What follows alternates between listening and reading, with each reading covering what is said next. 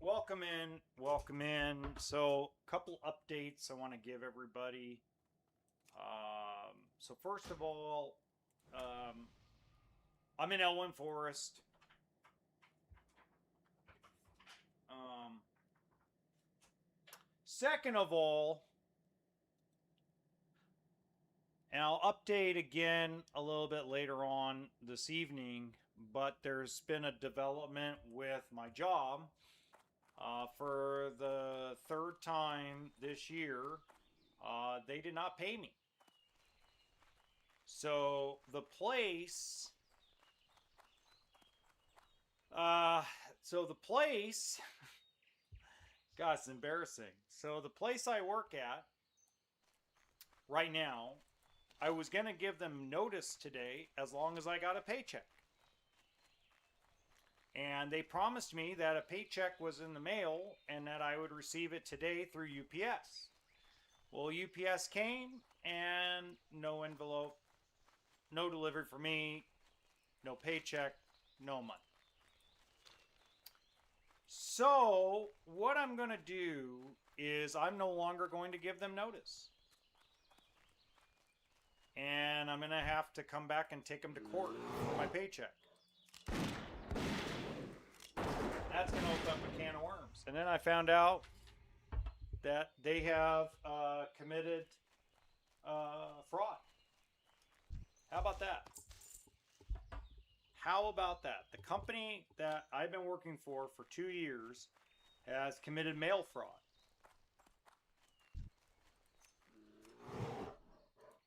It's unbelievable how just, somebody offered these guys a way out and they didn't take it. So to give you a little background, I'm going to be heading to Utah next week to start over, start a new job, start a new thing. And I'm excited about it. I'm actually really excited to work with my new employer. Oh,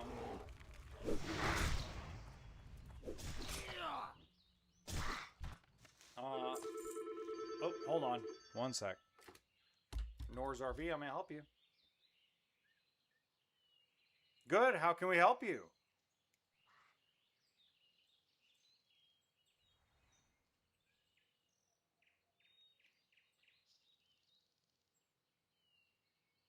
The fridge? Are you going to come in tomorrow?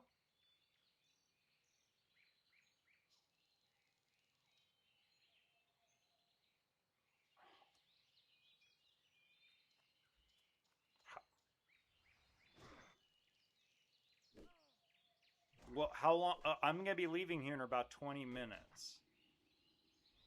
Yeah, I have something I have to do. I can't miss this doctor's appointment. I've already rescheduled it 3 times. So can you bring it by Monday or Sunday? Okay, bring it by Monday. Okay, see you Monday. Thank you. Okay, bye-bye. Yeah, I'm not helping this company anymore. In fact, I'm gonna start packing tonight. Tonight I'm packing. I'm getting ready to get the hell out of here. I'm done. That's just ridiculous. Which means I'm not gonna. And the guy who promised me I get a paycheck is out on vacation playing golf in Oregon.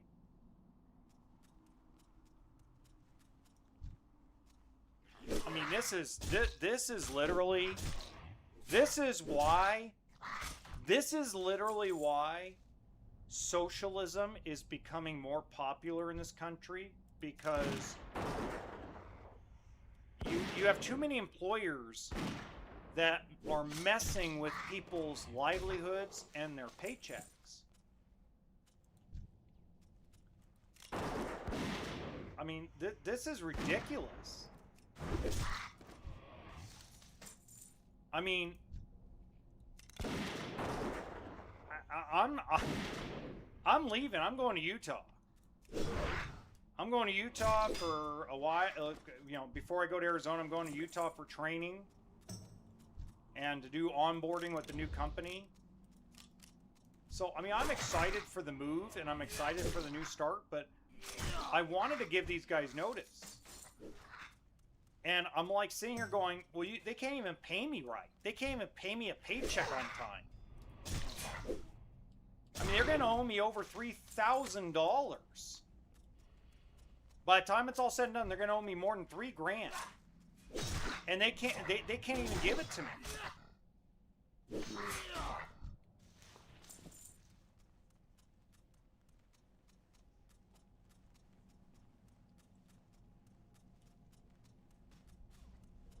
And now I'm finding out I'm not the only employee that didn't get a paycheck.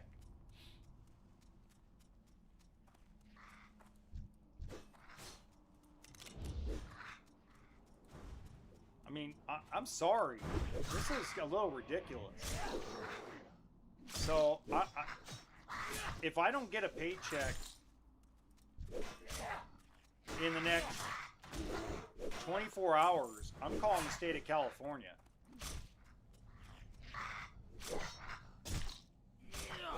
And I'm a tournament. I'm over it. But this is literally why. If you wonder why socialists are winning elections, this is why.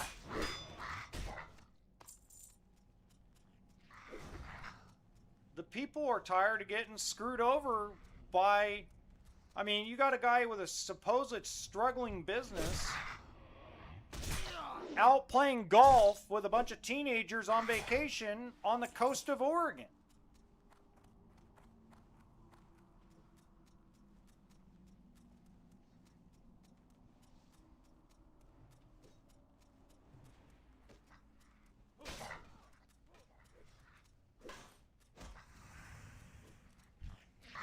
I mean, at some point, Peter Pan needs to grow up.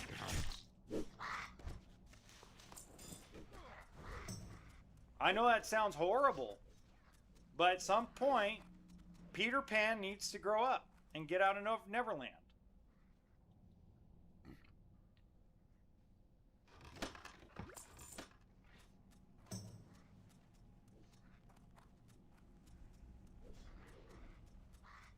I mean, I wanted to do things right. And I'm like, I thought in my head, okay, if these guys pay me on time, I'm gonna get and they do what's right and they do the right thing, I'm gonna give them notice. I'm gonna give them at least 2 weeks. Now I'm like, you know what? I'm gonna give them a day. Since they can't pay me on time, I'm gonna give them a day. And it's not cool. I don't like doing it that way, but it's like, dude, I mean, I feel like if I give them notice, I'm never gonna get paid.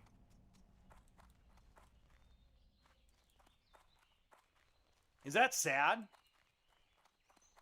mean, to me, that's pathetic. I mean, I've put in so many hours to try to help this company grow, and it's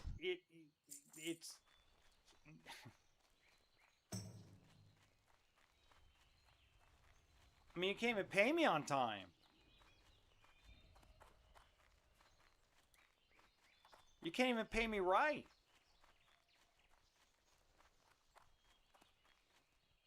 So, it is what it is. So, what I'm going to do for everybody so they have an understanding is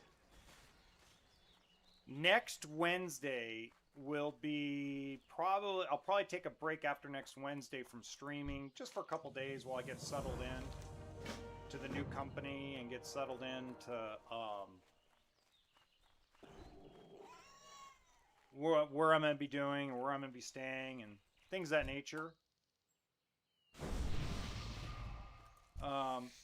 But this is it, guys. I mean, this is the last of the Mohicans when it comes to these will be the last days I'm in California, which isn't. I mean, it's not a bad thing. I'm not mad at California. I mean, you just brush off the politics because the politics are what they are.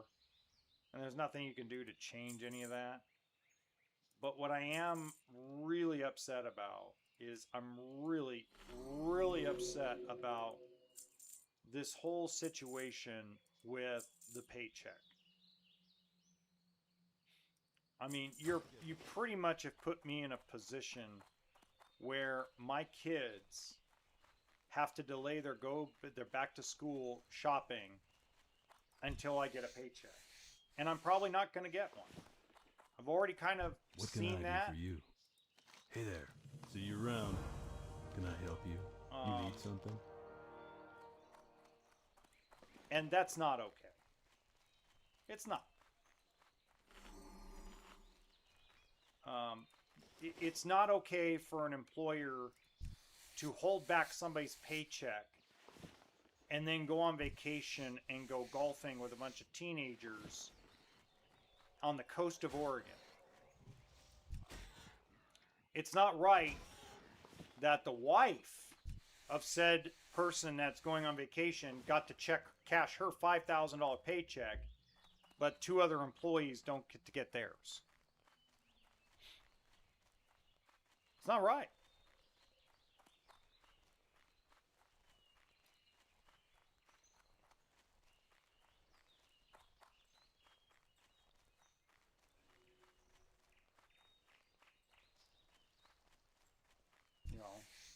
So I'll give you guys an example. So today, I got a returned envelope from a bank.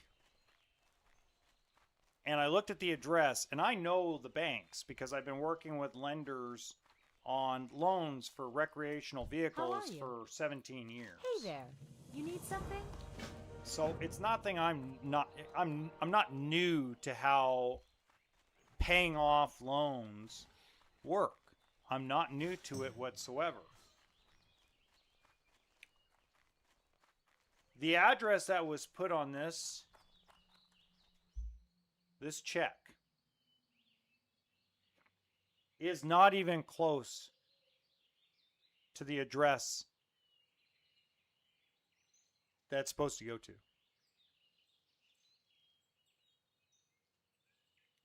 Not even close. This is almost as if this check was purposely sent to the wrong address so that we would come back. I am not joking. That's mail fraud. That's fraud. You need This something? is a person who What can I do for you? trusted this place of business to sell their unit for them and to pay it off. And you want, and dealerships in general, places of business wonder why it's so hard to get used inventory. It's because of places like this. Places like this screw with your money, screw with their employees' money, screw with the system, Well met. float people's money. In his honor, friend. I mean, this is hands down. This is the most egregious.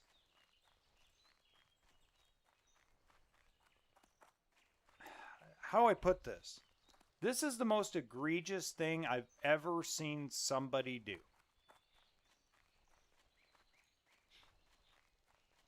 I mean, you purposely didn't give me a paycheck. You purposely didn't give 2 other people a paycheck. You purposely did this. But you made sure your wife had a paycheck before you guys went on vacation to the Oregon coast to play golf.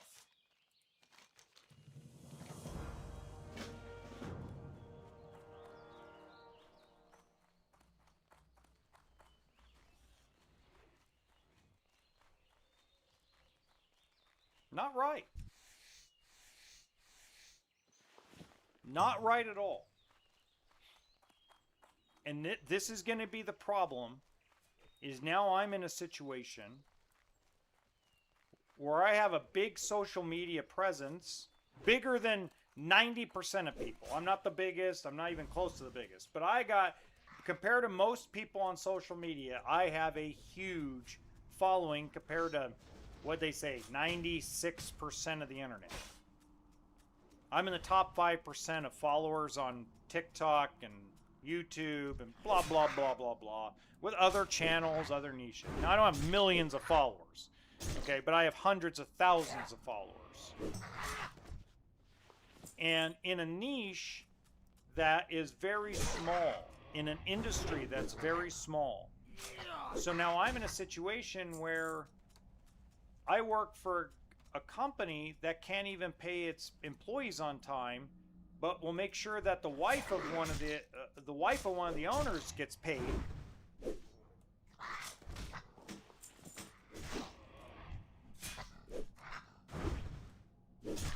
What do you do?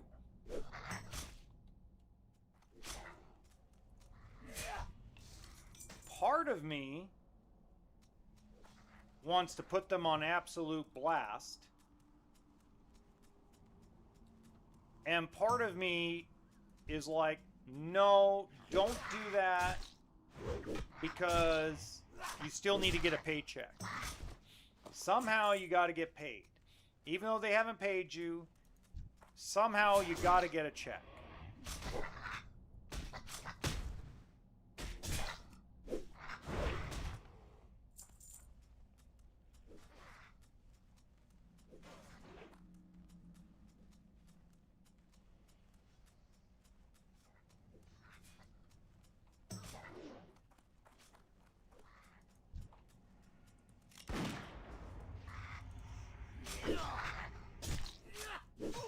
So I'm in a really interesting, weird situation that I'm not sure what to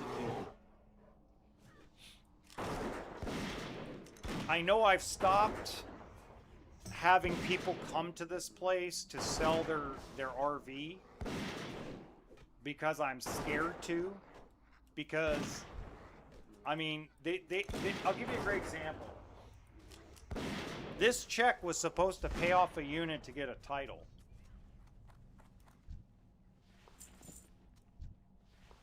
Never happened.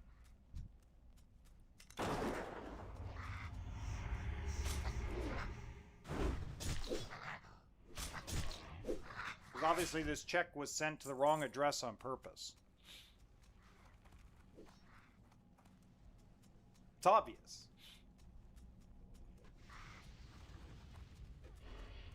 It's really obvious how bad the whole situation is.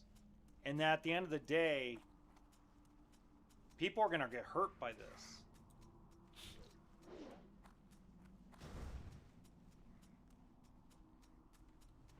And I don't want anybody else to get hurt.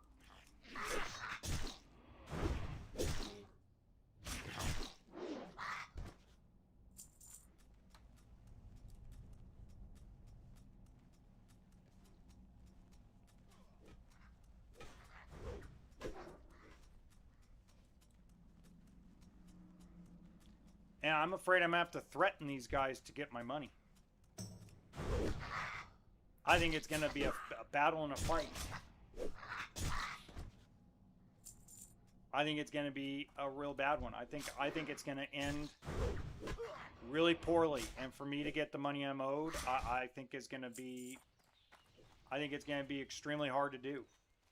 And I think I'm going to have to threaten, and I'm going to have to battle, and I'm going to have to probably call the state legislator or the state and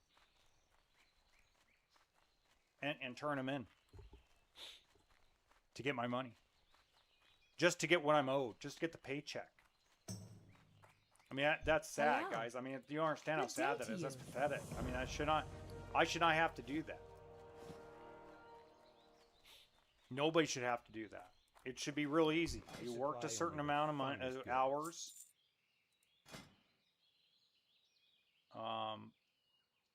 You know, you earned a certain amount of money, you should be paid. And to not pay because to go on vacation instead of paying your employees, that's just I mean, no wonder left-wing liberal Democrats scream and yell to go to a socialism and to steal and take away people's property. No wonder young people are like, screw this. I want socialism. No wonder. I mean, when somebody puts you in a situation where you can't even pay your bills or give money to your kids for them to eat because they're withholding a paycheck because they lied to you.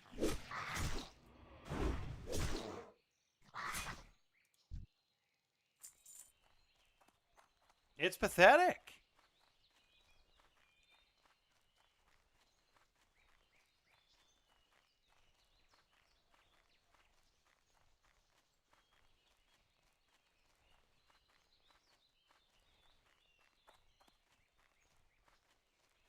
It's bad. Thank God I'm moving on with my life, but I mean, I got to go through, I got to jump through a bunch of hoops just to get the hours I worked.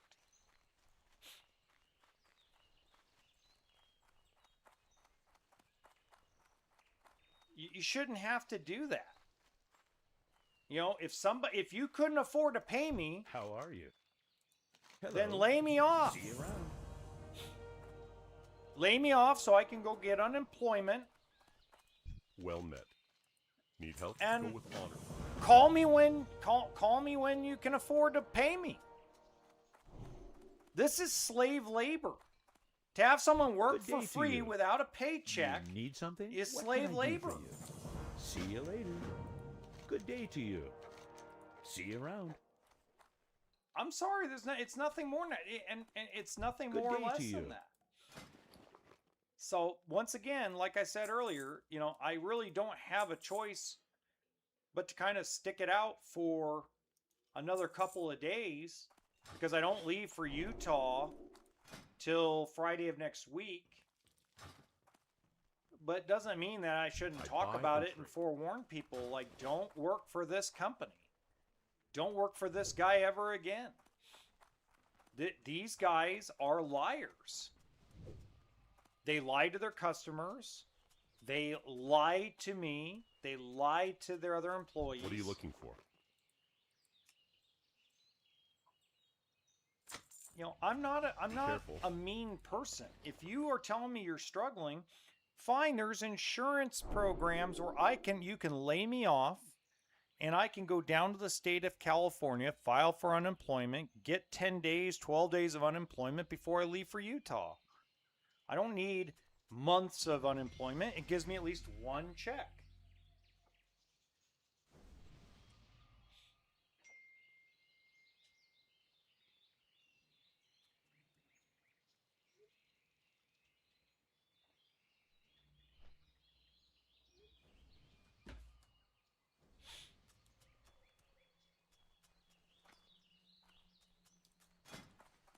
That way, at least my kids have grocery money. You know what I mean? At least my kids can go to the grocery store with their mother and go buy groceries for a month. You know what I mean? So it's just pathetic that I have to sit here for another 7-8 days. And I'm going to tell you right now, if there's not a paycheck here tomorrow morning by 10:30 a.m., I'm closing the gates and closing the office, and they can call someone else in to work.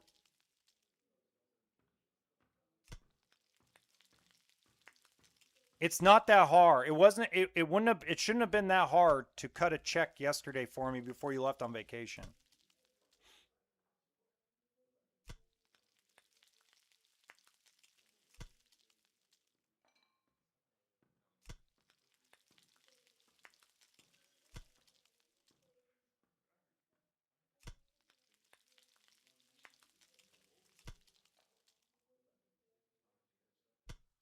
Now, what I might do, because part of me has always given somebody notice, and I've always tried to give people at least a week notice. What I might do is if I don't get my paycheck tomorrow by 10:30 a.m.,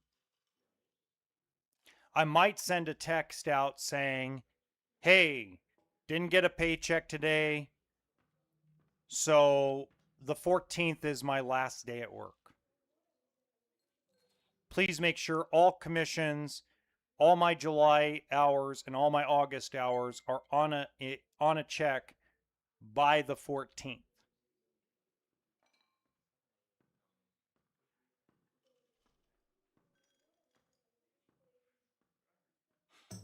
I might do it that way.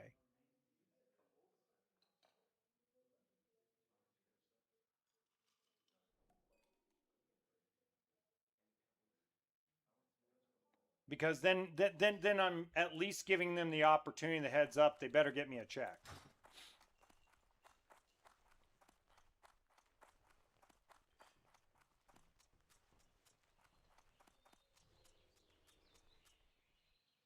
So if at 10:30 they don't have it, they don't have it. And they're never going to come up with it. And it is what it is. But I'm excited. I'm excited about my new job. I'm excited about the change in career. I'm excited that, you know, even though I'll miss California and I'll miss Northern California, I'll miss Southern California, I am very grateful that I'm going to be getting into something pretty new and pretty exciting. And to me, from where I sit, it couldn't have come at a better time. Too far away. But I'm still, I would figure that at some point, employers, if you own a business, you have a responsibility. If you're going to hire people, you have a responsibility to make sure they're paid. You do. It's your responsibility as an employer that you pay your employees before you pay yourself.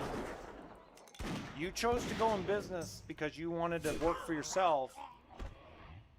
The employees that come and work for you are not there out of the goodness of their heart. If you own a business, you pay your people. This isn't a third world country where you can go, I'll just call the police and kick you out, because no, we are protected by laws in our beautiful country, the United States of America. And again, if you're wondering, this is an example of why young people are loving socialism. People are like, oh, well, they can't explain how. It's just because they're promising free. No, it's because employers like this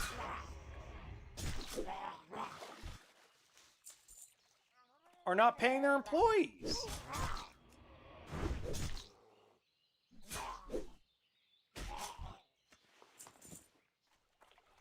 If people were actually paid for their time and properly, socialism probably wouldn't catch on like it is. So blame the employers. I'm not going to ever think socialism is better. That's not the way I roll. I think capitalism is the best one. Free market economies are the best choice. I don't have a problem with ever saying that out loud. But I totally understand where a lot of young people are fascinated by socialism when you start running into situations like mine, where you have an employer who paid his wife her $5,000 salary but doesn't want to pay me my piddly little $1,500 check.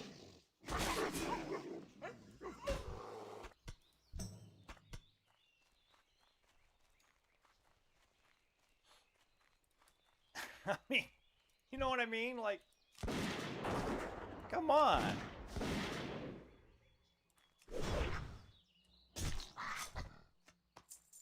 Let's be real.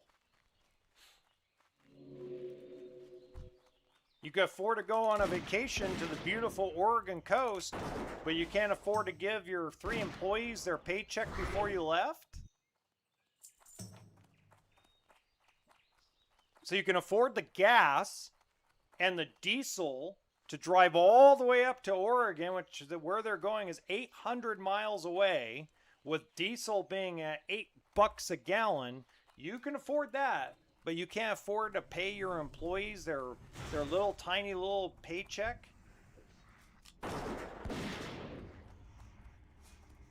I mean, that's the problem. That's the disconnect. And this is in California, they call it California. Everybody makes a joke that California is already a communist state.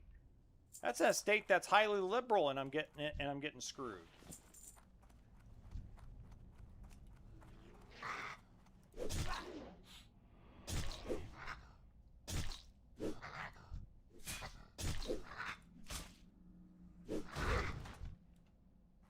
So it just goes to show you, that everybody's always trying to get away with something and trying to get free labor out of somebody.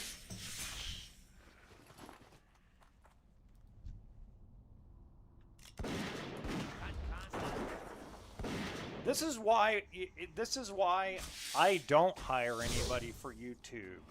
This is why I don't hire a thumbnail person. This is why I use AI, because I can't afford it.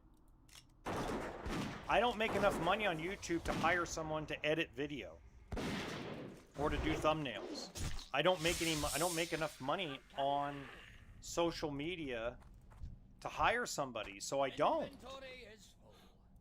hire anybody because I can't afford it. When you can't afford something, you don't buy it. When you can't afford to hire someone, you don't hire them.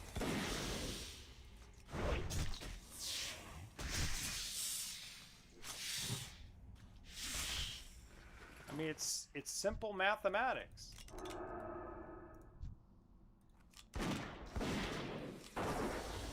Okay, I'm not making enough money to pay my wife $5,000 a month salary and pay someone minimum wage to come help me run the store. Okay, great. Then just keep your wife hired.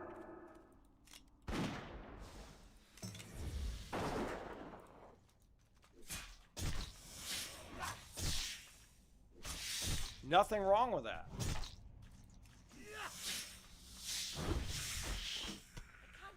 But there is something wrong with tricking people, and it's just not right. Not right at all.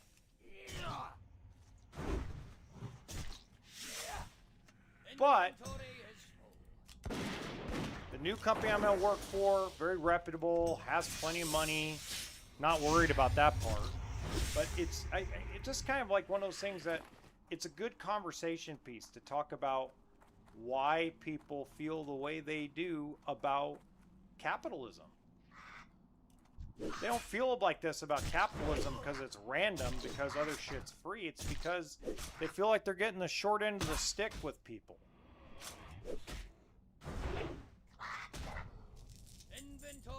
Now, some of the reasons are idiotic, but a lot of the way people feel about government and about employers and about billionaires, it all stems from them feeling like they're getting the short end of the stick. And when you have stories like mine, it doesn't help matters any.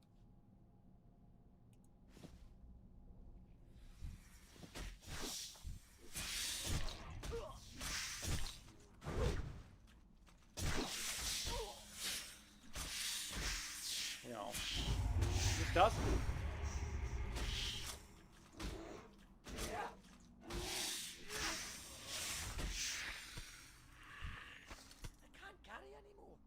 What I really hope is I hope this experience that I'm going through is helpful to people in understanding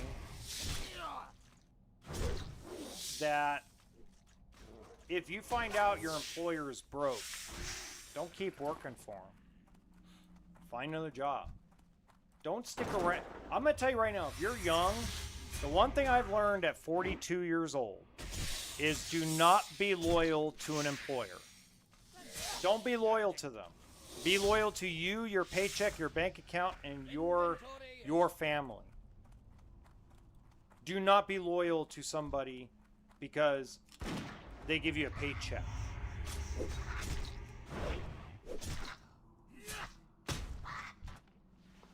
The worst thing you could possibly do, because it puts you in a bad situation that when things go south, okay, you feel like you have no way out.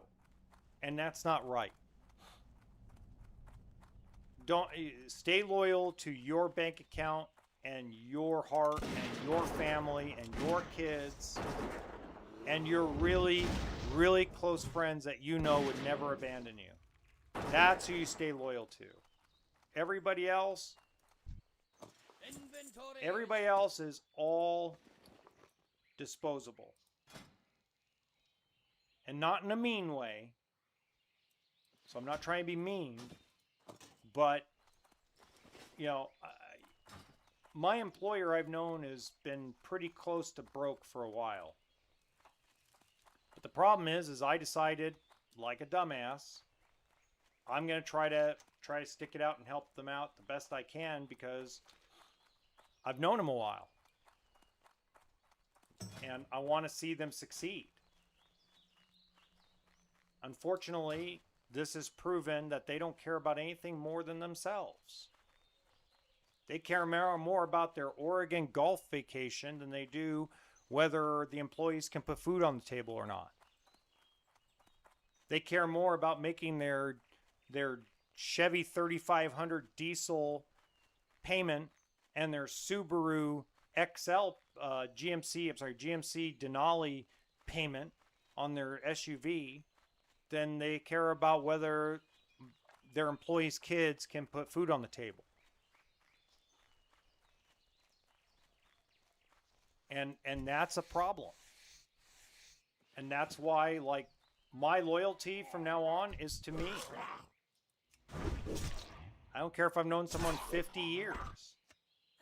My loyalty is to my children and my bank account. That's it. You know? So, yeah, if I don't have a paycheck tomorrow by 10:30 tomorrow, I'm sending a text out saying, hey, boss, didn't get a paycheck in the last 2 days, so here's your notice. I'll probably say August 13th is my last day at work, and August 14th, I will be leaving for another employer. So please have my final paycheck ready for the 14th. You owe me for August 16th to the 31st. And here's my timesheet for through the 13th. Make sure that all my commissions are inside that final check. And if there's a response that does not satisfy, you know, if I don't have a check ready by that time, I'm gone. And I'm going straight to the state of California.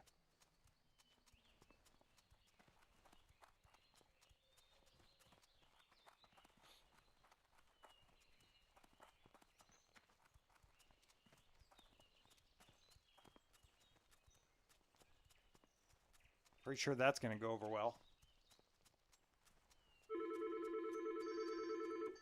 Hold on, guys. Nor's RV. Yep, I haven't gone out yet. I'm just about to go out. Just was dealing with a customer.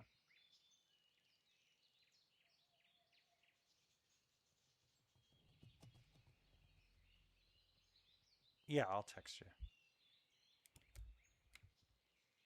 Yep. Yeah, no problem. Okay, all right. Fine. I don't know how to tell people that they should come pick up their rig. What can I do for you?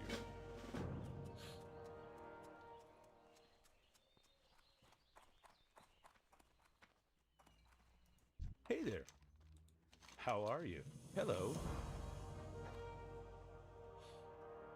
I mean, I feel all I don't know why I feel so dirty. You need something? See you later.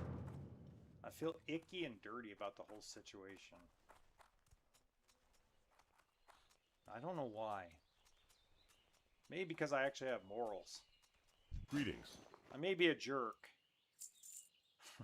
No, not maybe. I am a jerk. But I'm a jerk with some moral capabilities.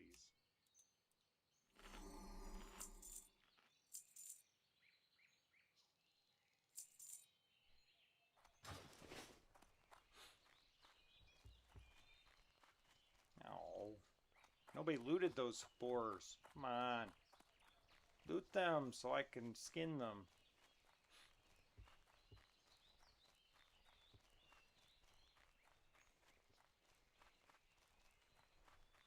God, man.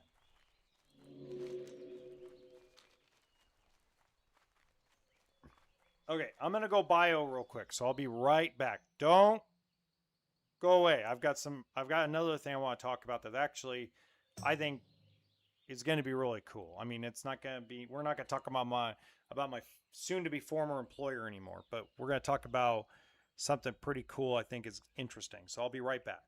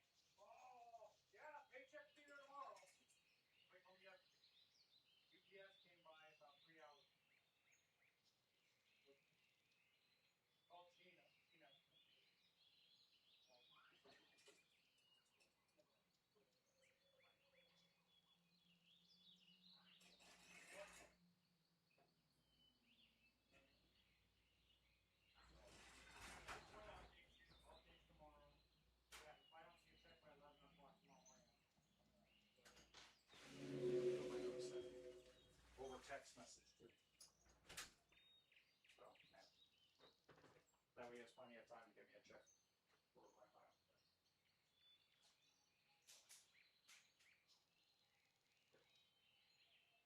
Yep.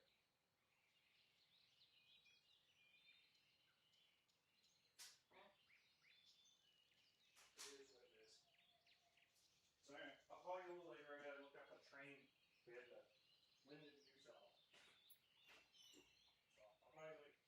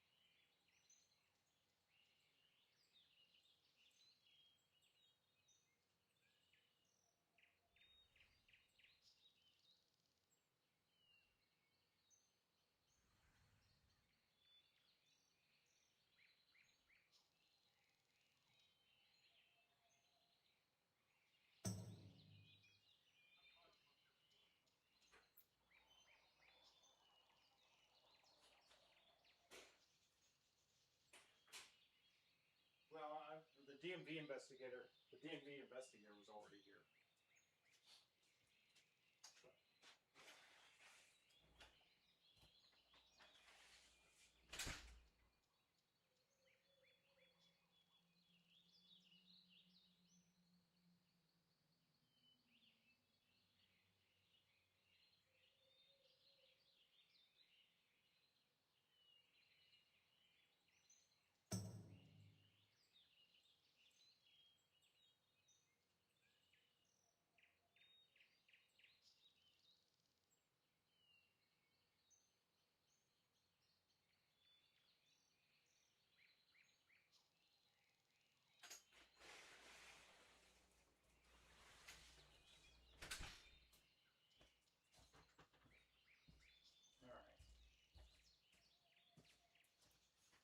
All right, I got you. I got you. Yep. That's what you do. Okay. Yeah.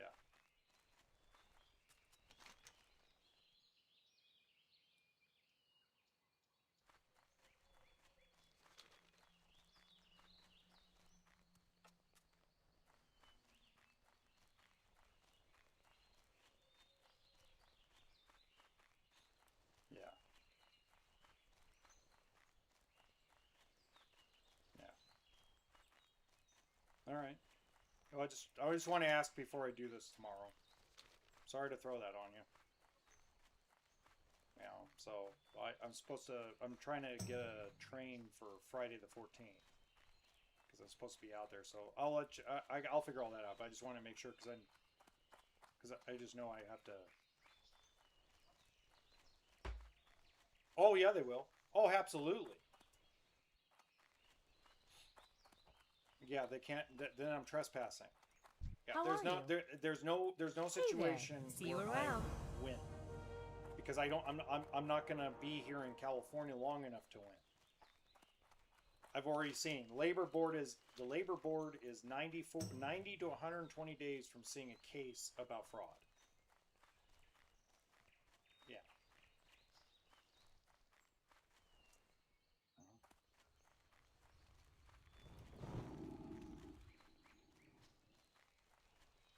Oh, I'm gonna do that one way or the other. That's happening one way or the other. Yeah. So no, I know. But anyway, I appreciate it, and I'll let you. I'll keep you in the loop. But I just in case it goes bad because I think it's gonna go bad. All right. Thanks, sir. Appreciate it. All right. Bye. Always, you know, if you guys ever watch the movie James Bond, and you ever watch the movie The World Is Not Enough, Q, so John Cleese is playing Q's replacement, okay, and Q, you know, the older Q, he says there's always two things I try to teach you: never let them see you bleed, and always have an escape plan. So I just set up my escape plan in case tomorrow goes bad. So if you're just joining in, my employer told me that my paycheck was going to be here today and I was going to be able to cash my paycheck. And he took off on vacation up to Oregon to go play golf. All right. Gone for 9 days to go play golf. UPS came by, no paycheck. So I'm supposed to start my new job on the 15th. So what I've decided to do is tomorrow, if my paycheck isn't here by 11 a.m., that's when UPS generally comes by, is usually between 9:30 and 11 o'clock in the morning. That's when my UPS driver comes by. Really cool dude. If he comes by, doesn't come by between 10:30 and by 11 o'clock, I'm gonna send a text message out while he's on the golf course, giving my notice. And I have a feeling that the cops will be called, and I will be fired, and they will tell me to leave the premises, and it's going to be a battle to get my final check. Isn't that sad? So that's why right now I just called a friend of mine and just basically asked if I could crash at their pad for a few days just in case before I have to leave for Utah. You know. And of course they said no problem, we'll figure it out. You know, I'll sleep on a couch, sleep on a floor, I don't care about me. I'll clean their house for them. You know, I'll go to work with them and go help them out, sweep floors or whatever. I don't care. I'll help them out. So, but yeah, pretty sad, guys. I mean, But what's interesting about the entire situation, and this is what I find very interesting about just humanity in general and how we deal with each other, is when things are going badly in people's lives, generally it has a snowball effect where you're a leper, right? When things are going good, good things tend to happen.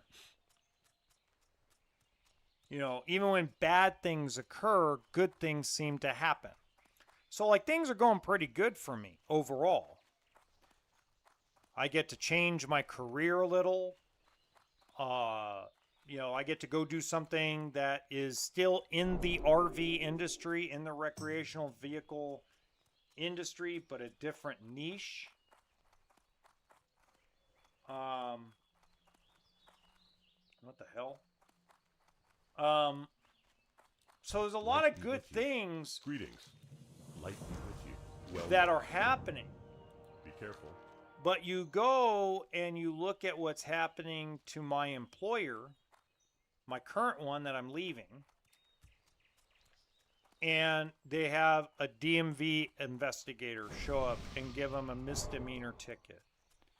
You're going to lose 3 employees.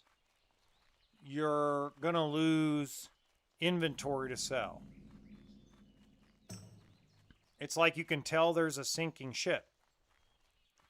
But instead of correcting course and not letting the Titanic hit the iceberg, you're choosing to ignore it. Farewell.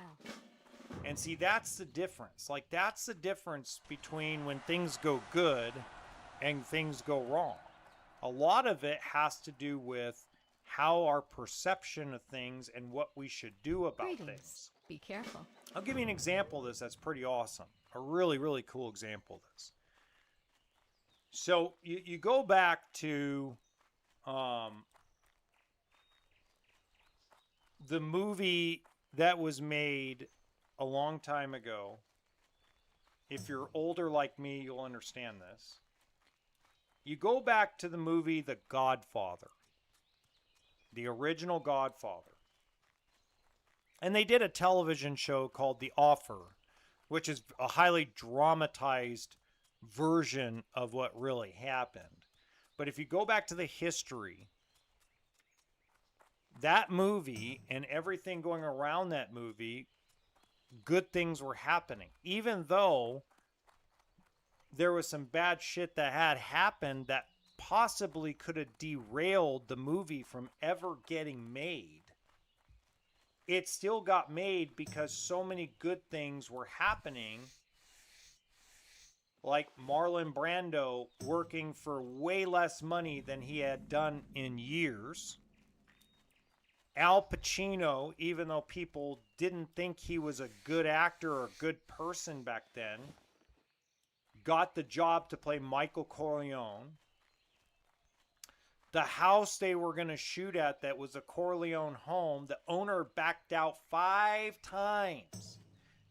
They only dramatized one back out, but he backed out 5 times from letting that house being filmed at.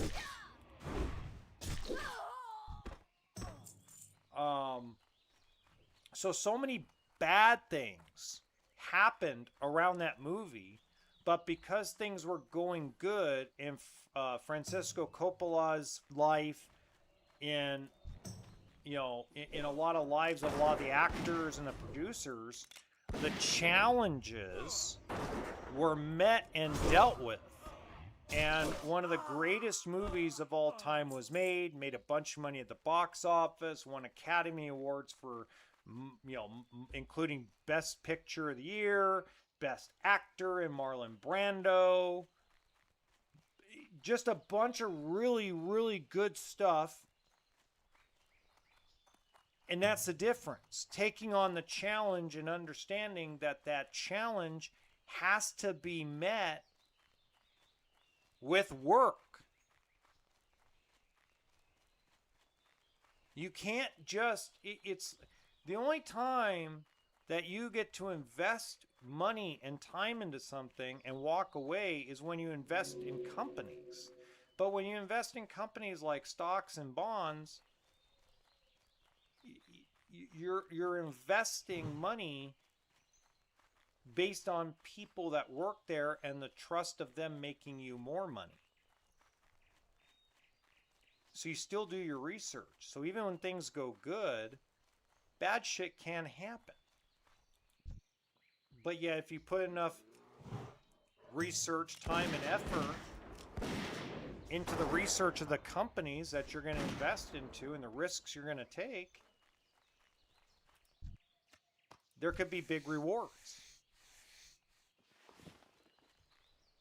And that's the reason why one thing I was talking about with my ex-wife, and if you guys don't know, I actually do get along with my ex-wife pretty good, is one thing that I get along with her about is she always kind of understands that at one point, you go back 3 years ago, 2023, my life was in the toilet. Now I could have gone to alcohol or drugs or been like the meme from, Dutton Ranch or Kevin Costner's character in Rip in that show, where I go, fuck it. I mean, I could have had the fuck it attitude and said, screw the world, I'll just not care. I could have done that, but I didn't. Now, bad shit happened for a long time, but now all of a sudden, I'm going to be in a situation where I'm going to go back to making the money I'm used to making. I'm actually going to have more time and more abilities to do the content that I love filming in my industry. I mean, I love doing this stuff, guys. Don't get me wrong. I like streaming the video games. I love doing it. It's a lot of fun. And I love the challenges of video games. But I like filming and talking about the RV industry and off-grid camping. I like talking about that stuff. That's some of my favorite things to talk about. And I love teaching people how to get loans on them and things like that. So I'm going to have more time and more ability to make that kind of content, which not only will help me get paid a little bit better on YouTube, but also at the same time will help me grow as a filmmaker and stuff. So, our life can be in the shitter, and yet we could still come out of it on the other side smelling like roses. And I think a lot of that comes to choice. Like, I could choose to be a victim about this whole situation when it comes to this paycheck thing. But I'm not going to let myself become a victim. I already have my backup plan for the couple of days that I need to be here still in California. I've come up with a backup plan of how to hopefully possibly get my money that I'm owed before I leave the job.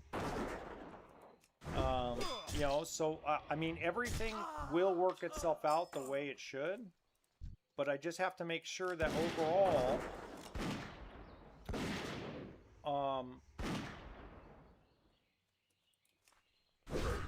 I don't know, just overall, I just want to make sure that my kids are taken care of, and I want to make sure that, by the end of next year, I actually take a real vacation. I mean, I'd love to do that. Next year, I'd like to take my first real vacation. I haven't taken a real vacation in 4 years. 4 years, 2 months, and 3 days was the last time I took a real vacation.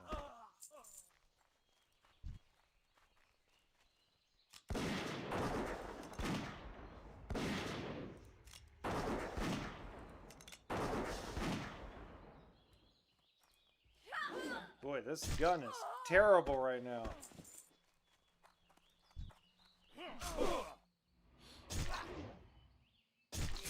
So that's one of the things that's why I think sometimes we just can't let ourselves, even when we're going through a crappy situation, when things are going good for us, we can't let a situation that would normally put us in the crapper, we can't allow it to actually bring us down. We have to overcome it. And with so many good things occurring and so many exciting things occurring, it's kind of hard. You just can't let like a situation like this put your heart in the wrong place. You know, my heart is already in the wrong place when it comes to dating. I'll never date again. If I ever date again, it's out of pure luck. Or somehow in a way, I found a woman that actually isn't, you know, anti-men. You know, it's just not in the cards for me, because the first reason why dating isn't in the cards for me is because my expectations of dating is too traditional for this modern age. What's traditional?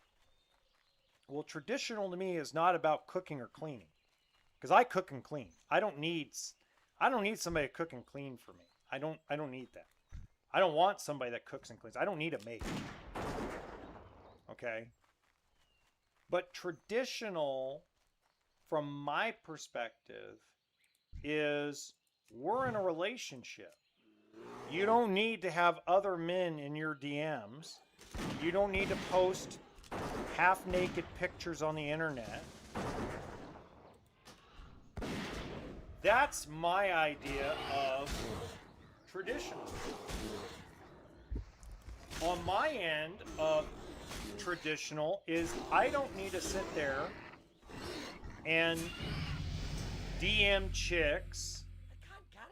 I don't need to sit there and send, you know, girls messages because I think their photo, quote unquote, their photo sexy. I don't need to do any of that. I don't. If I'm in a relationship with a woman, I don't need to have other women's photos and shit on my phone.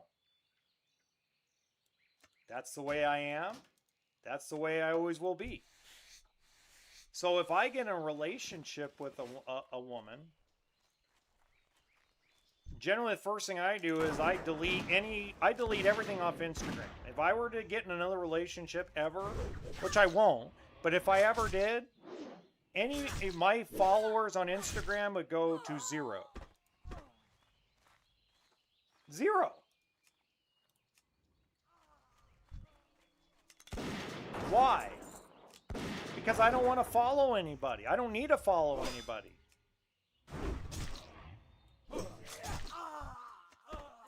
Why would I need to follow other women? Why would I need to look at other women's photos? I just don't have to. I don't need to. Not my bag. That's just plain and simple, not my bag. Inventory is full.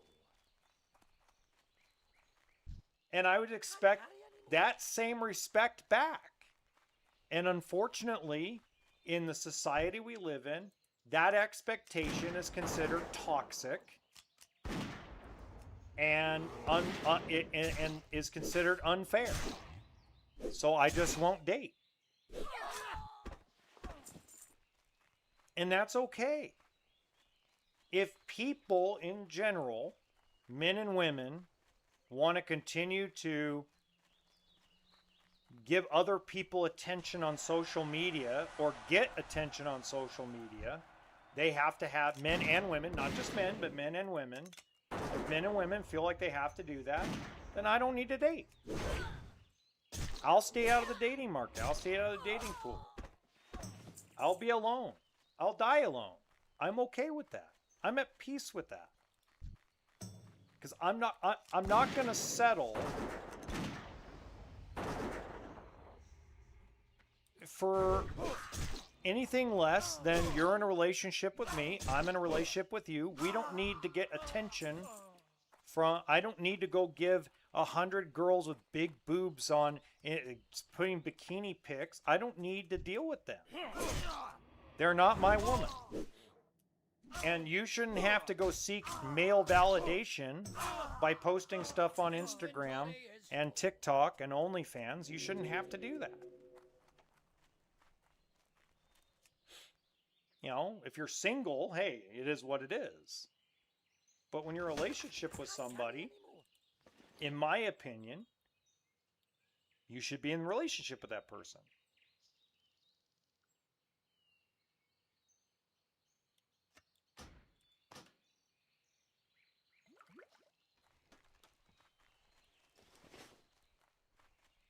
Now, does it mean that I'm right?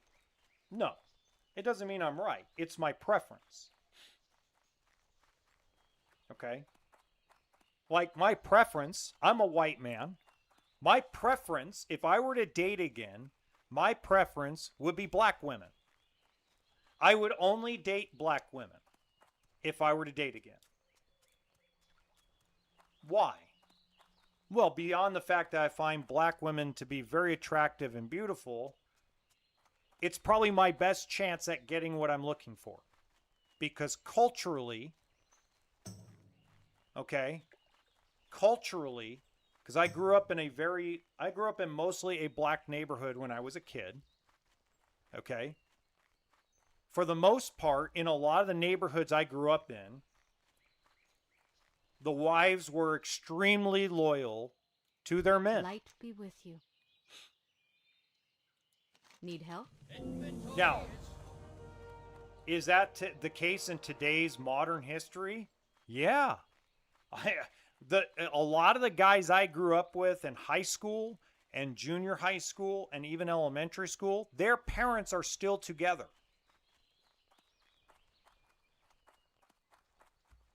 So the opportunity to find what I'm looking for, I'm better.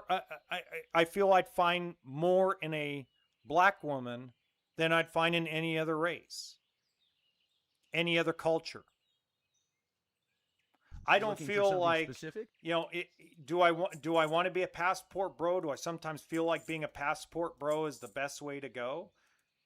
Sometimes I do, because some of me's like, man, maybe I can go to Nigeria or Madagascar or one of these, or maybe even Australia or New Zealand or France, and find someone in that community, in that culture. That's what I'm looking for. Well met. Greetings. Light bless you. I know it sounds strange, because I've been told by friends of mine, like, you're crazy. You really think that? And I'm going, guys, you have no idea. You have no idea that between the Hispanic cultures, Mexican, Colombian, South American countries, Central American countries,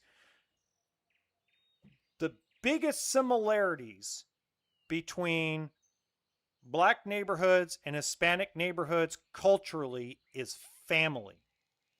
When I grew up as a kid and a teenager, I was like the only white kid in the neighborhood. But every time we went to a barbecue, anytime there was a neighborhood event, there was just nothing but fun. There was always something to do. Everybody always was family. Everybody watched out for each other. Everybody watched each other's backs, watched each other's homes. Nobody gave a shit about the new Mercedes in front of somebody's house and had to try to keep up with the Joneses. Nobody worried about what degree the next door neighbor had and how it's so much better than my husband's. None of that crap in either one of those communities. In those communities that I grew up in, okay, as a white boy, and I glow in the dark white, people, okay, just to let you know. In those communities, family was the most important thing, and watching each other's backs.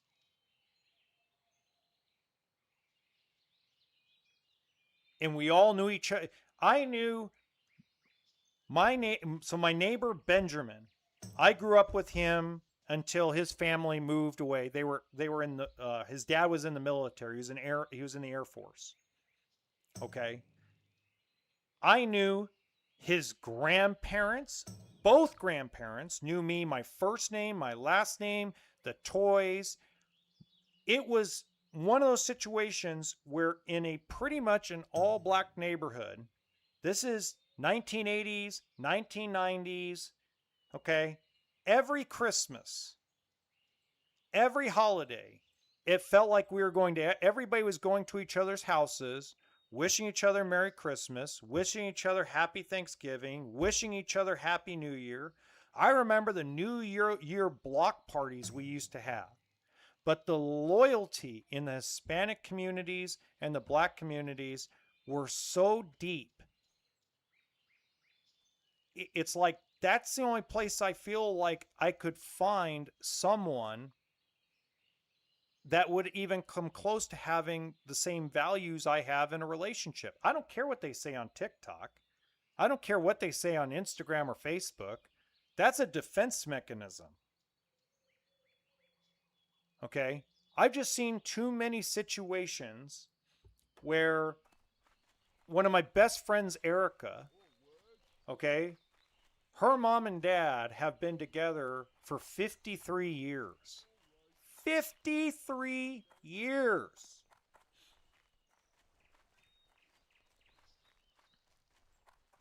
She's been with her husband. She's been married for 22. You can imagine that 22 years of marriage, probably not all 22 years were perfect. And yet her and her husband are still together.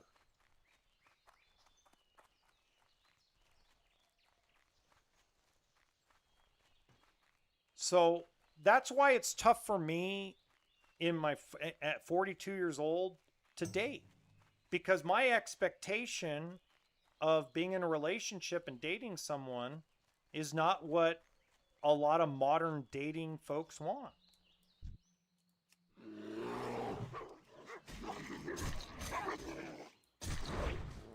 So it's tough. You know, but it's funny because, you know, like I have a friend of mine. He's pale white. Like he's super pale white. And he's got this big crush on a beautiful woman. She's light skinned. But, you know, her dad is awesome, dude. I actually worked with her dad at one point. Freaking guy could barbecue a hamburger better than anybody I've ever met in my life. And he's like, I'm scared, man. You know, what if she rejects me because I'm white? I'm like, they're not going to reject you because you're white, man. She might tell you her preference is not white. But if you ask her out on a date, if you talk to her like a normal human being instead of being drooling, you know, a drooling man. Oh my God, girl. I'm like, she'll respect you and she'll probably give you the chance. I'm like, you can't go wrong. You can't.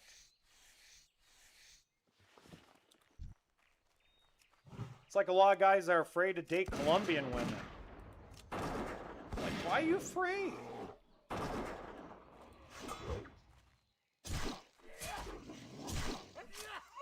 You know, the only difference, you know, we all have the same organs. Well, you know, for the most part, I mean, men and women have different organs, but, you know, in some cases. But for the most part, we all have hearts, we all have lungs, we all have livers, we all have, you know, kidneys, we all have brains. Why are we worried about something stupid and silly like skin color? Who cares? But it's the culture for me. See, it's culture. It's not just about, you know, it's about family. It's about values. It's about family sticking together and seeing that family vibe. That's what makes all of that come together.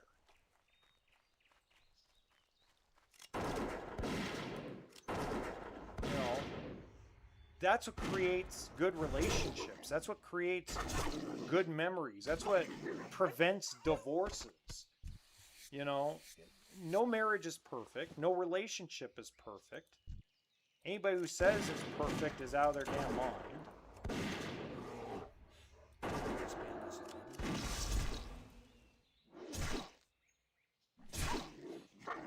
You know, it's how you deal with the bad times. How you deal with the bad times is literally how you're going to live your life. You have good years, you have bad years.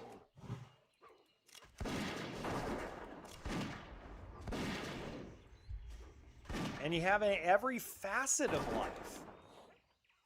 God, man, you know how many times I've wanted to give up? How many times I've wanted to say to hell with it? A lot. Why? Because sometimes life's super hard and super stupid. There's certain things I'm going to be stubborn about. I'm not going on dating apps. I'm not going to go and seek a relationship with a woman. That's just because I don't want to deal with it. But that doesn't mean that life is over. That doesn't mean I shouldn't talk to people and be, you know, social and be polite and nice and not be a dickhead about things. And that's probably what pisses me off the worst about some of these guys that go on social media and start complaining about women and how they treat them and how, you know, women aren't traditional anymore because of body count. Nobody cares. If you care about body count that much, you really need to take a deep look at what we were like in the 80s, 90s, and early 2000s. We just didn't talk about it. We didn't. We didn't talk about it. And if we did talk about it as guys in high school and junior high, we were lying most of the time. Because we wanted to look cool in front of our friends and not be a virgin.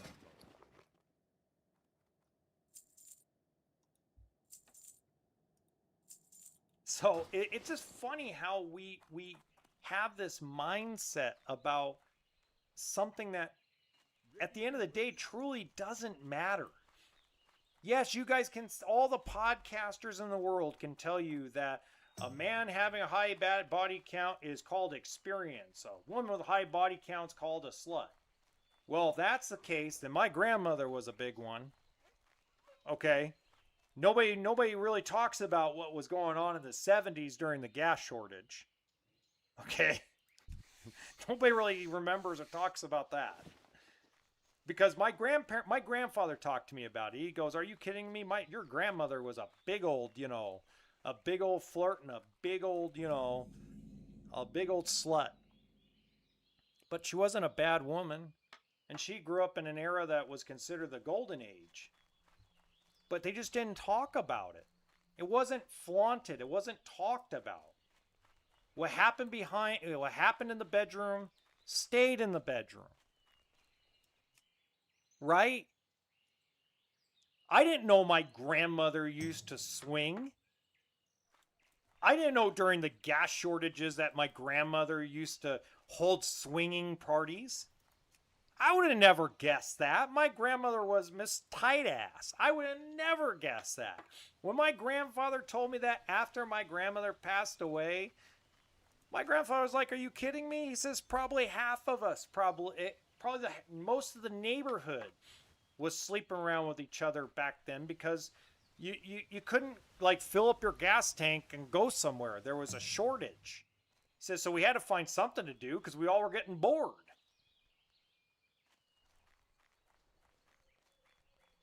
I'm like, what? I'm like, what? He goes, "We just didn't talk about it." He goes, "It just wasn't talked about, wasn't discussed. It was something that was private, behind closed doors." You know, in the 90s, are you kidding me? In the 90s, we used to have rave parties. We didn't talk about what happened at rave parties in public. It was, you know, we might have talked about the music or the DJ or something, but we didn't talk about it. We kept it to ourselves. Do you know how many, we'll call it group activities or trains that were ran during rave parties in the 90s? And I know a lot of women that had trains ran on them during rave parties in college that have been in marriages for 20 plus years and ain't getting divorces and ain't even thinking about cheating on their husbands. So, you know, we just need to get over ourselves about the word body count. I think the problem with relationships isn't body count. I think the problem with relationships is the disconnect between all of our expectations. And that's why a lot of us like me are like, nah, we're out. Like, no, we're good. Like, I'll stay over here. You guys can go battle that over there. I'll be over on this side of the tracks enjoying life and not stressing out.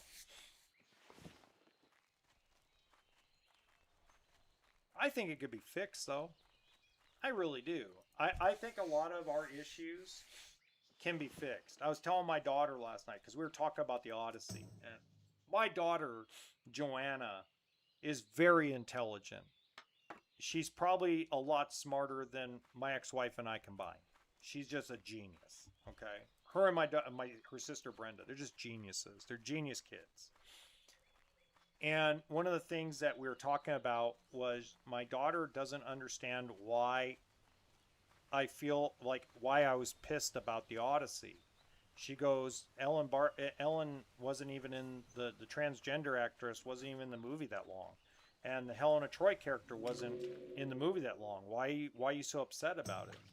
I go, I'm upset about it because they didn't get the job by their merit. They got the job because of politics, because of gender politics. And I go, and then they threw Matt Damon into a role that really shouldn't have gone to him. You know, there were so many other actors that could have played that role way better than Matt Damon did. And I go, on top of that, you know, I said, you know what? If they didn't already have this amazing miniseries that was made back in 1997, I go, maybe I would have made like the movie better. But because because the Homer poem involves the Greek gods like Poseidon, and they basically, it's like they slapped a movie together just to appease the left-wing Hollywood crowd instead of making a movie for everybody. And I go, I'm the same way about some of the characters. Like, I'm a big Scarlett Johansson fan, but I thought it was wrong that they cast her in two roles that should have gone to an Asian actress because, you know, unfortunately, she's white, and a white woman should not be playing an Asian character in modern movies. Because we don't have the challenges we had 50 years ago. There are so many amazing Chinese and Japanese actresses that do speak and act in English that would have done a fabulous job as Ghost in the Shell or Lucy. Instead, you know, they gave it to a white woman. And not that I'm prejudiced, guys, because I'm white myself. But my problem is you took away a job of someone that could have taken that role. It's like if they ever got an actual Dragon Ball Z movie right and actually got it off the ground, if they put Chris Hemsworth and Keanu Reeves as, you know, as Vegeta and Goku, I would be pissed.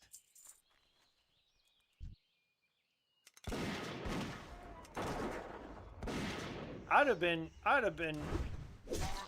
over the moon pissed. I was like, wait a minute, hold on. This is a Japanese anime, and we're having two of the whitest people on Earth play Goku and Vegeta? That doesn't work for me.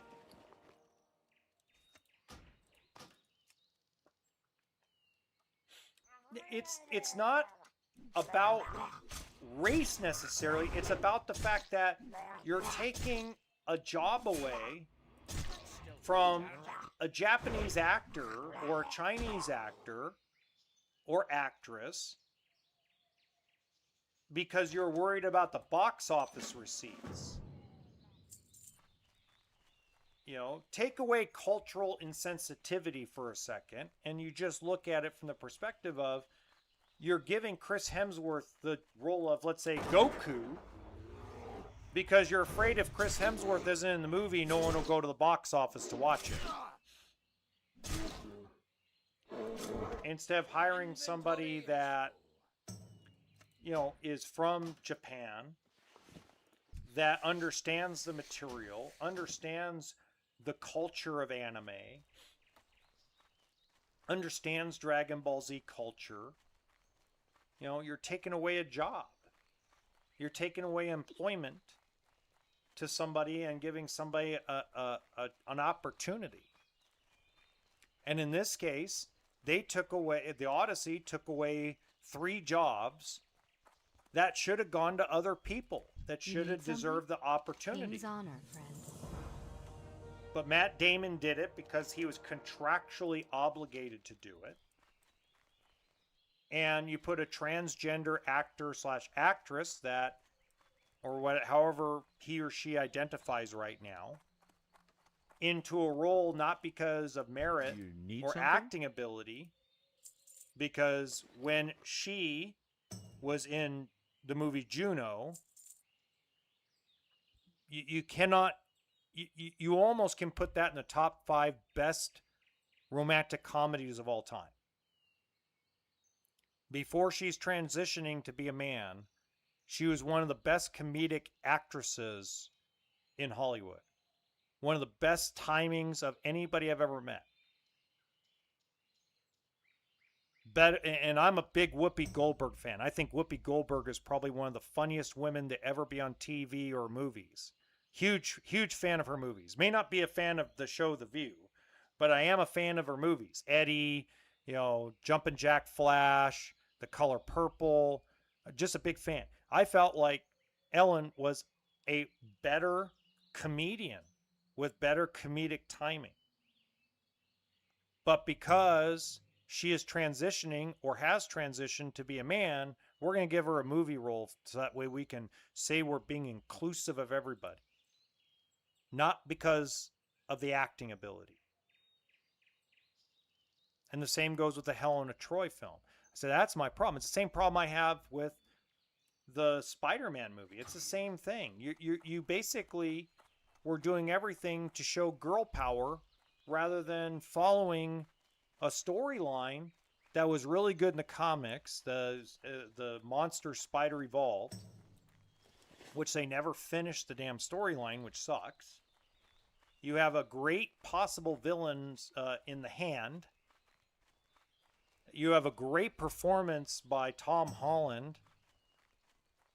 Probably an Academy Award-winning performance.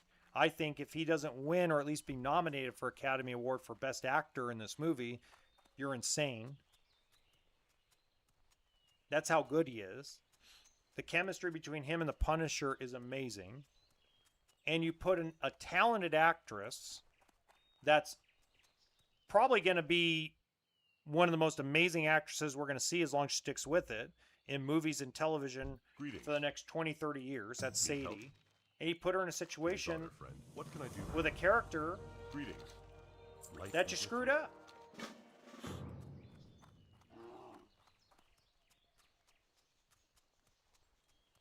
So that's but the conversation with my daughter, I think, finally realized, like, I have nothing against people. I don't have anything against anybody living the life they want to live. Because we only get one chance at this. Okay? If you're a woman and you're trapped, you feel like you're a man trapped in a woman's body, and you want to transition from being a woman to a man through surgery and hormones and all that stuff, go for it. It's your life. You only get one of them to live. That's it. We don't get a second chance. We all have an expiration date on our bodies. Our bodies were born with an expiration date, and we don't get to know what that date is. So live your life the way you want to live your life. You know, just don't shove it in people's faces and make people have to accept what you want to do with your life. Because other people have the right to live their life as well. Don't do anything that's going to harm your fellow human beings. That's the only rule, really, that we should live by. Don't do stuff that you know is going to damage people's lives.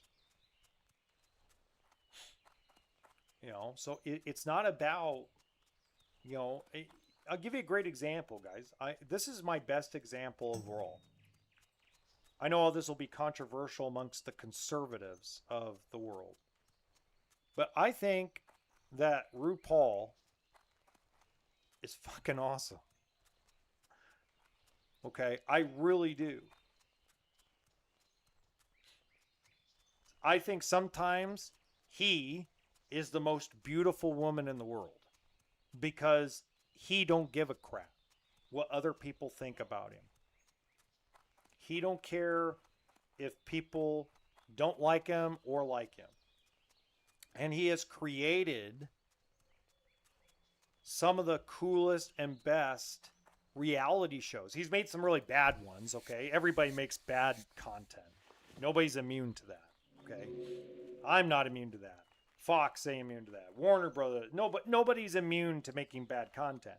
But he's made some of the best reality shows that have ever been put to film. Been very successful as what we call a drag queen. And I think that's one of the best, probably one of the best examples of live your life how you want and don't shove it in people's face, but don't also at the same time hide yourself from it. You know, show off what you do, show off your amazing talents, show off your amazing abilities. And there's that fine balance. Don't hide amazing talent like fashion and art and video making and audio making. You know, don't hide. But also, so there's that balance between shoving it in your face and telling you, accept me for what I am and fuck everybody. Or, you know what, or the best attitude is, you know, fuck it, I'm going to do what I do. And you know what, if you don't like it, don't watch. Big difference between the two. You know, if you came to me and told me that, you know, if you came to me and told me that somebody was hired because of their race, that's wrong. If you come and tell me somebody was not hired because of their race, that's wrong. People in general should be hired or be put on projects because they're the best fit for it. Not for some political gain, not for some brownie points with Hollywood, not for some brownie points with your YouTube audience, your TikTok audience. You know, the best people, or the people that match the criteria of what you're trying to do. You know. And there's still going to be haters. Oh boy, believe me, there's still going to be haters.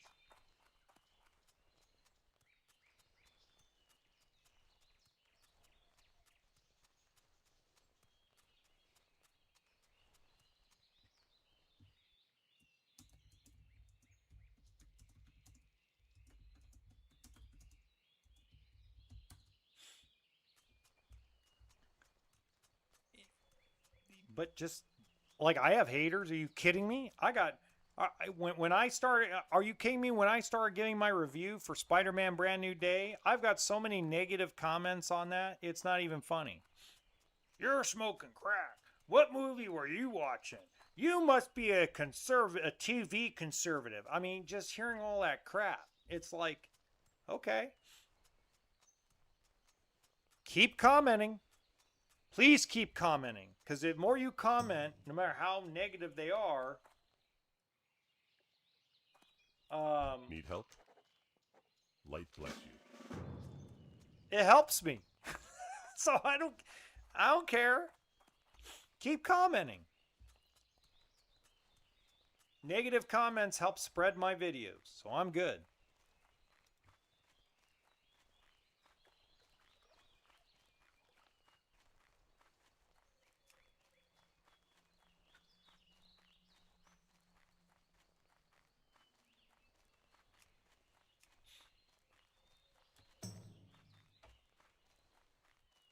All right, here we Need go. help? Light be with you. Go with honor. Wah, wah, wah.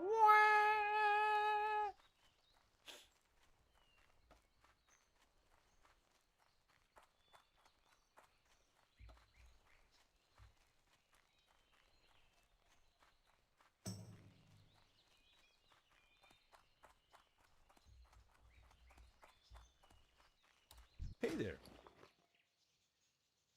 Oh wow, I got a lot of friggin'. Holy cow! I got a lot of friggin'. A lot of crap in these bags. I don't have a lot of room.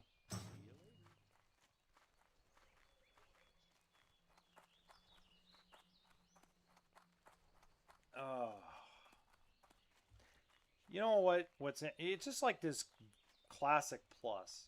You know how many negative comments I got on my videos about Classic Plus? Tons of them. Tons of negative comments. And it doesn't bother me. It doesn't bother me because, mostly because I know the truth. And that's all that matters. From my perspective, I know exactly what's coming, and I'm very excited about it. I do not have a negative bone in my body about it. Because I haven't played the game yet. None of us have played it. And things can change. From now to the Classic Plus release, things can change.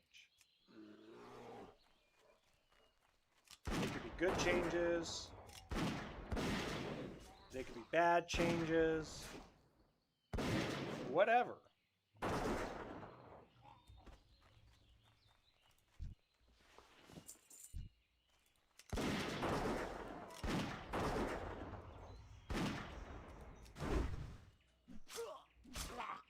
There could be no changes. It could be exactly what I was told to me. You know. And at the end of the day, I think it's going to be a lot of fun.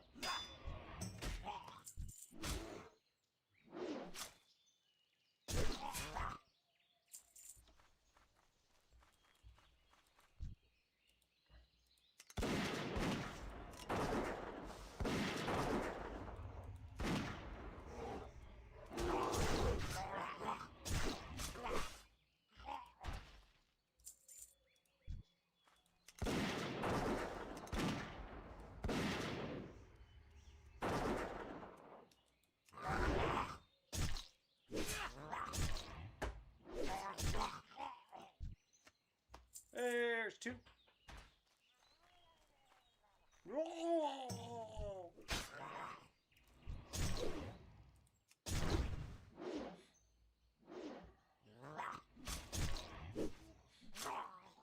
You know, and look, you know, there's a lot of people out there that I believe, you know, I think once the gameplay is released,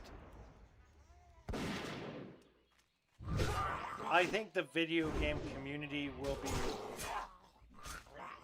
I don't think there'll be a problem with it. I think once people actually see some of the mechanics from retail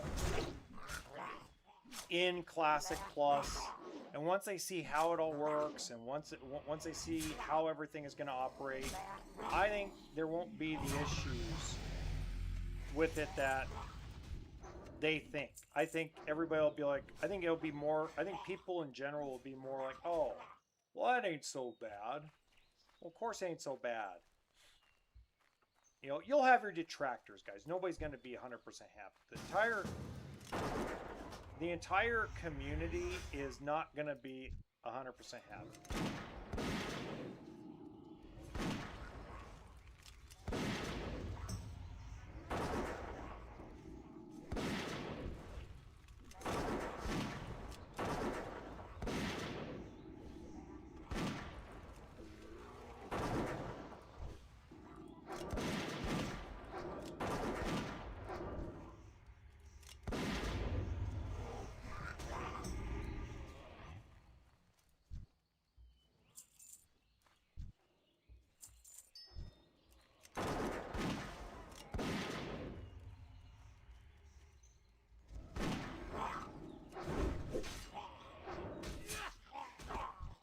I think the gaming community overall will be actually very happy with this game.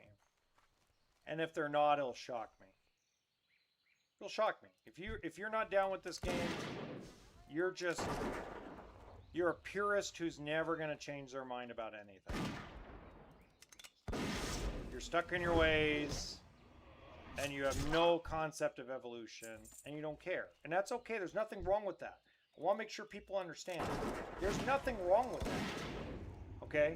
There's people who won't play, who I guarantee you will never play a Halo remake ever again after what has occurred with the Halo game, that Halo campaign video game that came out. I get it. Doesn't mean I agree with it, but I get it. You know, they have to make video games anymore that appeal to a wider audience because the gaming audience has changed. The gaming audience wants things now. They don't want things from 10 years ago. They want things that are modernized and brought up to speed. So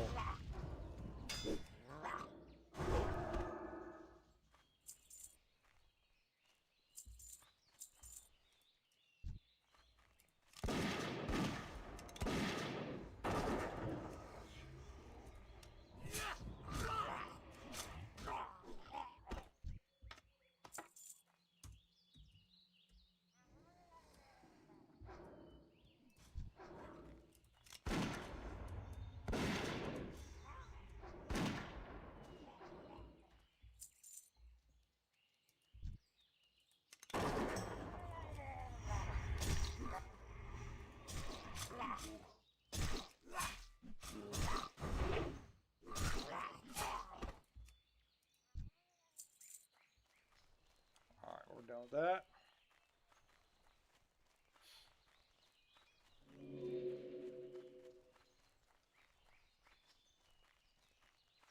You know what I do love about life right now is that even though there's a lot of BS going around with different things about politics, is if you're smart enough, and almost everybody is, if you're smart enough to know every time a politician opens their mouth, what comes out is going to be a lie.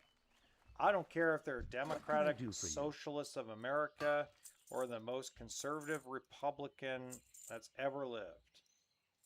When they open their mouth, nothing but lies come out. And that's nothing new. That is nothing new.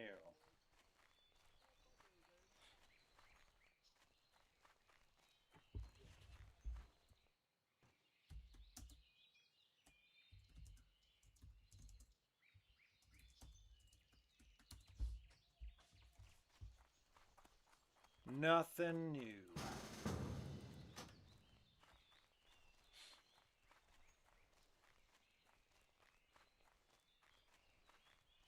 I tell you what is new.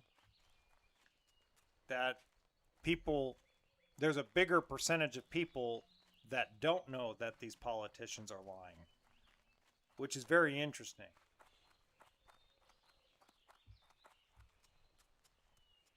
Very, very interesting.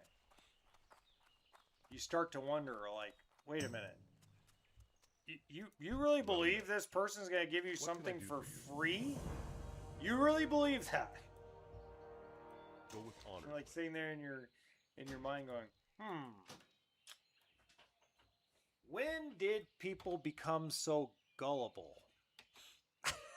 I mean, but it isn't a big percentage of people. It's a small percentage. Very, very, very small percentage of people.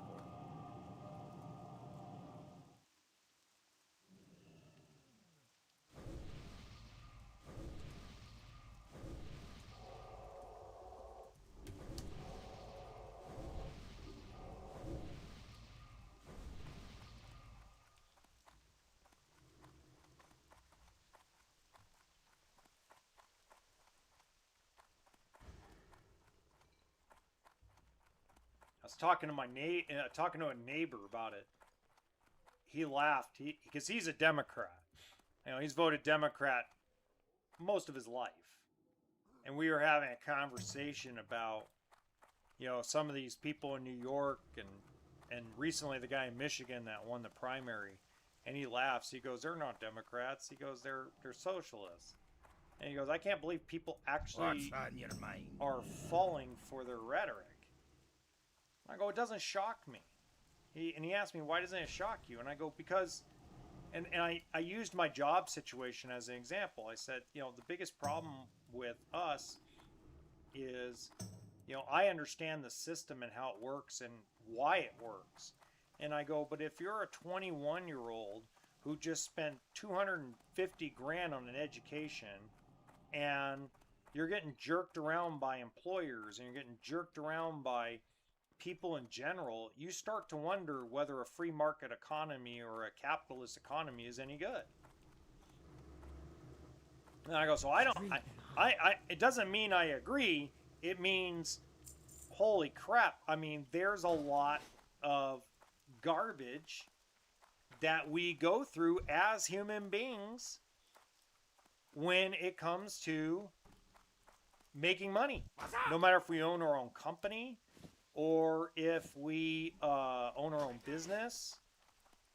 I mean, we are at a point in life and time in the world where, you know, it's feast or famine.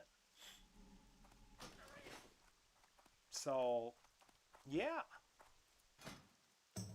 I don't blame them. I don't.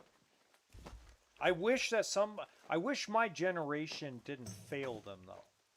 I feel like my Generation X, my generation, failed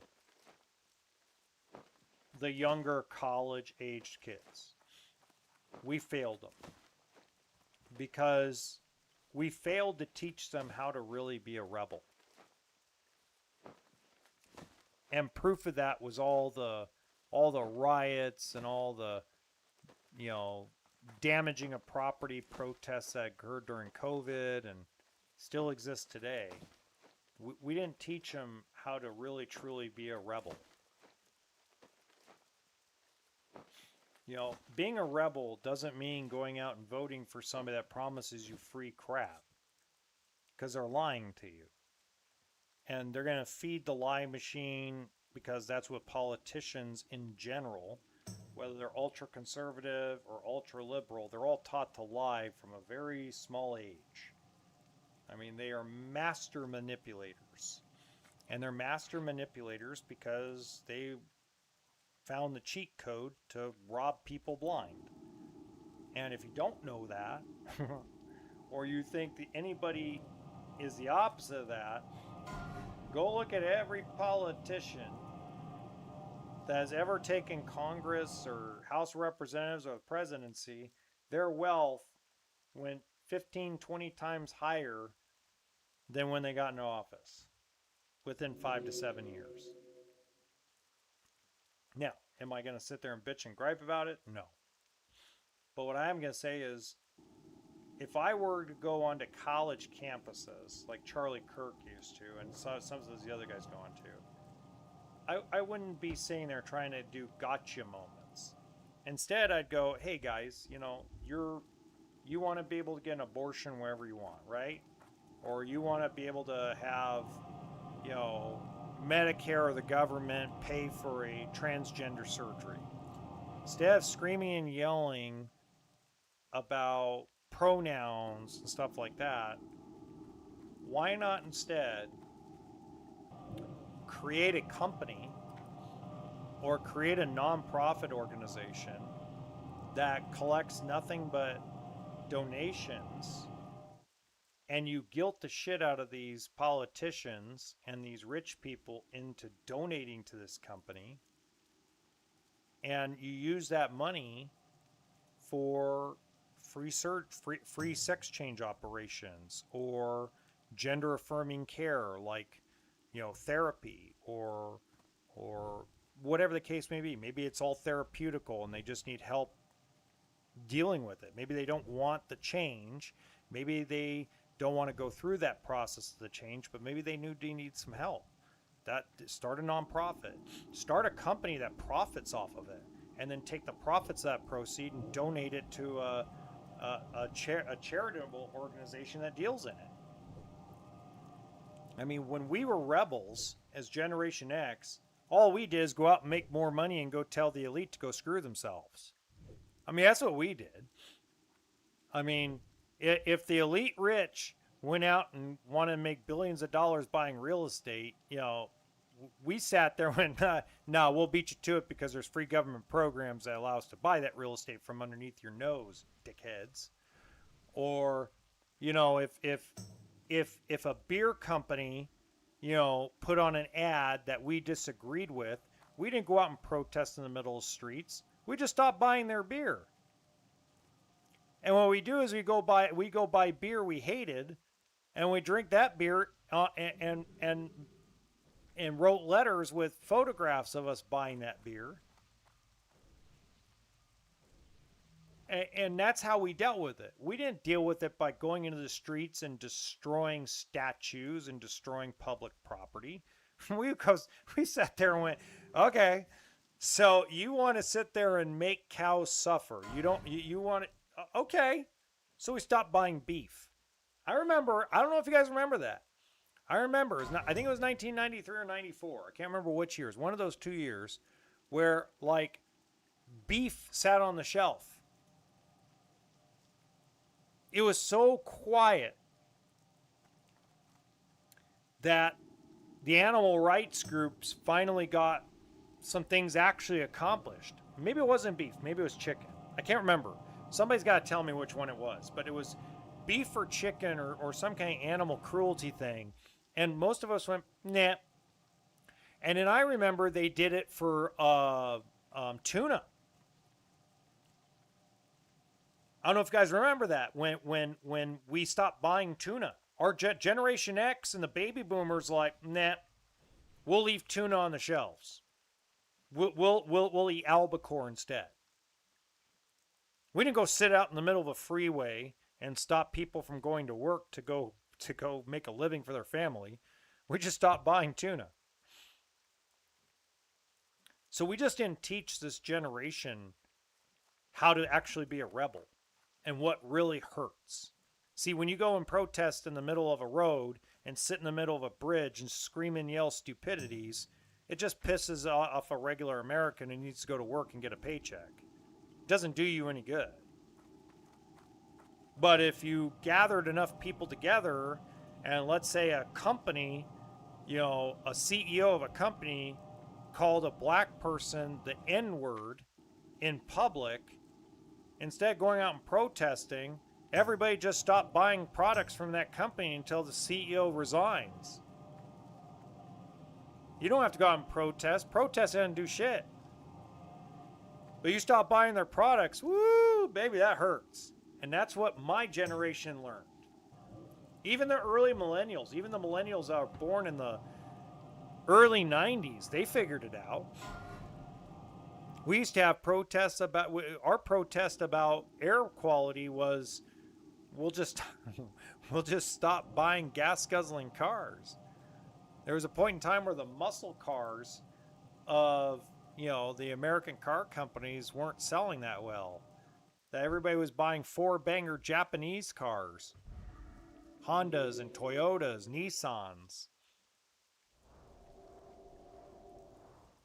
You know, when the Toyota Prius came out, man, people loved that car. Some of that's sarcasm, some of it's not. So, I mean, I think that's where we failed these kids that are falling in love with socialism and communism. That's where we failed them. We failed them because we didn't explain to them how the system really works. Because, let's face it, it takes 2 full-time incomes to make ends meet. And, you know, a lot of these young folks are being raised by ideologies on TikTok and Instagram by people that are a lot stupider and ignorant over what reality is. They live in fantasy land. And then they want to argue and stop people from talking about reality because reality, you know, pops their dream bubble. But that's what they're being raised on. They're being raised on algorithms instead of being raised and taught that, hey, you know what? You don't kill people on college campuses because they're speaking the opposite of what you are in a debate.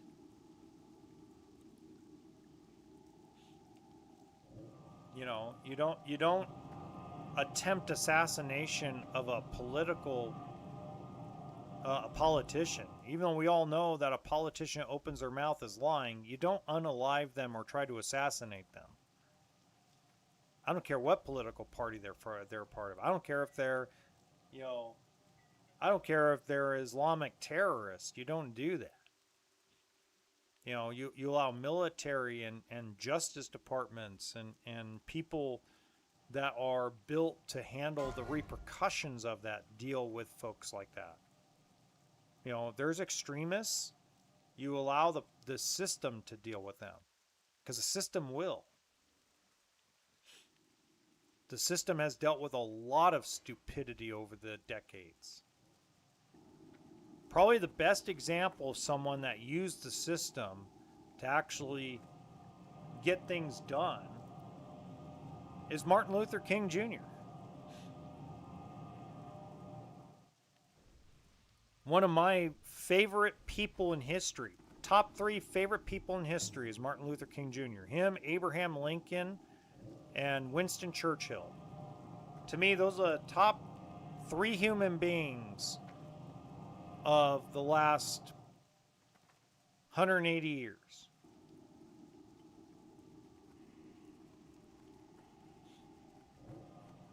You know, most people don't know that Winston Churchill almost, not literally, but metaphorically, single-handedly held off Germany from conquering the world.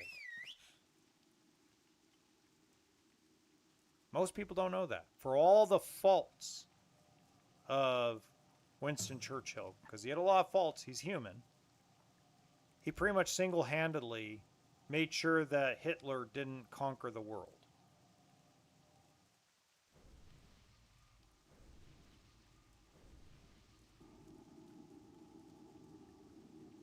You know, without Martin Luther King Jr.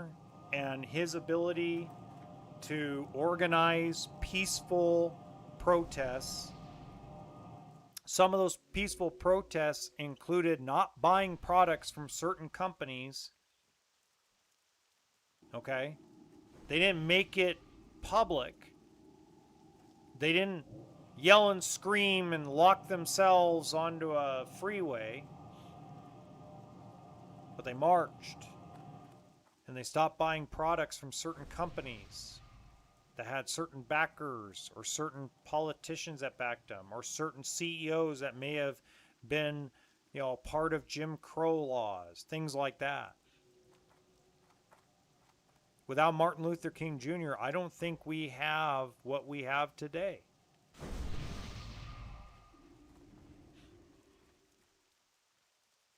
So, I mean, but again, nobody takes a page out of these folks' book. Everybody wants to take the page out of a book of extremism.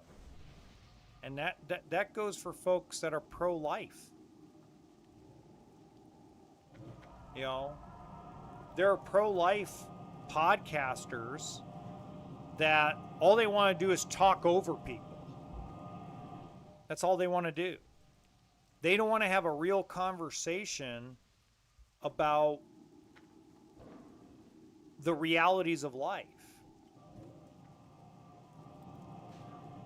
So I understand the argument for pro-life. I do. The argument for pro-life is a good argument. It's not a bad argument, but it's not the only viewpoint of the conversation. Okay? It isn't. Because if it was the only viewpoint of the conversation, then we should all be Islamic extremists that live under Sharia law. Okay? Now, it's not to say anything bad, but that's what we should live under. If we're going to if pro-life is the only viewpoint that should be looked at, and no other argument should even be made, then let's all live under Sharia law, make women cover their face and their whole bodies in public and only can show off their eyes, and have them all wear name tags or a color to know what man they belong to.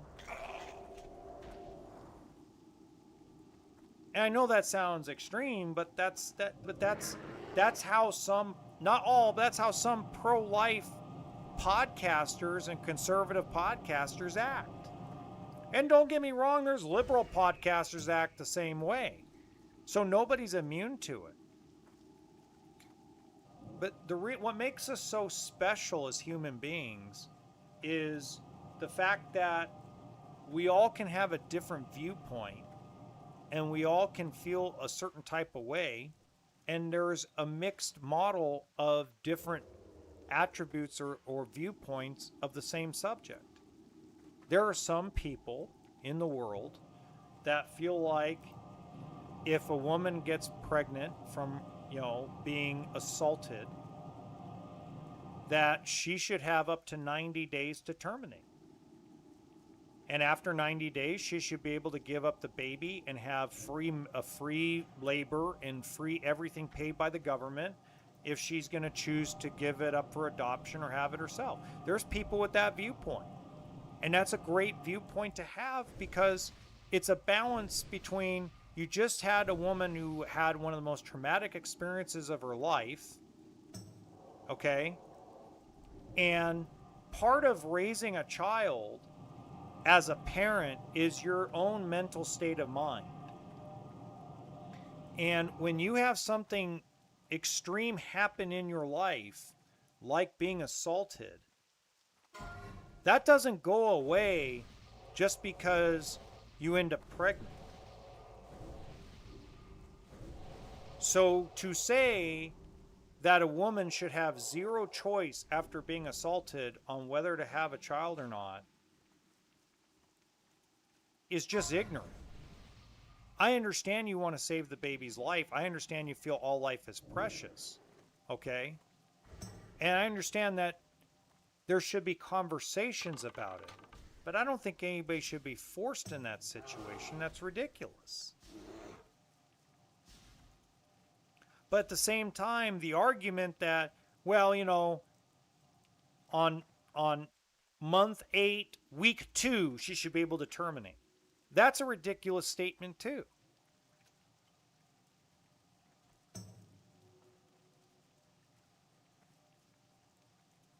I mean that's even more. Now you compounded the situation. Now you have postpartum.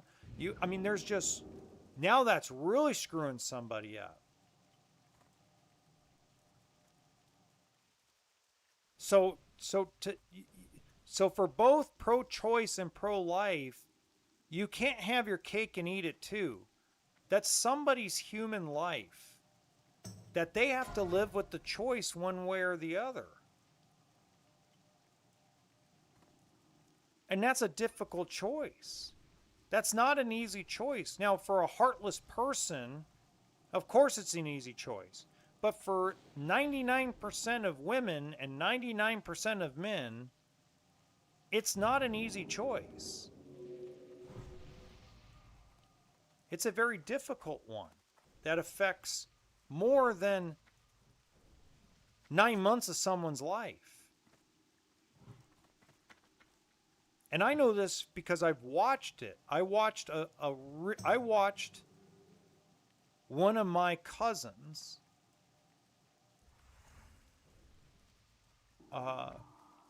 she had an abortion. Okay?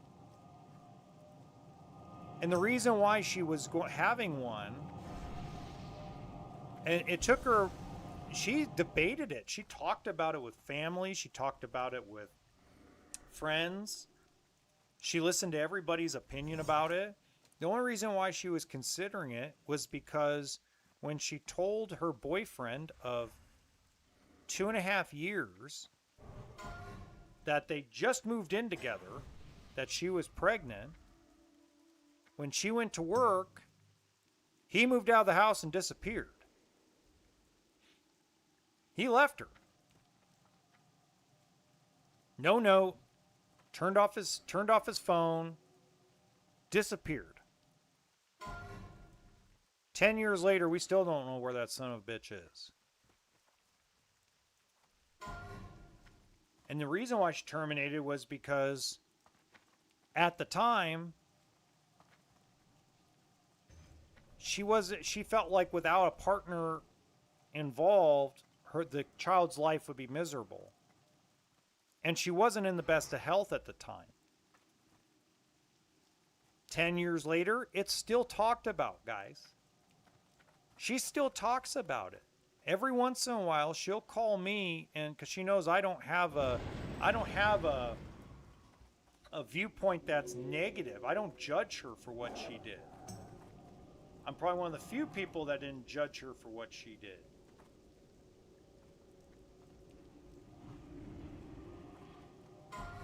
Okay? I didn't. And 10 years later, it's still affecting her. She sometimes regrets her decision.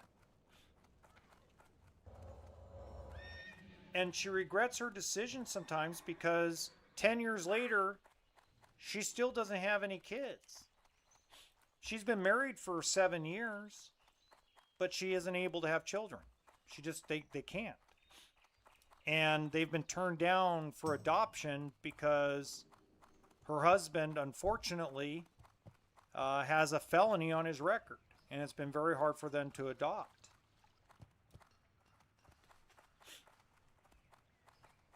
So,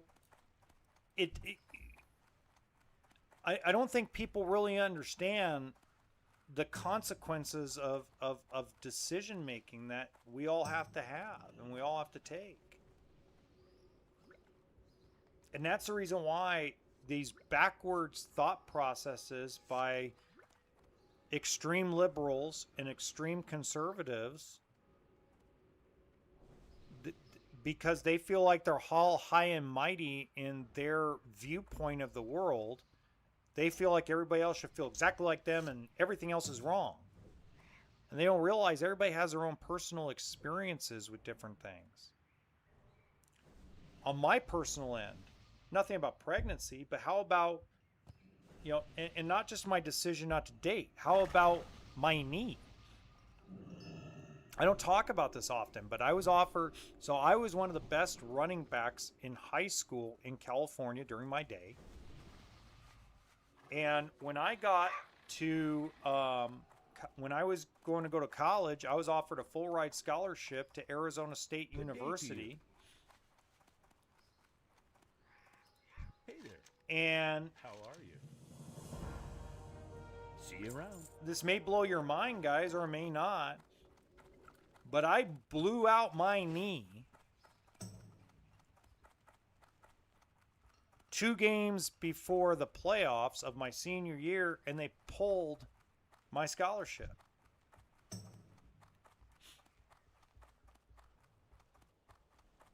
Now, when they did surgery to the knee, it was not the same as it is today. In today's world of doing surgeries, I mean, look at Adrian Peterson. I mean, Adrian Peterson was up and out and playing football in 6 months. That's not what it was like in 1998.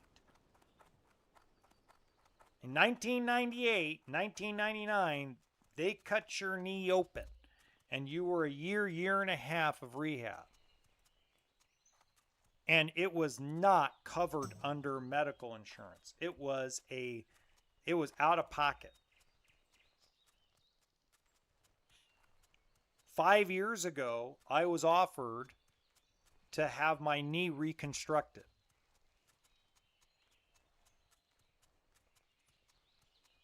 Reconstructive surgery on my knee. I chose not to. The reason why is because I've dealt with the pain and the immobility of how I've been doing what I've been dealing with for years. And to me, it just isn't the right time.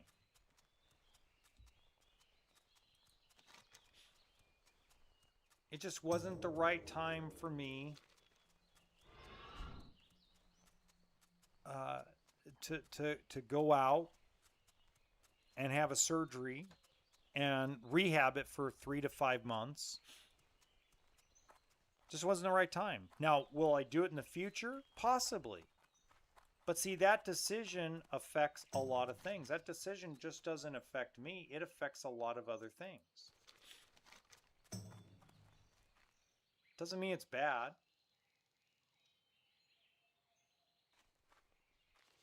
It doesn't.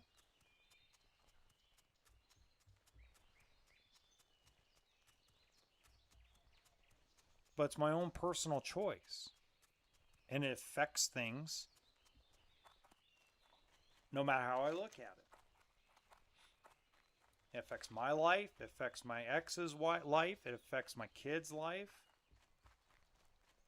So as long as we have that understanding, I think overall, our experience as human beings would be much better.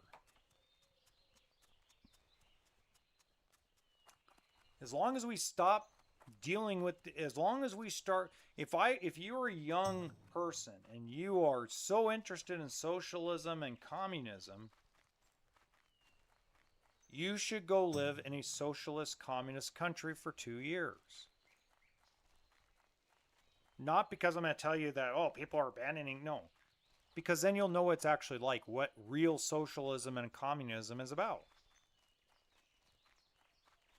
You know, for those of you that are just love the fact that somebody's yelling the word free.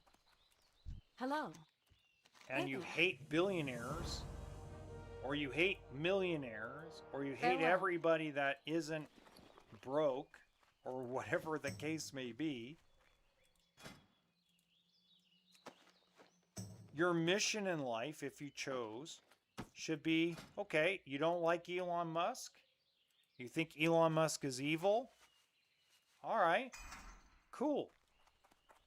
Understandable. Hello. You think that every billionaire on earth is evil and an evil entity? Okay, cool. Go become a billionaire.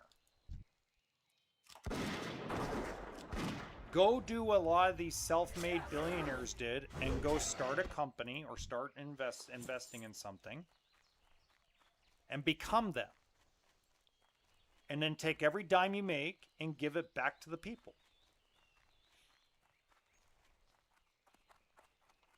Now you'll find out that you're not really a billionaire. You'll find out you're more like a millionaire. Even if you're worth $1 billion or $2 billion, you probably only have access to about 5 to 10 million of it, because the way that people become billionaires is through assets, not through cash. You'll figure out the fast point that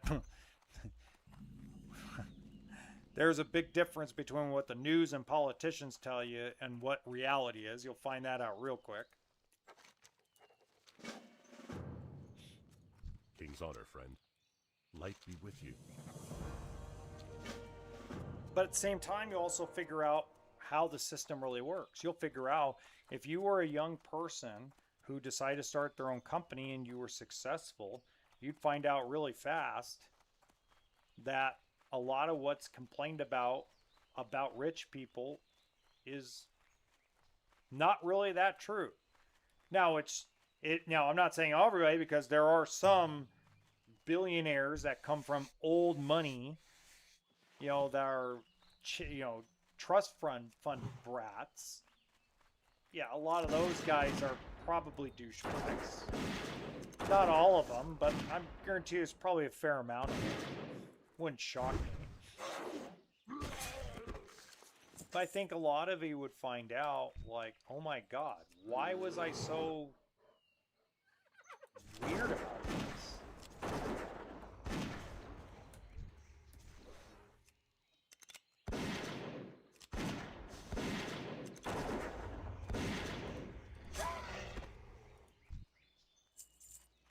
And my answer to you would be, well, you know that thing called the news? They get paid to get your attention. So,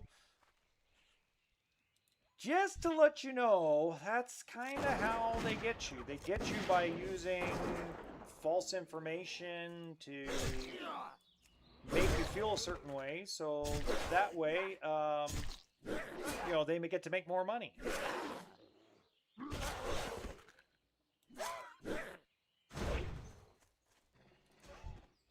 Well, by the way, the guy on social media that tells you that communism is the best system on earth, he's looking for attention because he wants to make money, become rich and famous.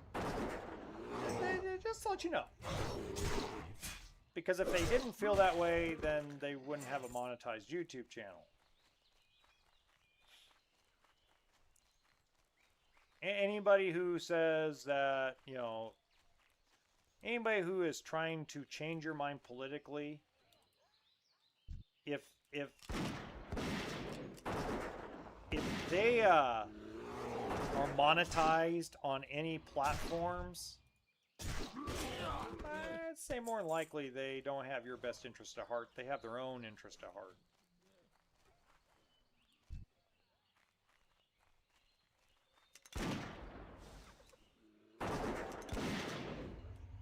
Just saying. I'd say the chances of them actually giving a crap about you are pretty slim.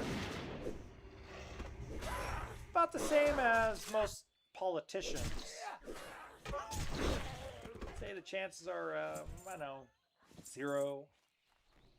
Pretty close to 0.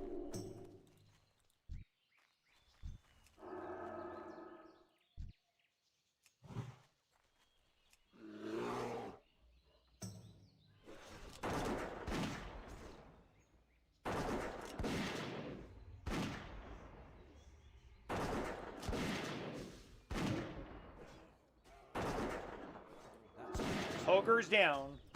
Ogre is down. Okay. Ooh, what's that? +2 spirit, okay. Ooh.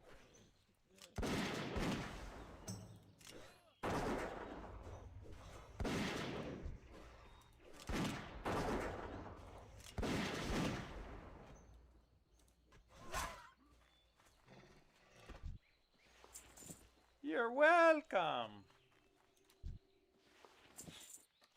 You know, by the way, I don't know who sent me the email last night, but I want to thank you.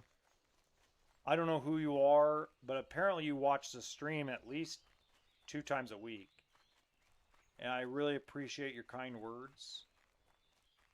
Someone sent me an email basically saying that they really enjoy the fact that I don't just sit here and play, that I actually talk and play at the same time and talk about things that are relevant to what we're all going through and what we're all saying. I'm not just sitting here. So I really appreciate that email. Thank you. I don't know if you got my email back, but that was one of the nicest. Your email was one of the nicest things I read in a while. So thank you, because you have to understand, I'm used to my main channel, which is my RV channel. I'm just so used to everybody being so negative and giving me a bunch of crap. It's refreshing. It's very refreshing to hear something different. It really is. So I really, really appreciate you a lot.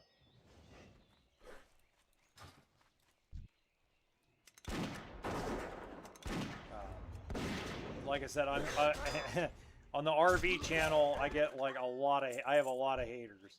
I have probably about 50 to 100 haters that constantly talk crap on the internet about me.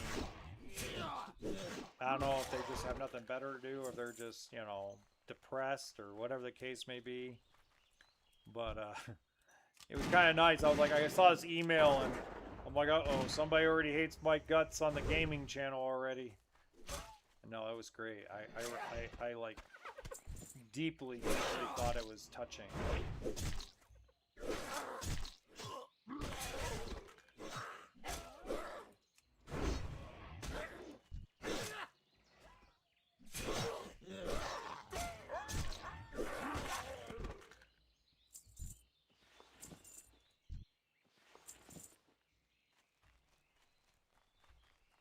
Yeah, I was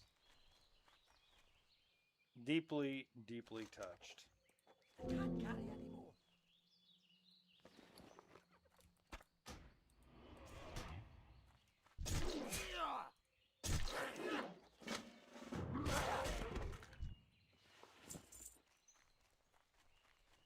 I bet it's funny because I was talking to one of the guys that I've worked with in this industry, the RV industry, for a lot of years, and I was talking to him. He goes, "How many emails do you get a day that are actually positive on the RV channel?" And I said, "One."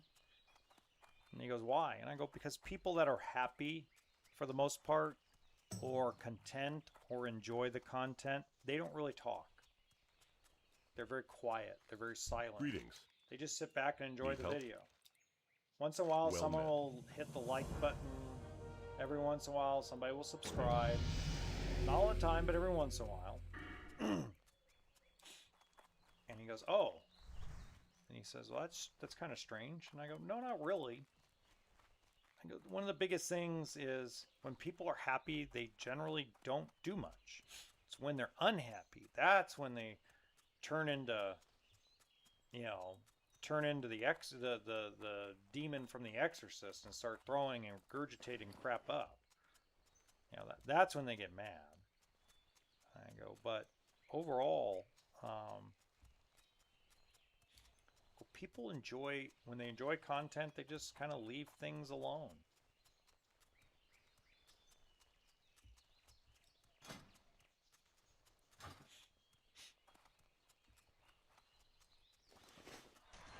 They tend to be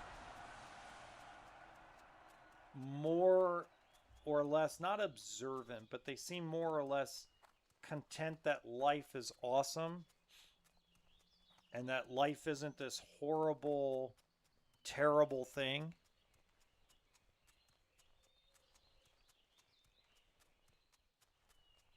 And, to me,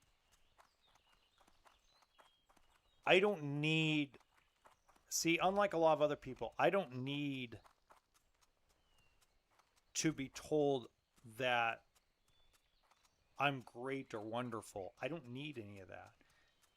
I just, my goal at the end of the day with anything I do when it comes to live streaming or creating video content, my goal at the end of the day is What can I help you with? to help people, to make life better, more manageable, to make my life more interesting.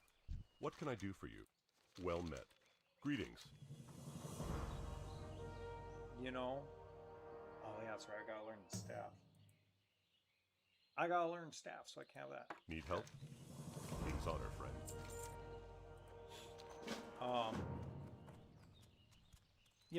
That's part of the issue I have with the way we treat each other Need as help? human beings. We tend to forget that life wasn't created just, how do I put this?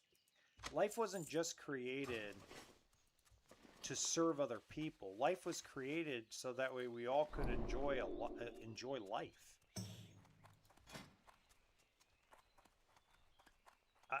My only wish for people is when they watch something that I've put on YouTube or TikTok or Instagram or any of these platforms, my only wish is that you get something out of it that makes your day brighter, that makes your week better, that makes life more manageable, that you don't feel like you're the only one out there, that you don't feel like you're alone. You know, if anything, that's the goal.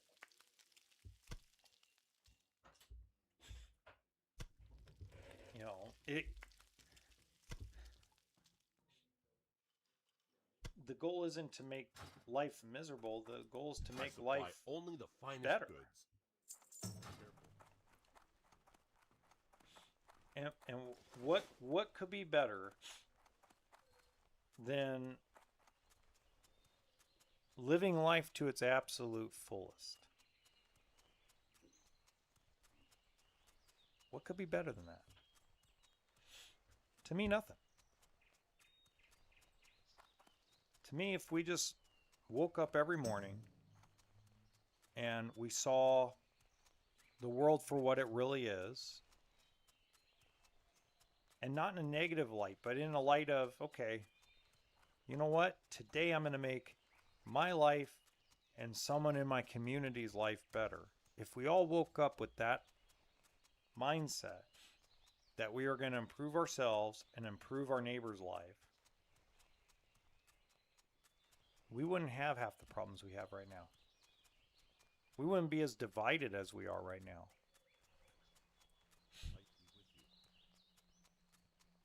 I really think a lot of the younger folks that are in college or post-college that are struggling right now, that want socialism, I think their life would be different.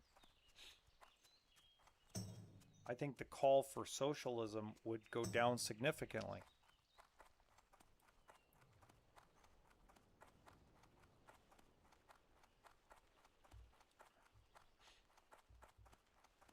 I think the call for demanding weird crap would fall by the wayside.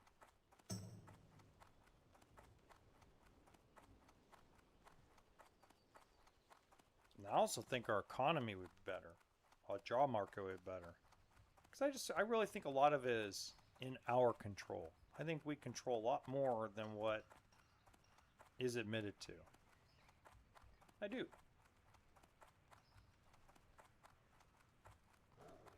But again, that doesn't mean I'm right.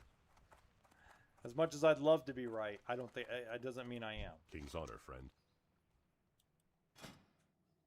Oh, I can learn staves here. There we go. Now I can use that. There we go.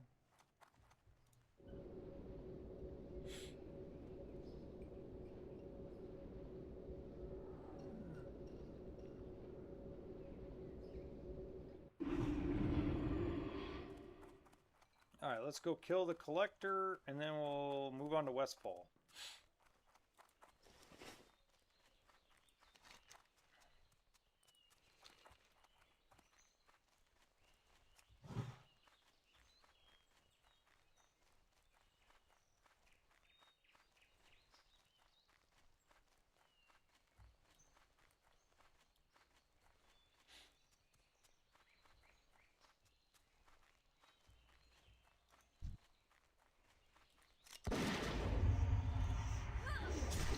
Now, if you're wondering why I'm stopping beating bandits up, because I'm trying to get my staves up to snuff here.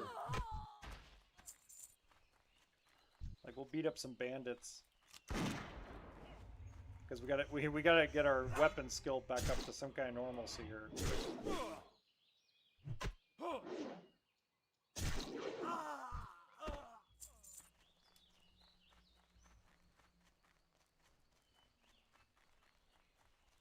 Meet me.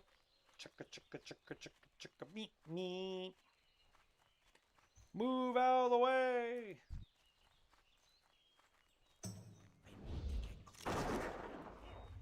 Gotcha.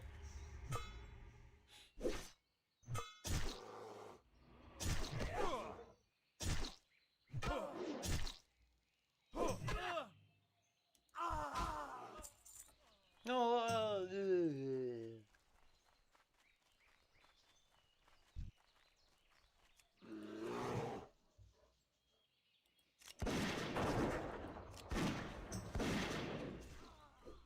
Haha.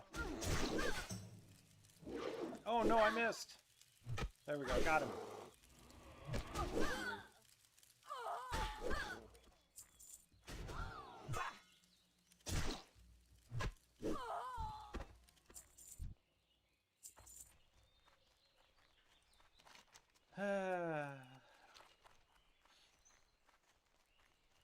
Talked about the other day that I love a lot of the Pinocchio soundtrack in the original Pinocchio movie. Hi diddly dee, an actor's life for me.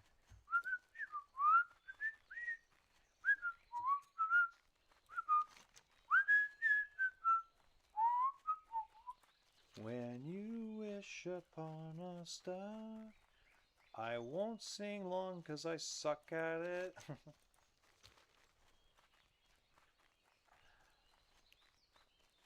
You know what's funny is a lot of the older movies, like I don't know if you guys remember Lethal Weapon 4. They talk a lot about our problems that this is in the late 90s, and we're still talking about the crap we talk about today. But it's just done different. It's amazing how things were just done different. Ooh, another bag. We like another bag. Just things were done differently. You know, everything we went through, everything we did back in the 90s and the 80s, and even up to like 2007, 2006. It's just everything was just done differently. How we dealt with our problems, how we dealt with other people's problems, how we dealt with some of the controversial things. Just dealt with things differently. It's, you know, not to say we were perfect, because oh boy, did we make some mistakes. We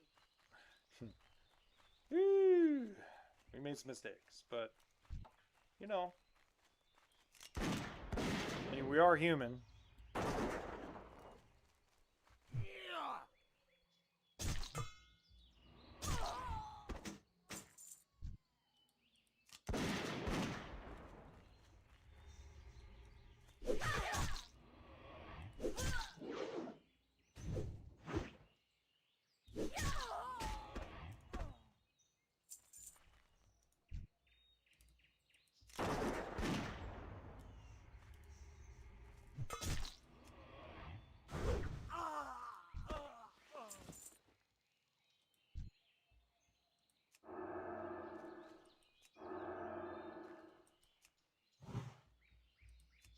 Get her, Rufus, get her!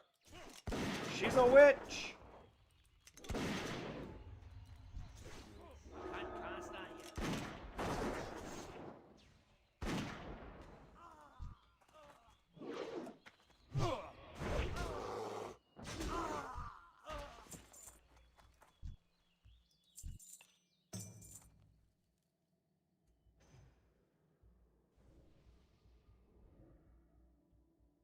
Oh, nothing in here. Okay, I was like, hey, is there something in there?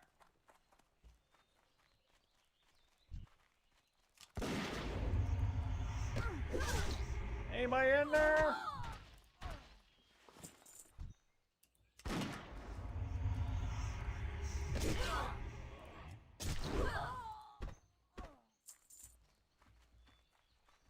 Huh. If you weren't paying attention to the Conan series I started, it actually, the Conan the Barbarian experiment was going good until I got distracted. And I died because that was my fault. I died because I was distracted on my own accord. No one distracted me.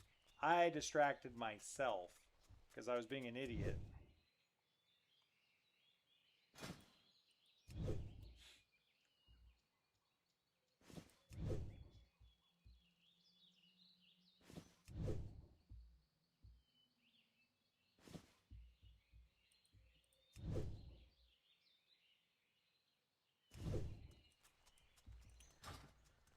If you're wondering how I was being an idiot, it's because I was on the phone with a really good friend of mine. He's probably my only real friend. And, because what I consider a friend is very different than what most people consider a friend. And, I was like, I went and attacked a boar when I had like a quarter health left. I had no pot and no cooldowns. And I'm like, oops, I just died. I'm like, oh crap. I wasn't paying attention. I should have ate before I went into that battle. I'm like, oopsie. Like, oopsie daisy. Like, you're an idiot. It's like, and it was just, how to put it? It was just, it was just me. I wasn't streaming, and I just sat there, and it was right before I started streaming here. I'm like, oh, I'm gonna just finish the liver quest, the boar liver quest in Westfall, and then I'll wrap it up. And then when I saw how much health I had left, I'm like, oh crap, what did I do that for? Like, that wasn't smart. So see, I don't always get mad at death on this game, because sometimes you just make dumb, stupid mistakes, and you don't realize you really made them. Ooh. You need something? Oh, man. Oh, I had a shield. No. What can I do for you? It's like, I'm a dummy. I'm so stupid. Why am I attacking a boar with a quarter life left when I have very little health, very little armor because I'm self-found? I'm like, John, how stupid could you really be? Are you really that dumb? I think I answered my own question.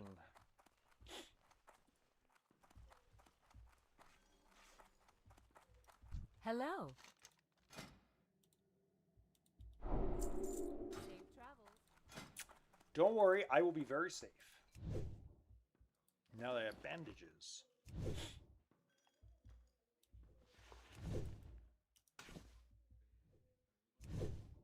So I've got health pots.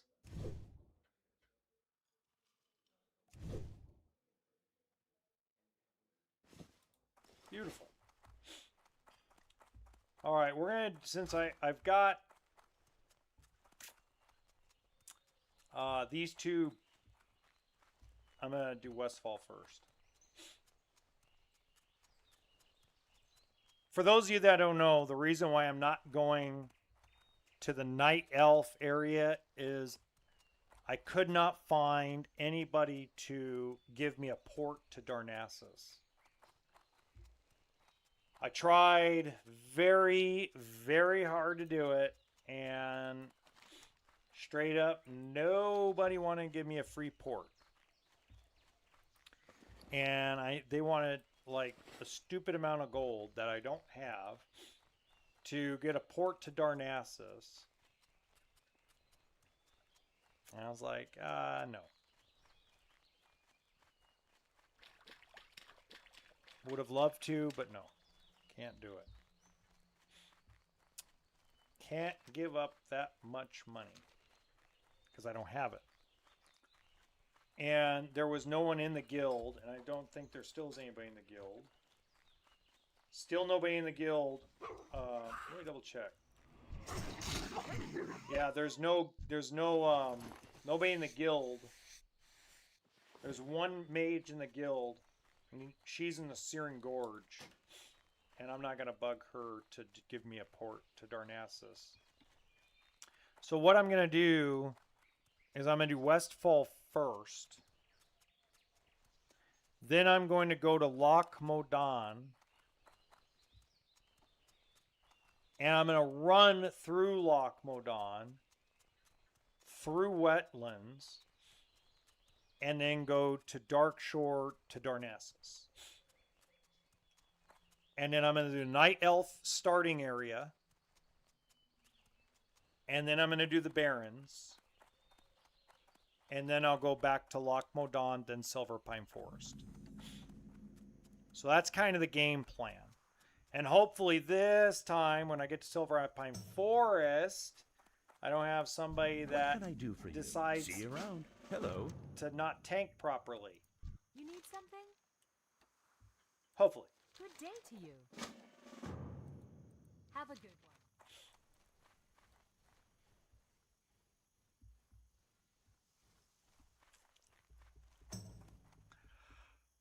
You know what? Might as well get all the quests while we're here. Might as well. Because I want to do the pillagers. If I can. Might not. I only got 90 minutes, 87 minutes left with these buffs. So, don't know if I'm going to get to the pillagers before then. Especially since I keep stopping and skinning things. Which I'm going to stop skinning here in a minute. Because I'm going to take on, as soon as I can start fishing the shorelines, we're going to go to tailoring. And we're only going to get our mats from fishing. Fishing trunks, basically. What can I do for you? That's why I haven't Light be paid with to you. upgrade. Light bless you. Just to let you know, that's why I haven't paid to upgrade the skinning. Help? Because I'm going to let skinning go. What can I do for you? Well met. Can I help you? Need help? See you around. Hey there. Have a good one. I think. Maybe not. Maybe I won't. I don't know. Part of me wants to make tailoring for my bags, but maybe I'll do that later. I don't know. I'll figure that out later. Figure that out another time.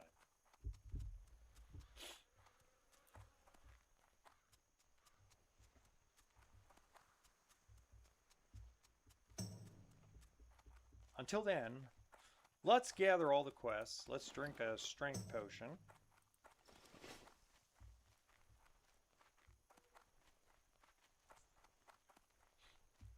And let's see if we can get all the Defias quests done real quick, because the pillagers and looters are such a pain in the ass. So we're going to try to get them. So we got to do the smugglers and the trappers first. They're pretty easy to do when we go over to the mine. The gnolls are pretty easy to do. But that I want to try to get the pillagers and looters done with Need help? buffs, because I think the buff King's honor, friend. that's the Light stuff. be with you. What can I do for you? Greetings. Well met. Greetings. Be careful. Hey there. Oh. No swift message? What? What? Oh, that's right, because I did that one quest. That's why. You can't repeat that quest. No, Doomhowl. Doomhowl. Need help? Be careful. Ladies and gentlemen, boys and girls, children of all ages, the Generation X proudly brings to you the Doomhowl server. Hardcore.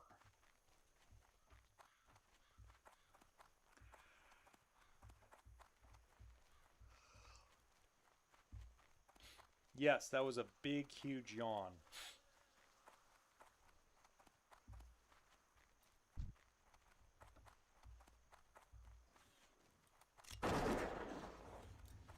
Help you out with a dot there.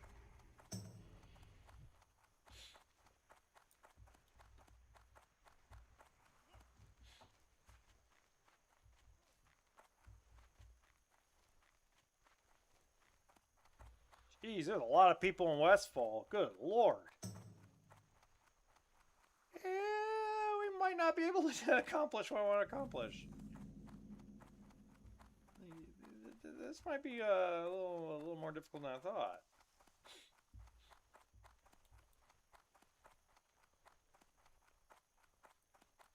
Hopefully nobody wanted to clear out the mine. Or maybe they did. Ugh. Oh, wow. Somebody is clearing it out over here. Look at this. All these people. Okay. We'll have to go in the mine. That's okay. Everybody's scared of the mines. I'm not scared of them. I have the world buffs. Crap, somebody's already been in here.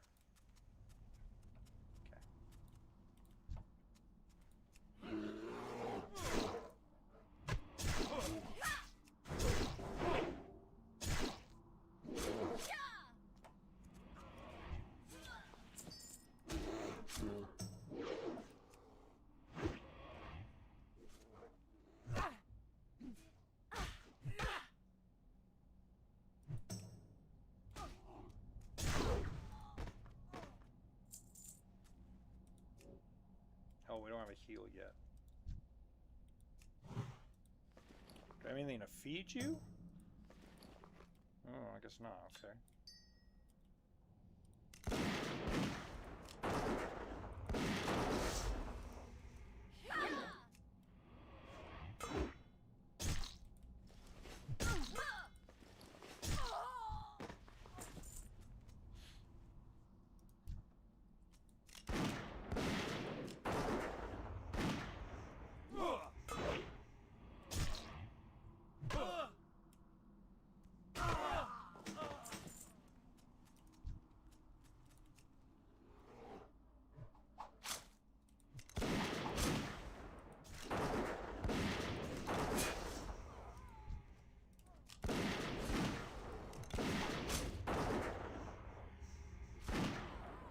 Haha.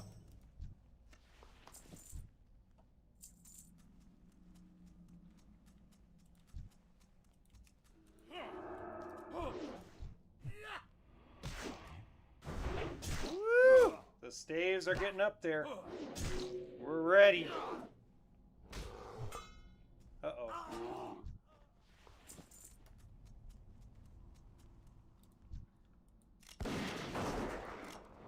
Come here, gold digger. Copper digger, whatever.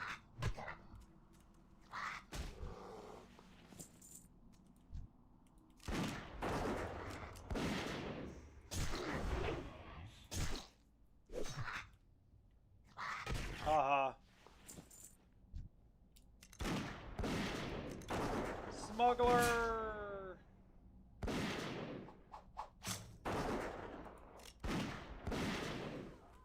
Haha.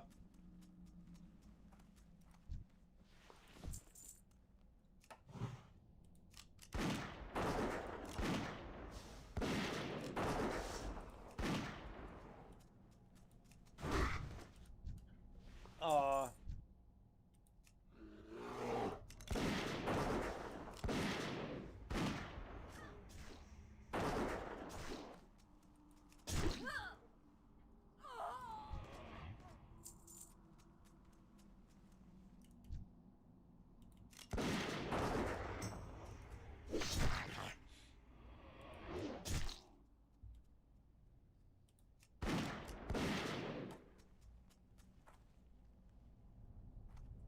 Hmm.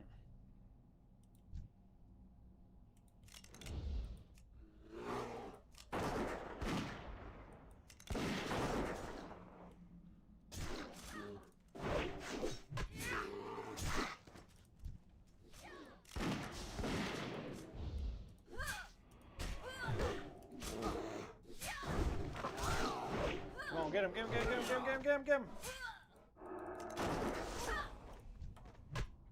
You killed my bear. You're gonna have to pay. I think you just get pwned.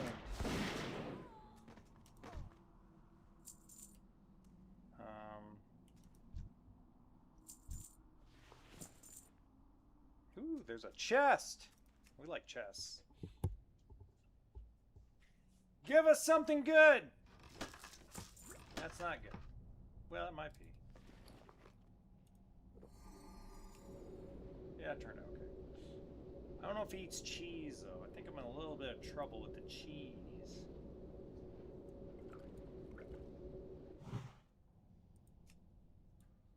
Oh, he eats cheese. All right.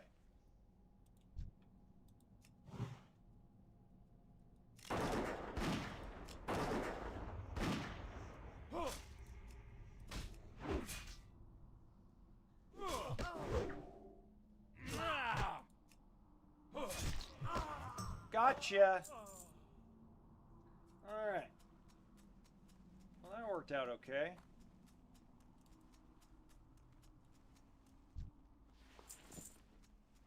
I came. I conquered.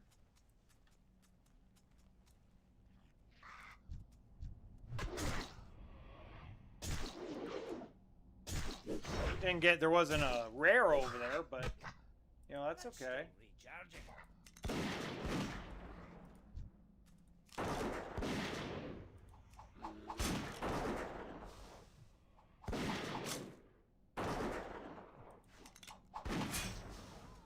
Ha ha.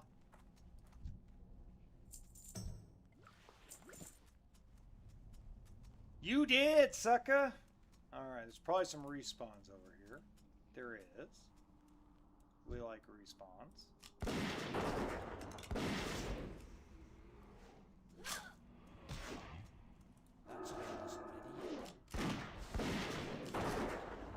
Run. Run.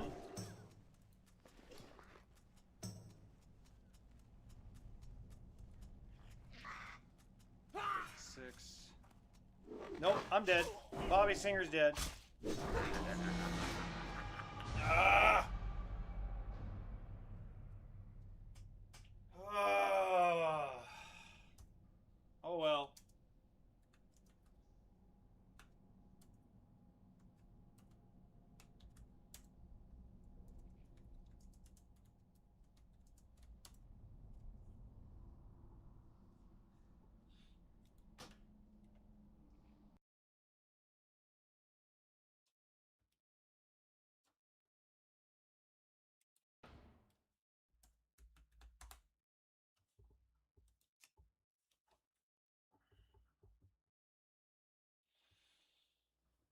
Oh, maybe I can't do this challenge. Maybe this challenge is undoable.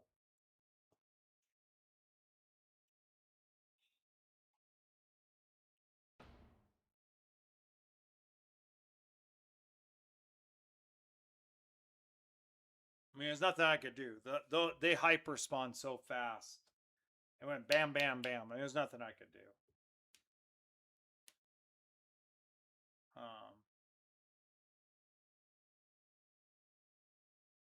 It is what it is. Okay, so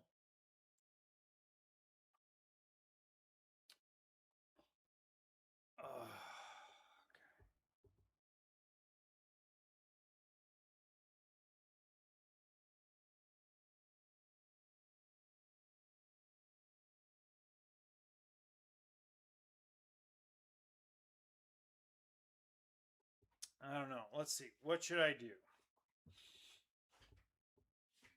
What should I do? Should I maybe try this on the Horde?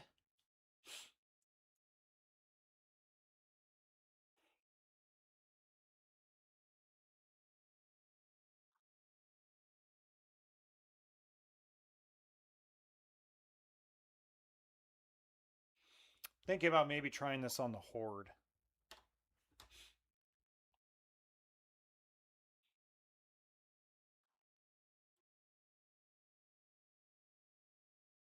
No.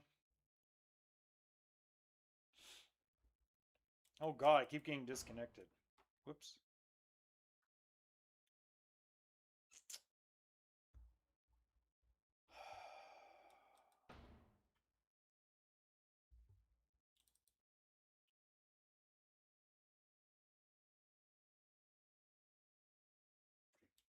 Ah, man. Or maybe I need to change characters. Maybe a hunter isn't the way to go. But see, a paladin...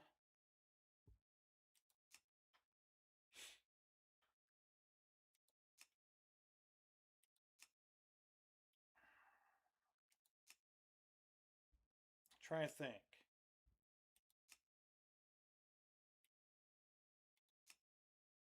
So,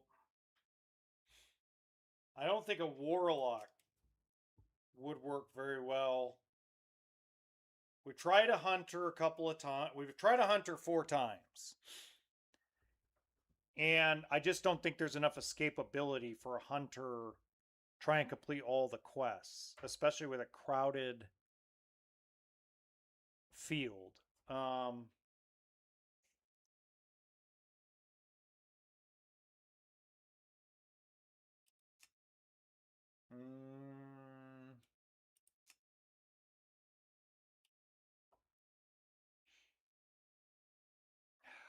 What do you guys think? I'm thinking maybe try one more time. I'm just sick of Dun Moreau.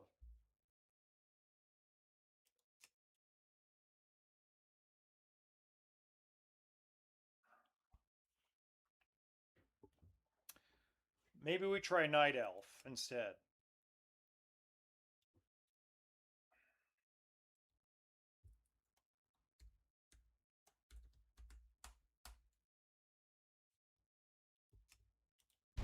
We'll try Bobby. We'll try Night Elf instead. Maybe I don't know.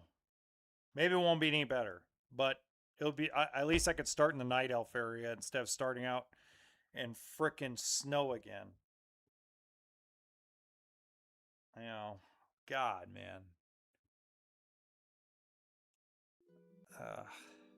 For 10,000 years, the immortal Night Elves cultivated a druidic society within the...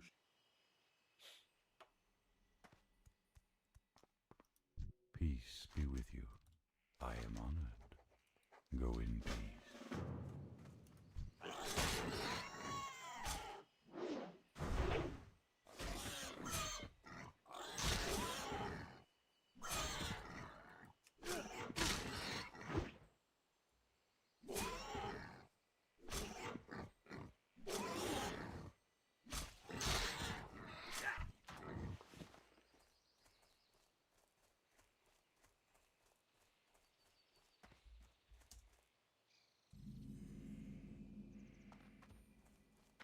How may I help? Bashar Salah.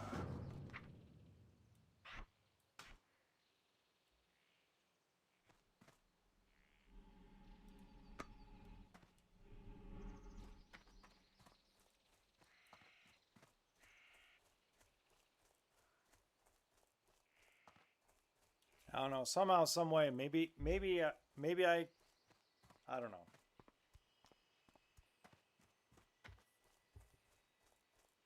Maybe I'm wrong about this, but I'm gonna try. I gotta try something a little different to try to complete this challenge. Ah, the great outdoors.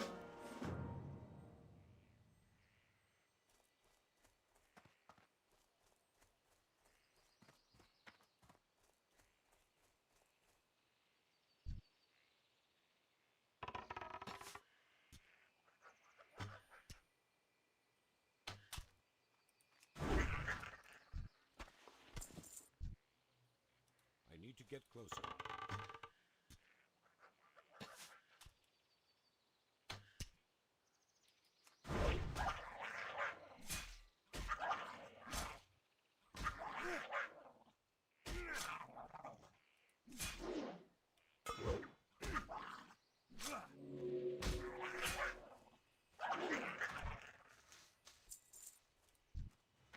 It's too far away.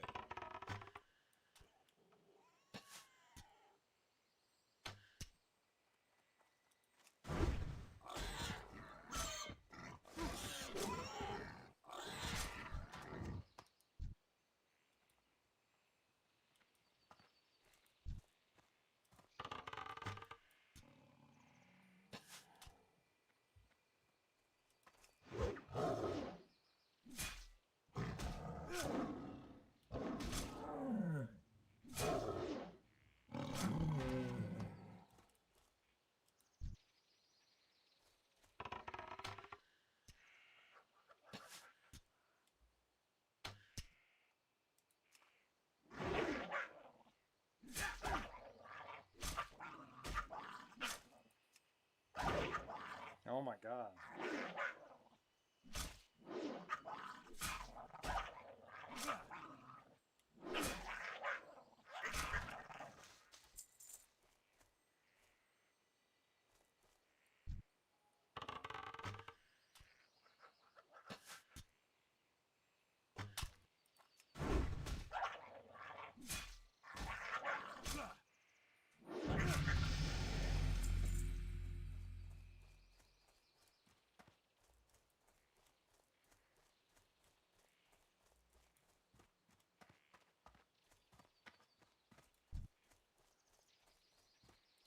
out of range.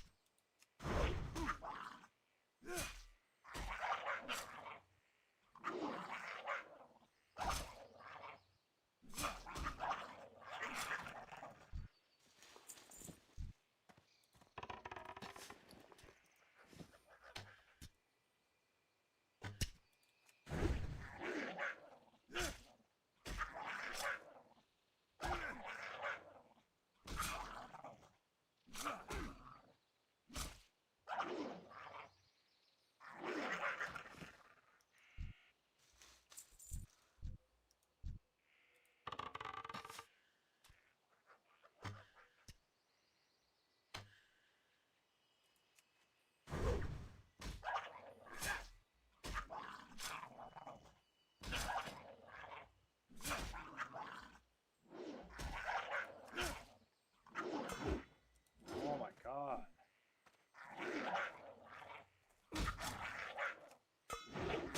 God dang. That's I'm gonna die already? cast that yet. Oh my god. Jeez. I missed like every other friggin' roll.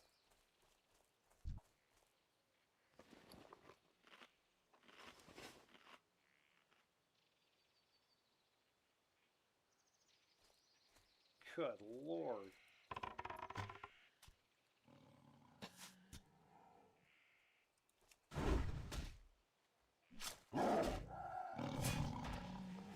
Just trying to make a little money back.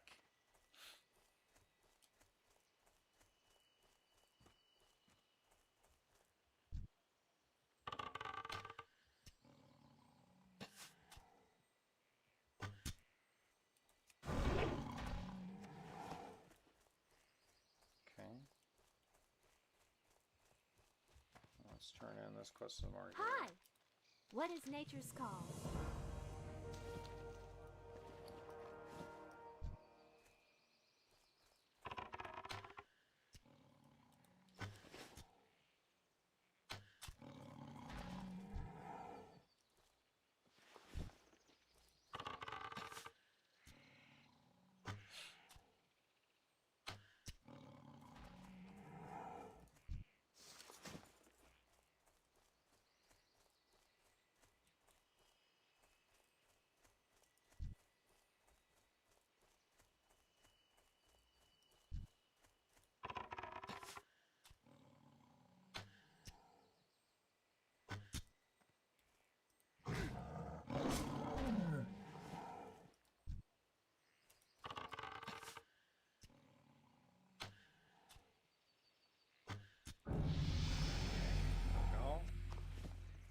Ding, level 3. Alright, let's see if we can actually complete every single quest.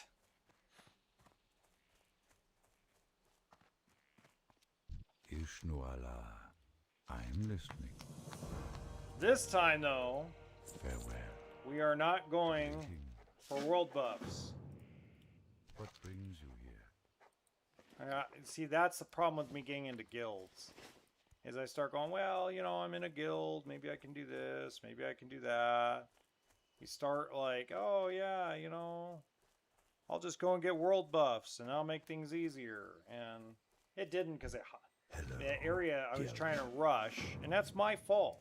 Literally, that's my fault. I rushed through that whole thing because I wanted to get the pillagers and looters before the world buff got over. And that's not the way I should have done it. You know. So it's my fault.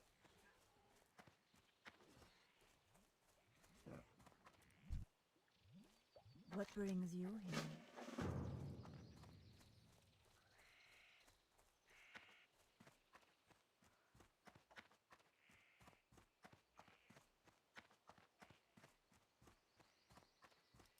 Elwynn be with you. Oh. Oh. Okay.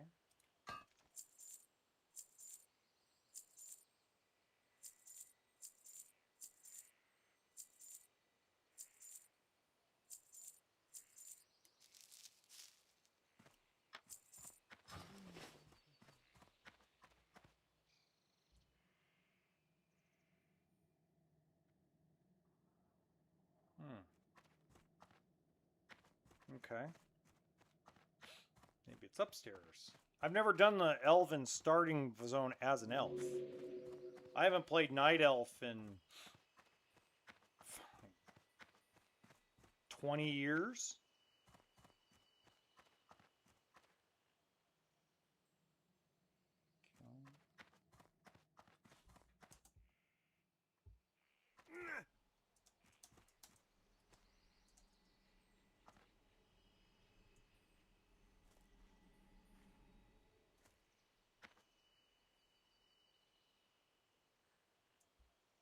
I haven't done this in 20-something years. Playing Night Elf, at least.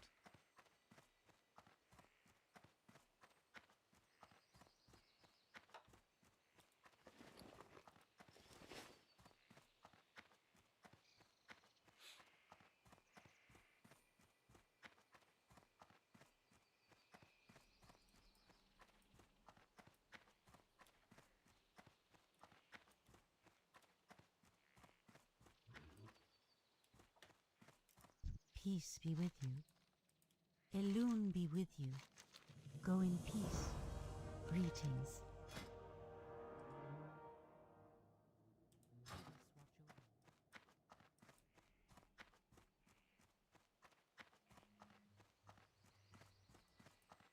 Oh.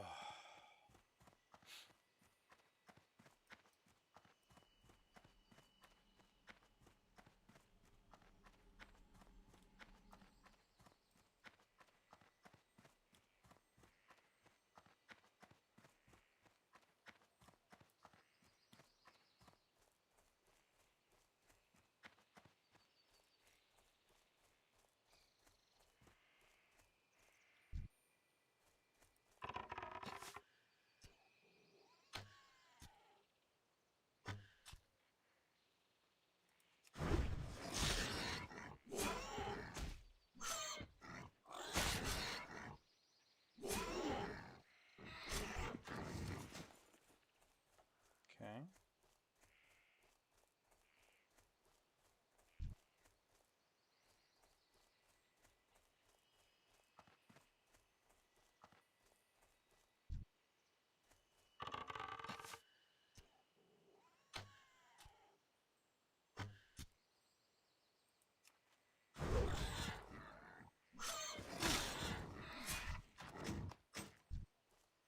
I need to get closer.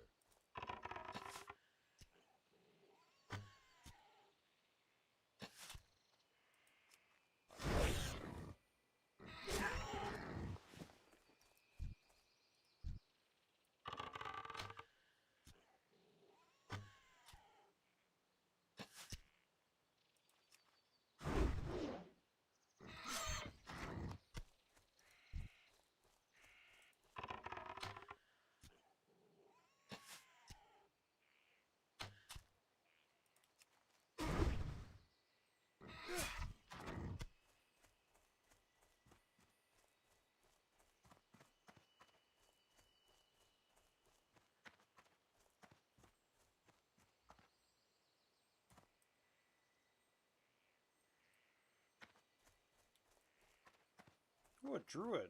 And a warrior. Okay. Thank you. I got a little armor upgrade there.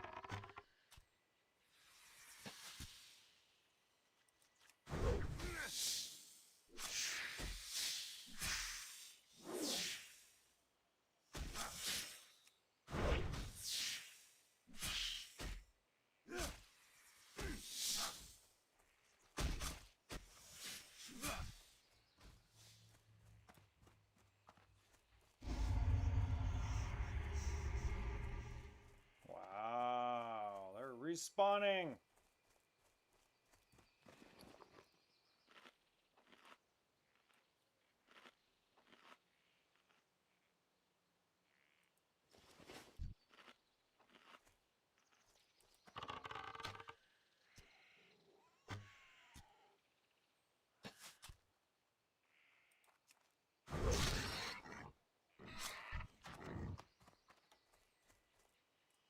Another one around here.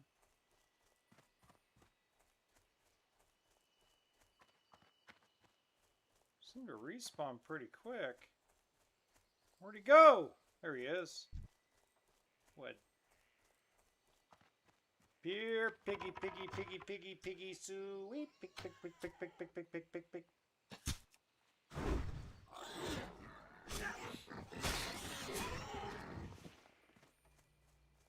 That takes care of those. Now you just gotta get the spiders and the mangy night sabers.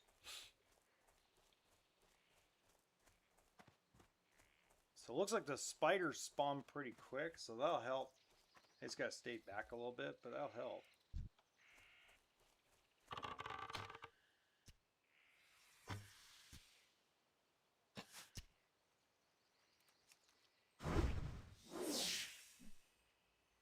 Oh god.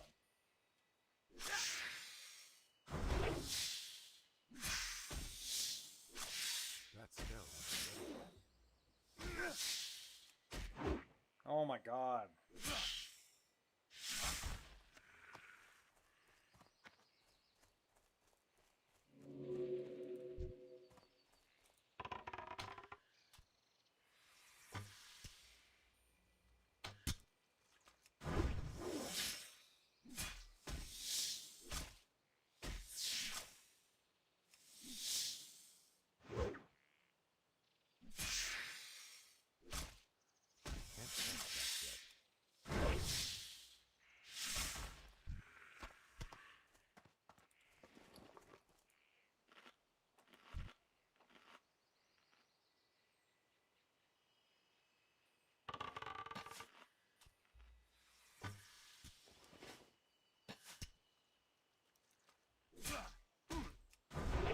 There we go.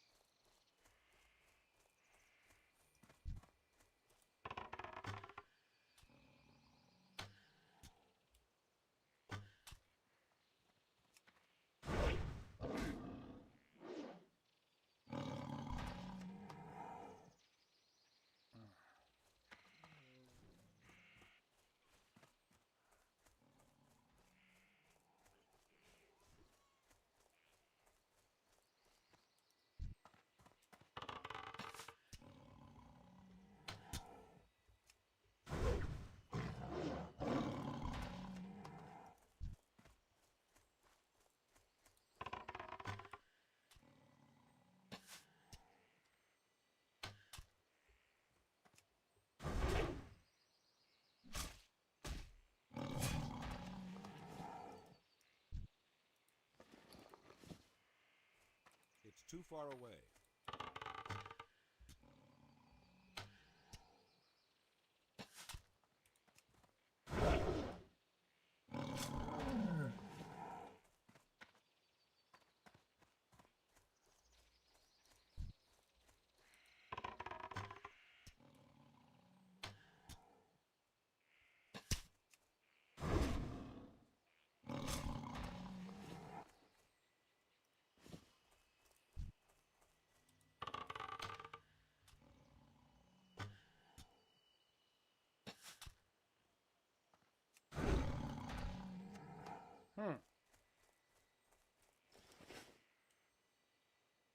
I need one more saber.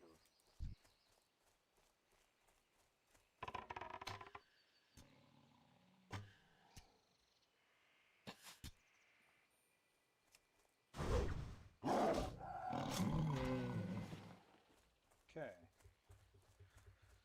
Now we just need spiders. Spiders.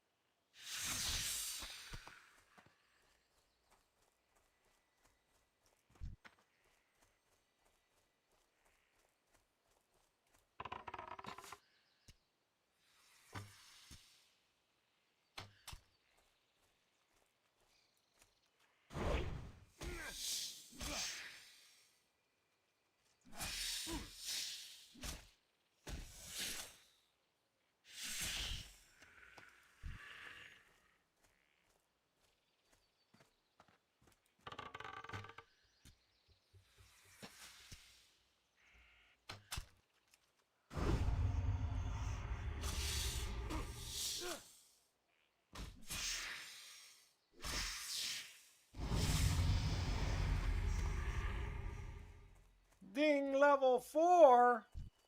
Level 4. Sweet, sweet.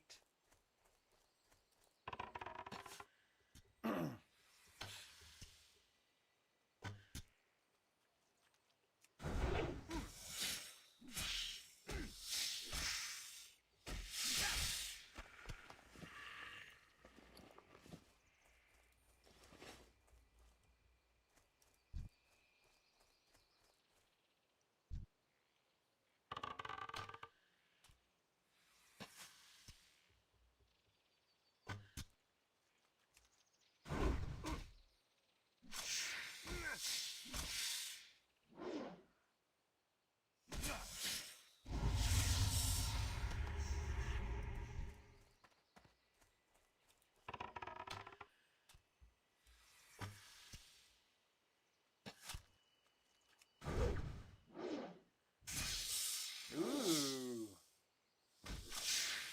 Getting somewhere now.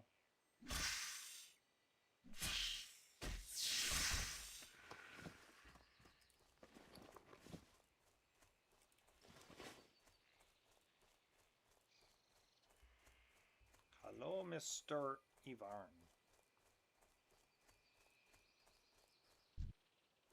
Can I assist you? Greetings. Good luck.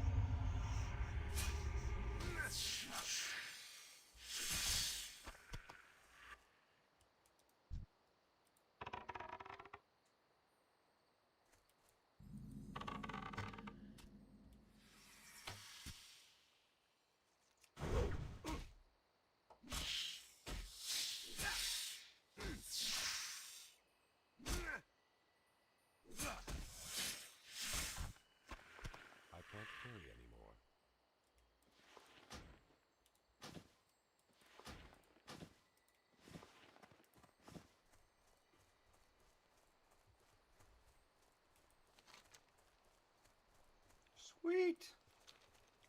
3 quests to turn in. That'll help me ding.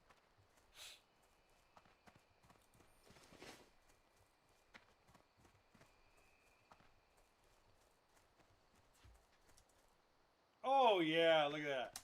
Spin move, the front flip.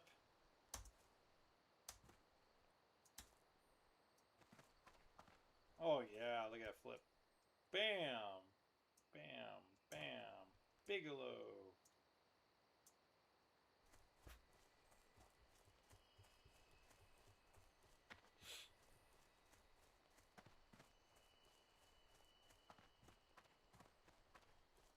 Greetings.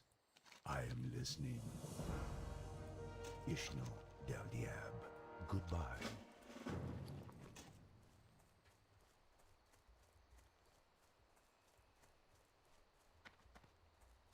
You got a friend in need. You got a friend in need. Ishno Allah. Del Nazis. Oh. Okay. Can I... Anybody sell to right here? Just gotta go back in here.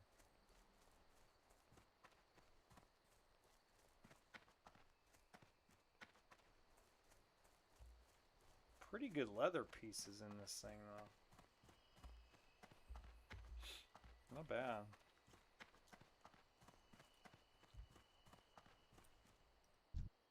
Greetings.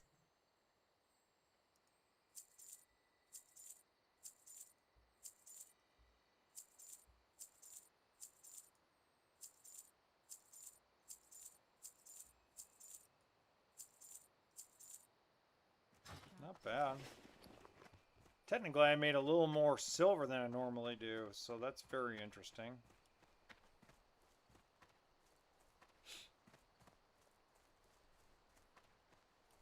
I am honored.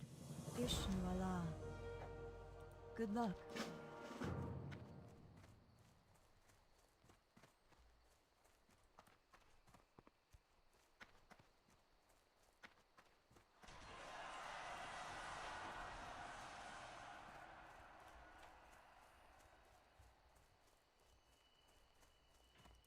What brings you here?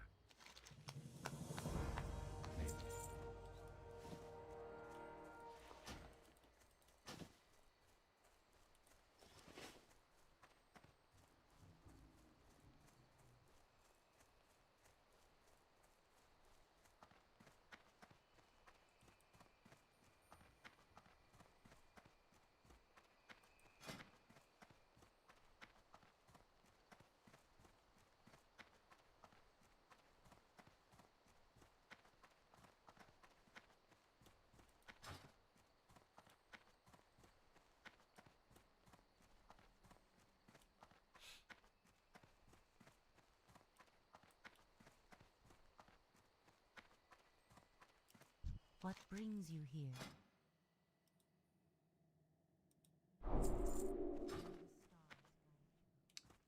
Oh, I might as well do Goddess this. bless you. Gonna need that stuff.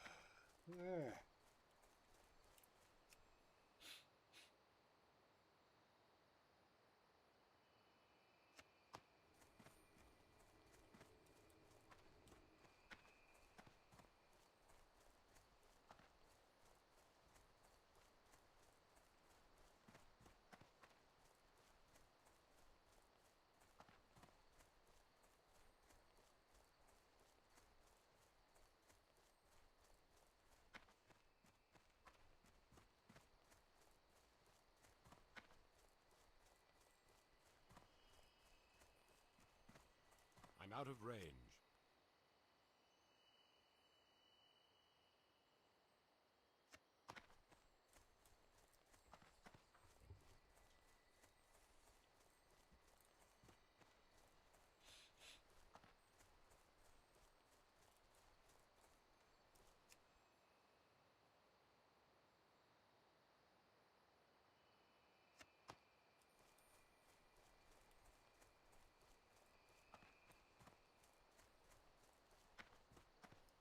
to get closer.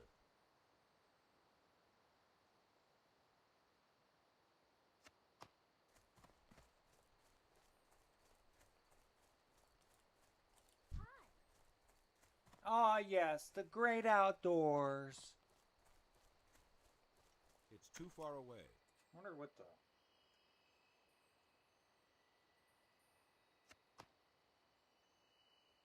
I wonder what the jokes are. I've never done a night elf with jokes. Last night I went to an awesome stag party. Ha! Stag party, okay. Man, I was halfway through the Emerald Dream when I had to pee. With the Emerald Dream when I had a pee. That's funny. I don't know about you, but I can't understand a thing those wisps say. I usually I'm out just of nod. range. Who wants to live forever? I don't mind the gnomes, but I'm always worried about tripping over one.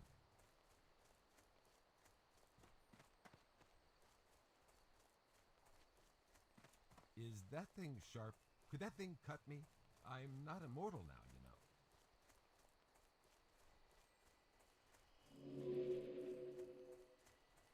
What? I didn't hear that. You know those ancient protectors in Darnassus? They're not that old. That's funny. Is that thing sharp? Could that thing cut me? I'm not immortal now. Not as good as the dwarves. The dwarves have the best jokes, but I'm just tired of playing Dunmoreau at the beginning. I needed some change. So... I'm also almost tempted to do Dunmoreau last.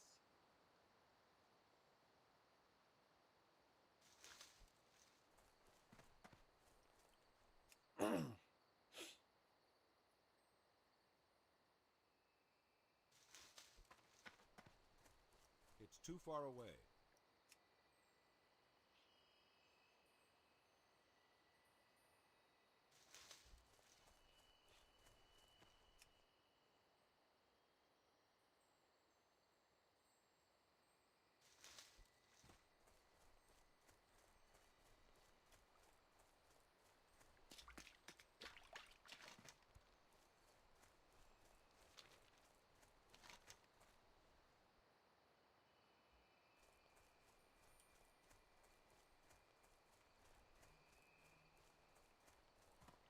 No, I gotta kill a bunch of spiders.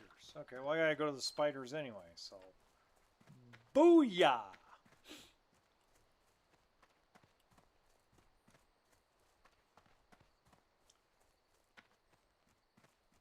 Hopefully I only have to kill one, and that's it. I'm out of range.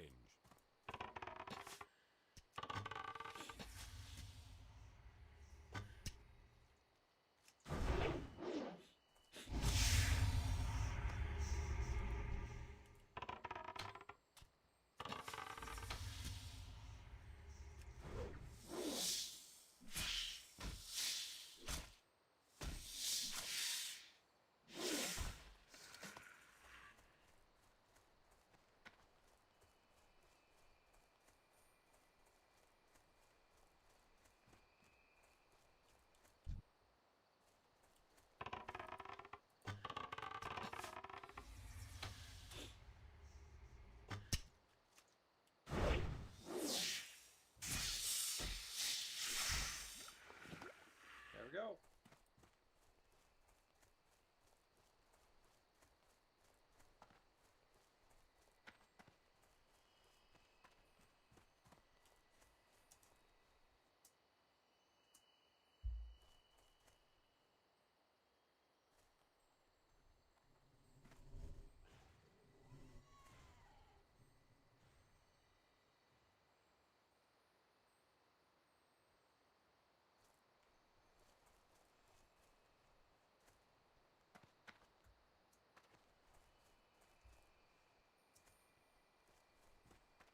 Sorry, just testing something out. I know I'm probably giving you guys a Blair Witch treatment there.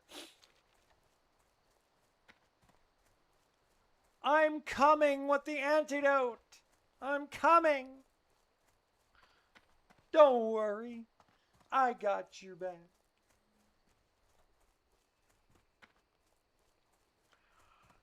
Ugh.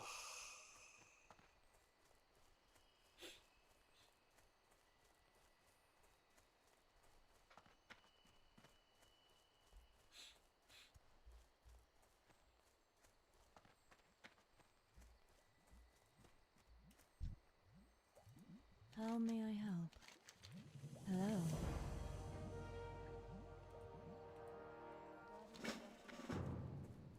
Guardians, watch over me.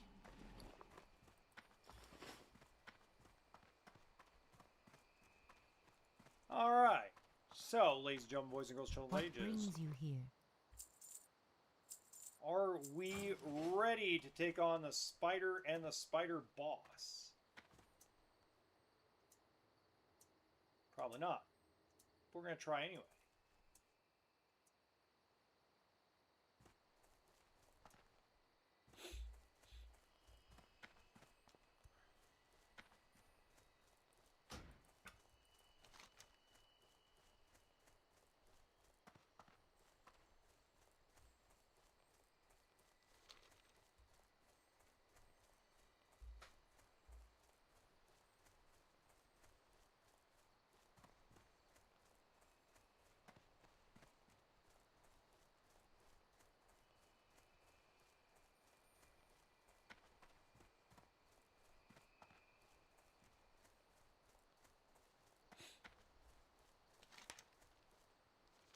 Oh yeah, I can't just blow by these guys right now. It's too far away.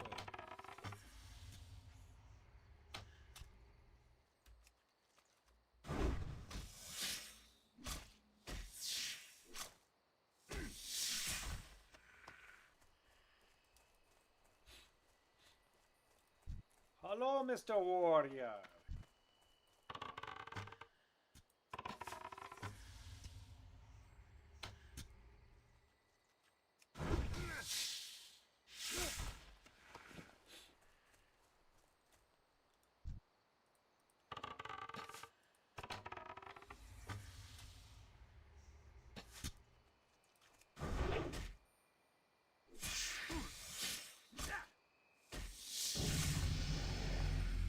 Ding, ding, ding, level 5. Level 5, ladies and gentlemen.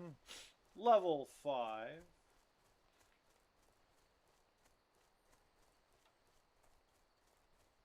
Hello. Ishnu Allah. Till next. Wish you Allah. Ah, the great outdoors. Alright, let's go get the egg. What came before, the chicken or the egg?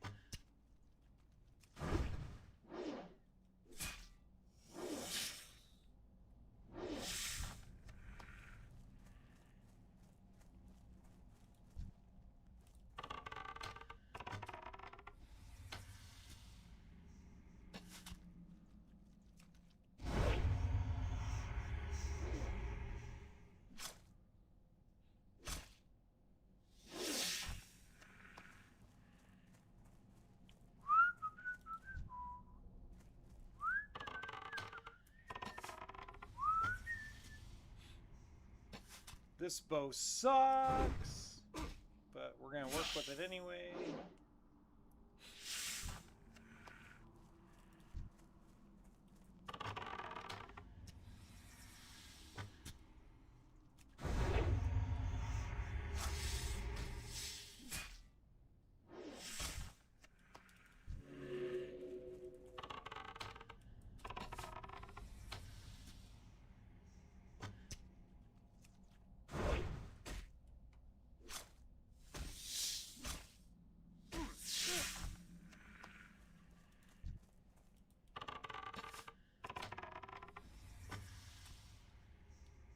Yeah, it's a big ass spider. That's still not charging. That is one huge. I mean, look at the size of that thing.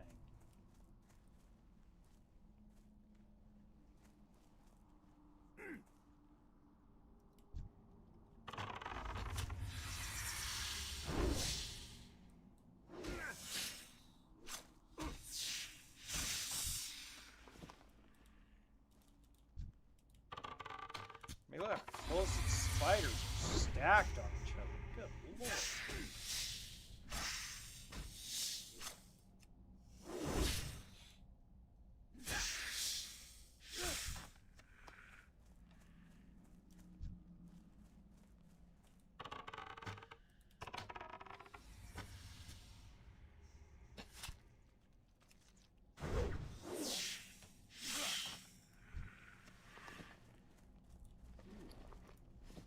Oh.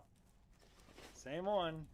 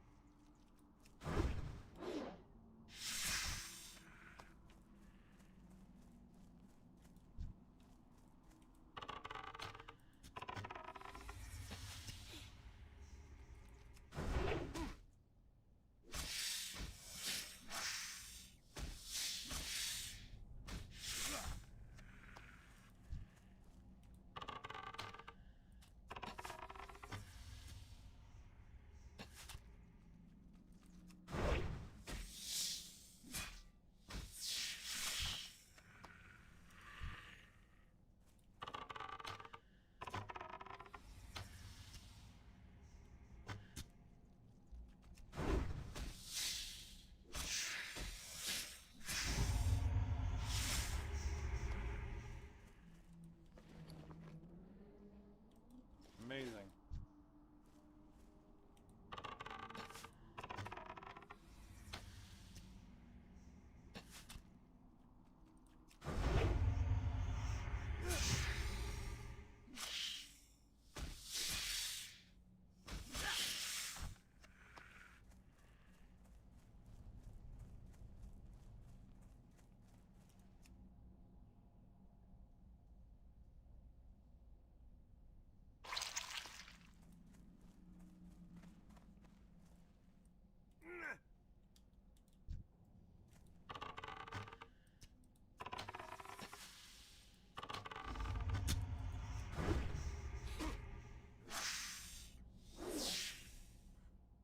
Now I gotta try to get through this again.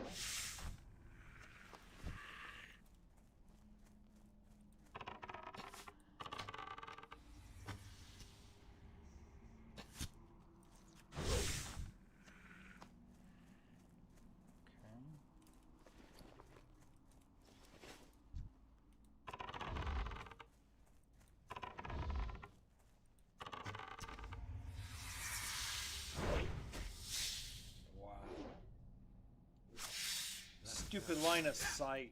Ay, ay, ay.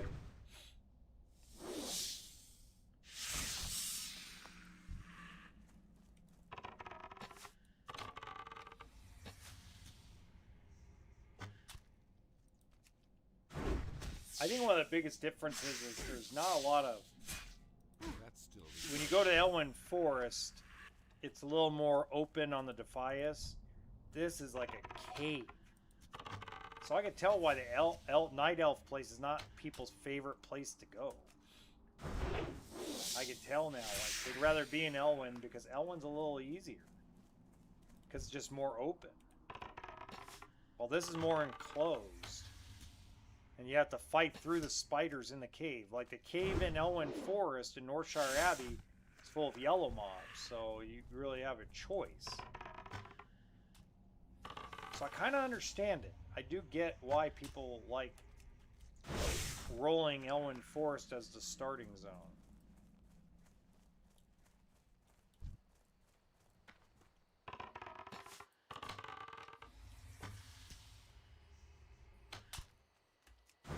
It isn't that hard, but it is harder than the Defias starting zones. It is harder than that.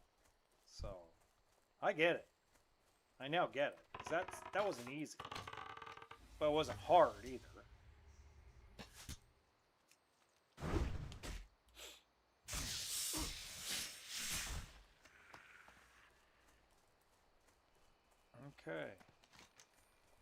while we may not ding to level 6, pretty good job. Ding level 4 for the Druid.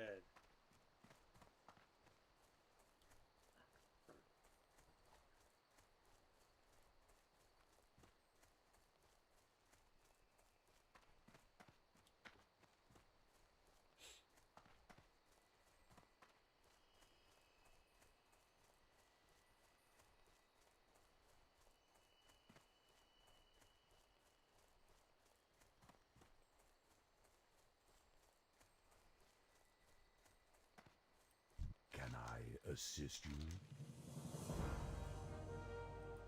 Greetings. Farewell.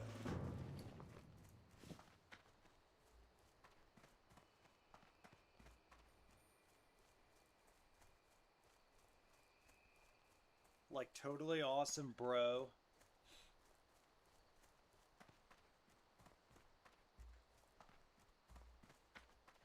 Let's sell some stuff and make a little bit of money, bro. Feel free to browse. Oh, don't worry, I will.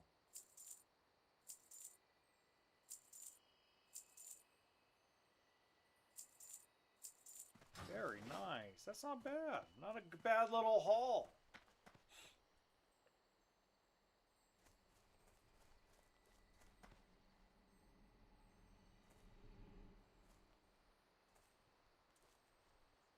We're almost to level 6, so that's pretty cool. Now I just really need to, like, grind down money for a little bit. I think that's what I'm going to do for just a bit. I think I'm going to grind down some money. Money, money, money. Money. Money and materials. Make some better armor.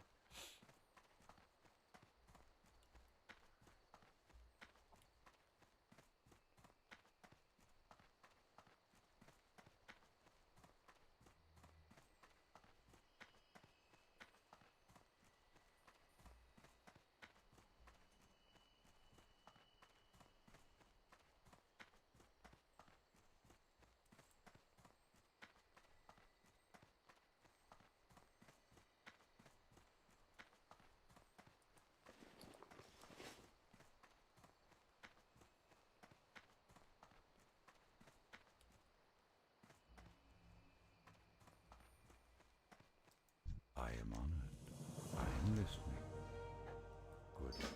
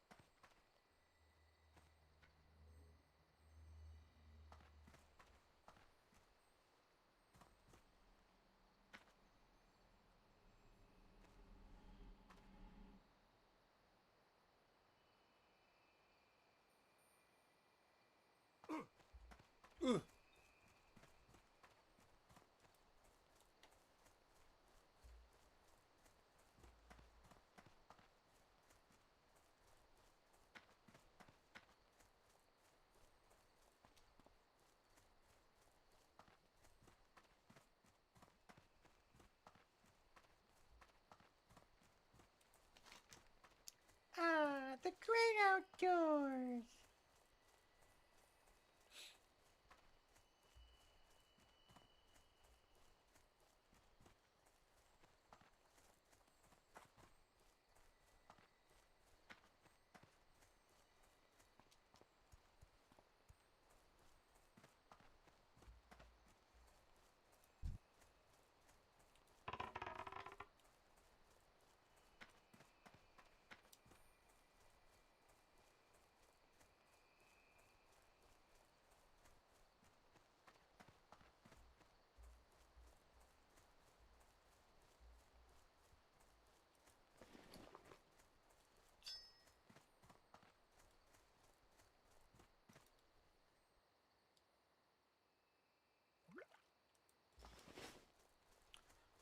Oh boy, more running.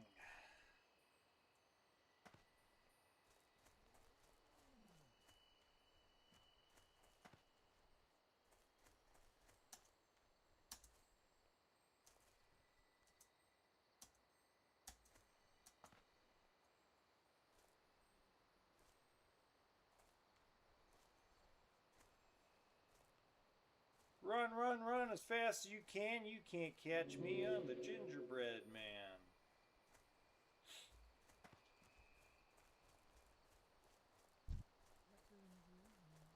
Hello. How may I help? I am honored.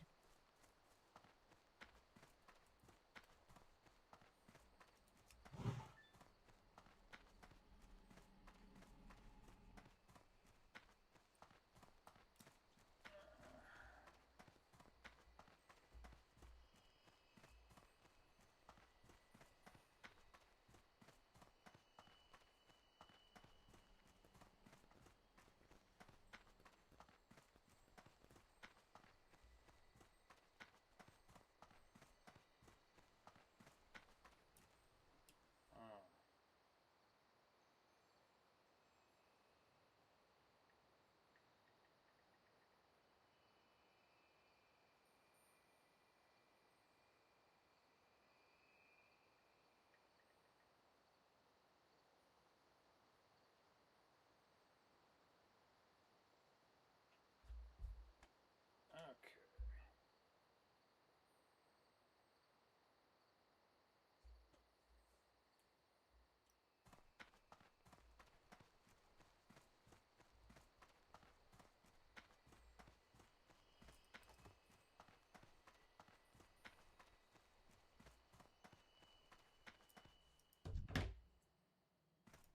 Greetings. Peace be with you.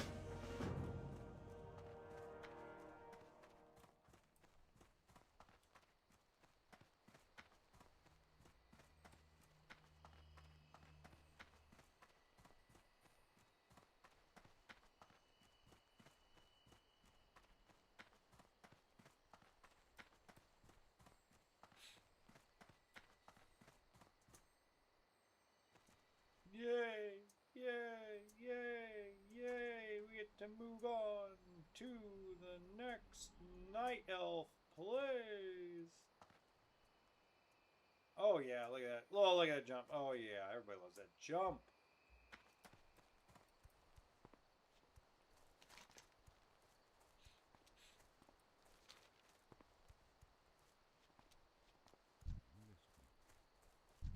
Elwynn be with you.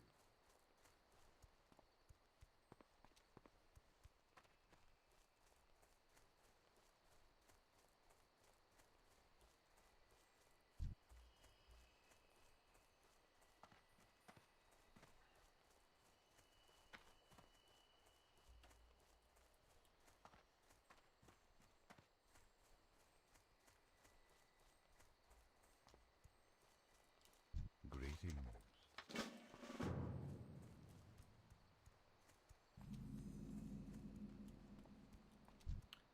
Well, hopefully I get to pick... I guess everybody keeps telling me get an owl for my pet. I keep seeing that whenever I talk about being a night elf hunter. Everything says to get an owl pet. Right now I just want to skin things while I level up.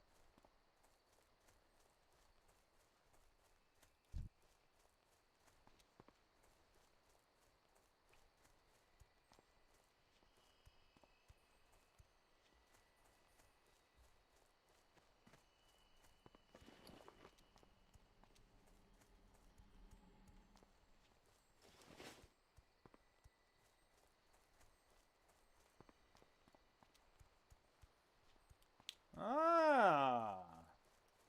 You again? You again? Ugh.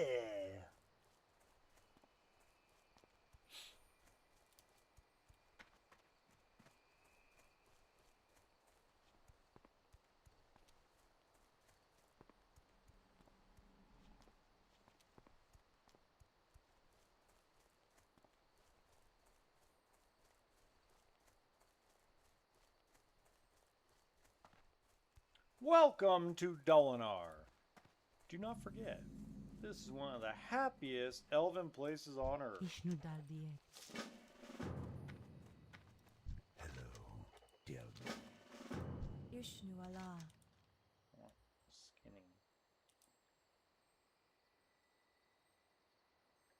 Darnassus! Oh, Be careful. on the road to Darnassus. Okay. Don't get me started. I'm starting to think first aid is the worst thing you could possibly get in this place. I think I'm gonna need some arrows, please. Hello.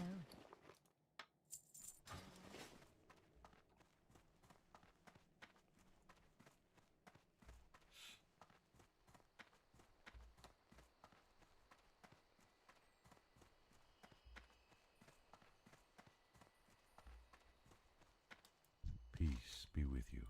What brings you here? Ishnuala.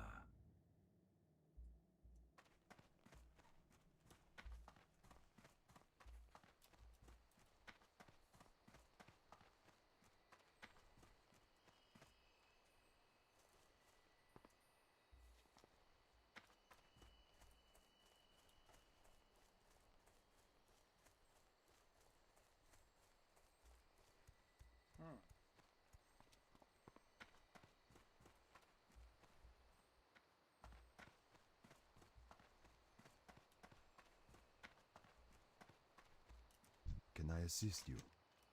My goods are of the highest quality. Goddess, watch over you. Elwynn, light your path.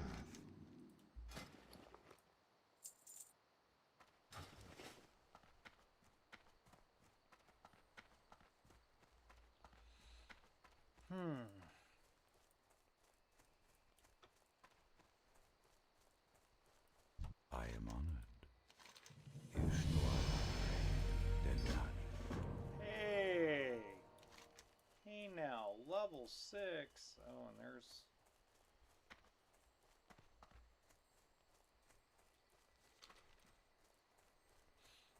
Alright, so let's run around on the road. And we get this quest. And then we gotta get skinning.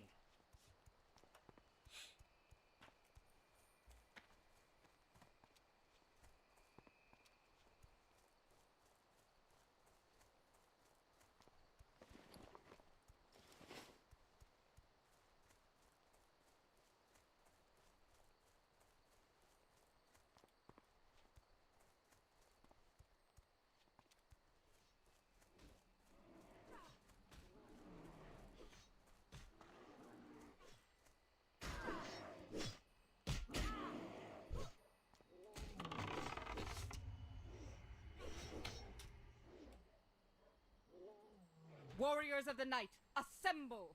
Ah, yes, Warriors of the Night, assemble. I love it. I love it. Warriors of the Night, assemble. Like Avengers, assemble. Dun dun dun dun dun dun dun dun dun dun dun dun dun. Sorry.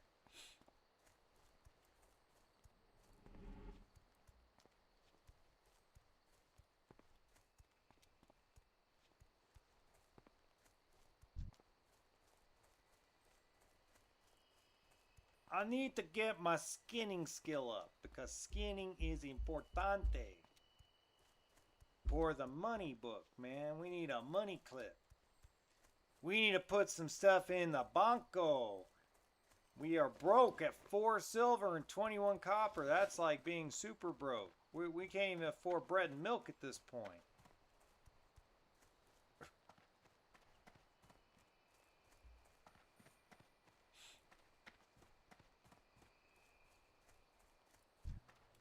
There we go. We like a skinner. I am listening.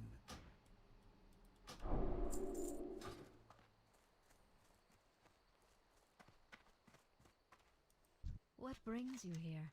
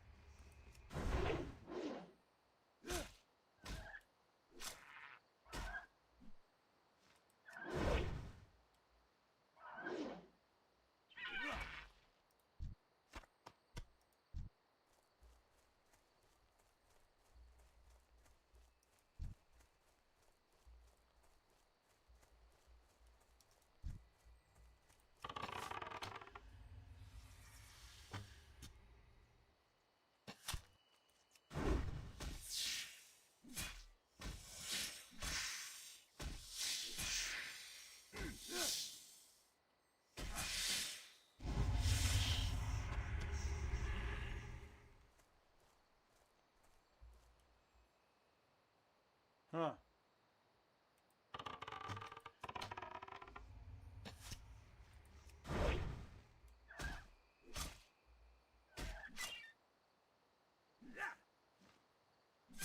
They make some interesting sounds.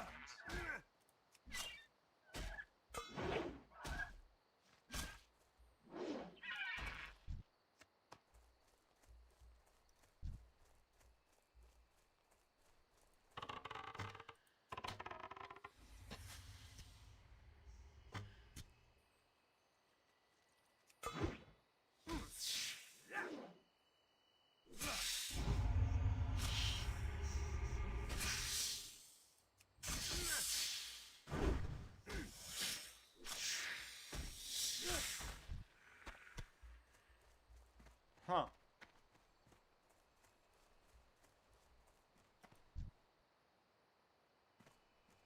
Ooh. Well, can we take on a level 8 at level 6? Guess we're gonna find out.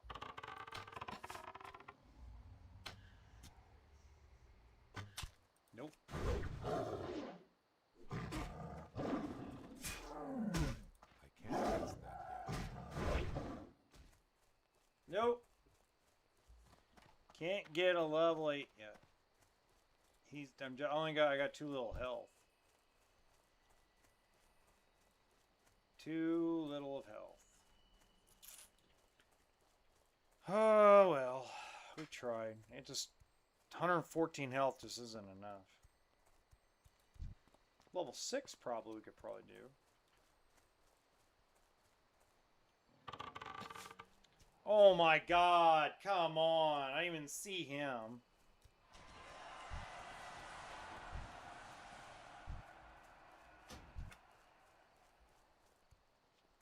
I didn't even see him. Holy crap.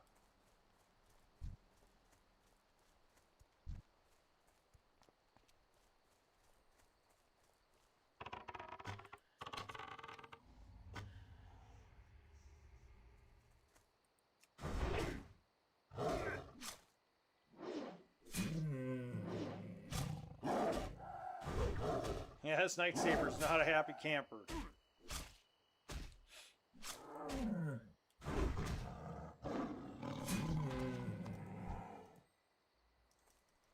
Oh, I need the knife. Oh, man. I didn't grab a freaking skinning knife. I'm an idiot.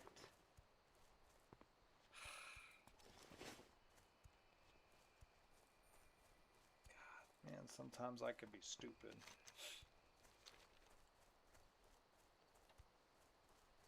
Stupid is as stupid does. Good Lord.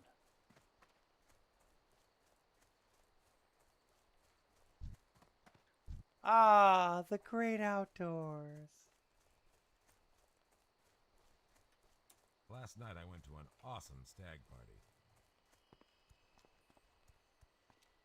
Peace be with you.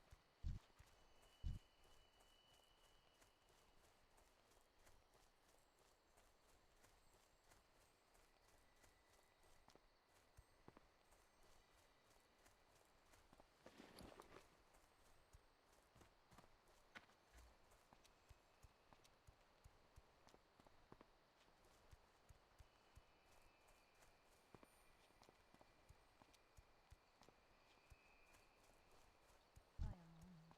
Oh, Ishnu Allah. My goods are of the highest quality. Peace.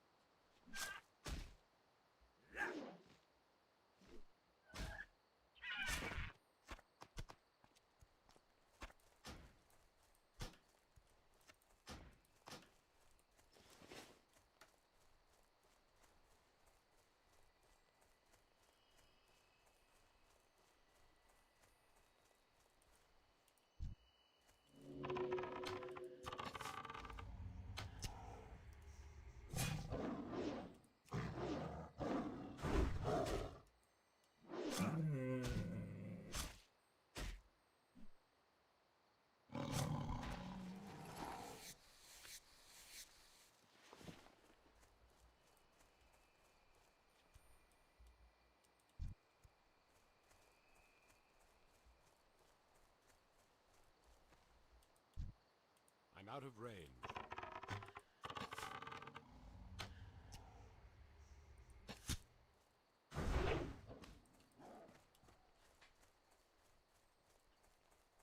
No! No, no, no.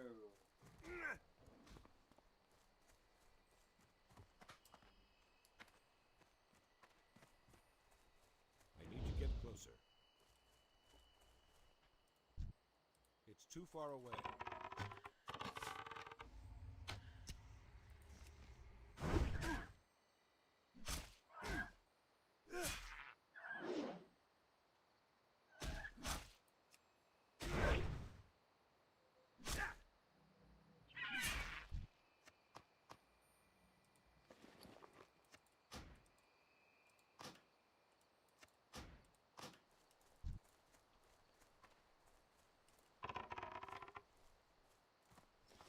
I'm out of range.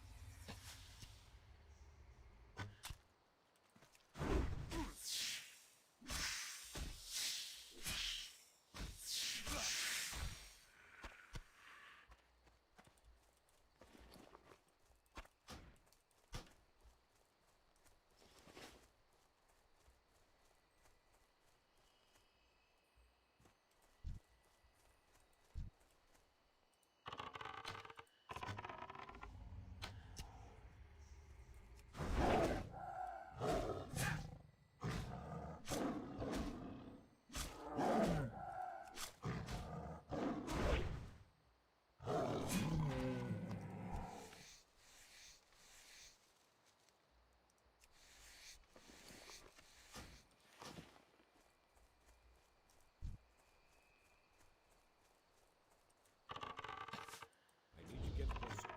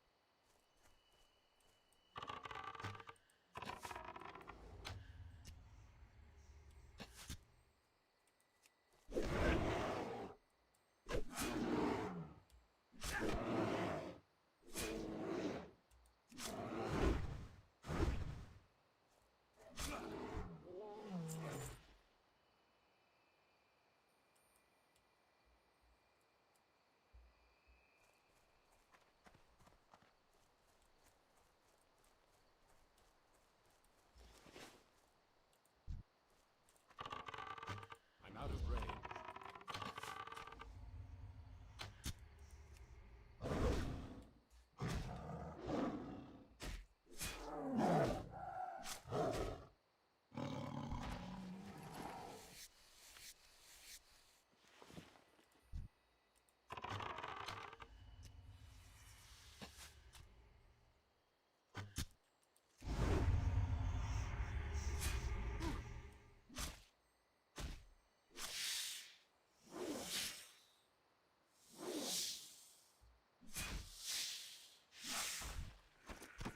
Ooh, we got a bag. Nice.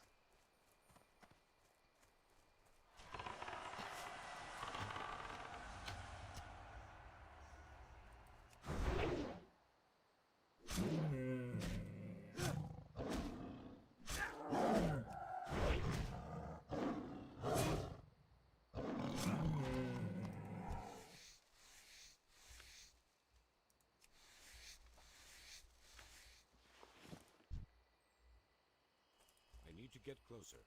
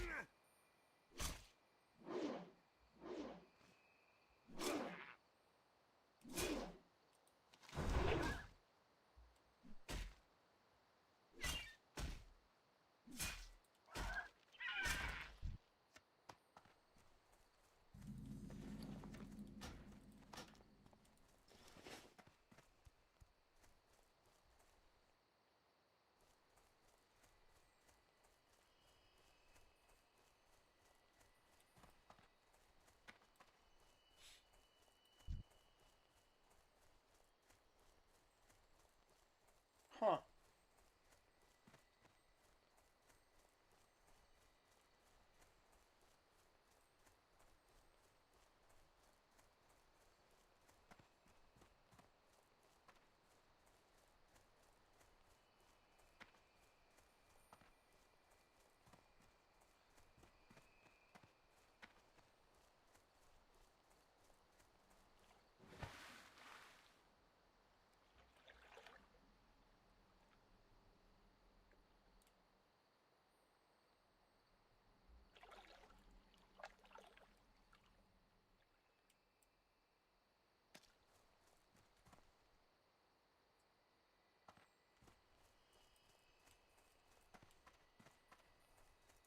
How may I help? What brings you here?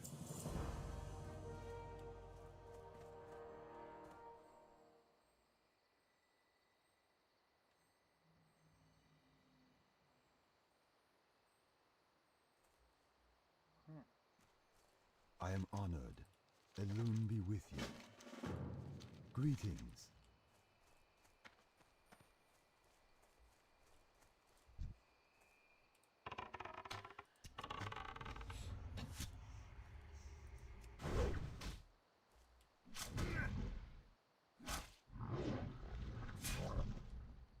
I need to target something.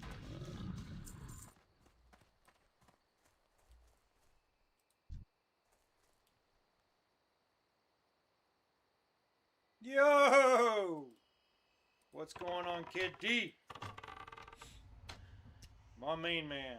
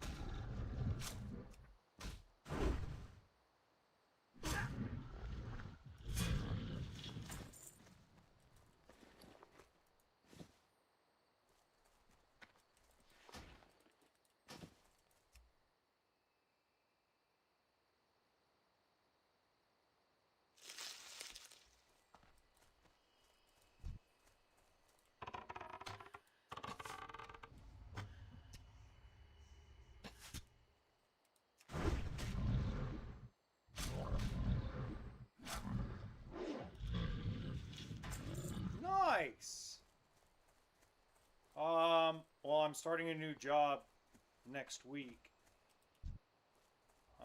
So that's an interesting thing that's occurred. I'm moving out of California. I'm heading to another state, and yeah, it's been a big drama. A drama I didn't think would occur, but it's a drama, unfortunately.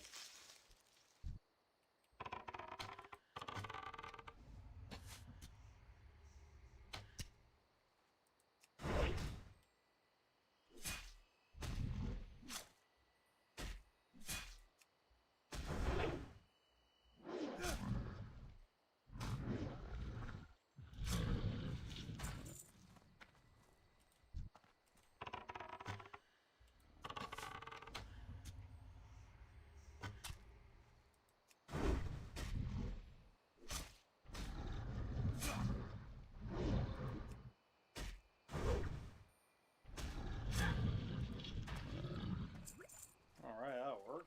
We like potions. More money.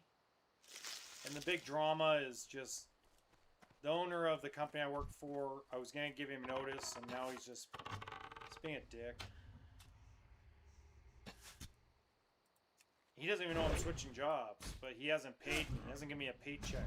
Like, it's a weird situation. It really is. It's really bad. I need to get closer.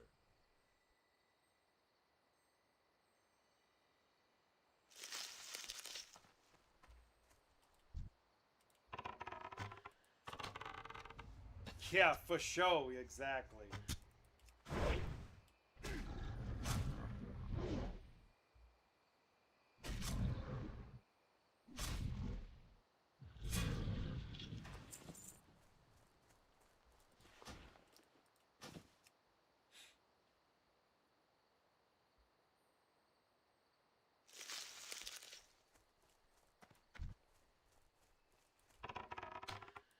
Too far away.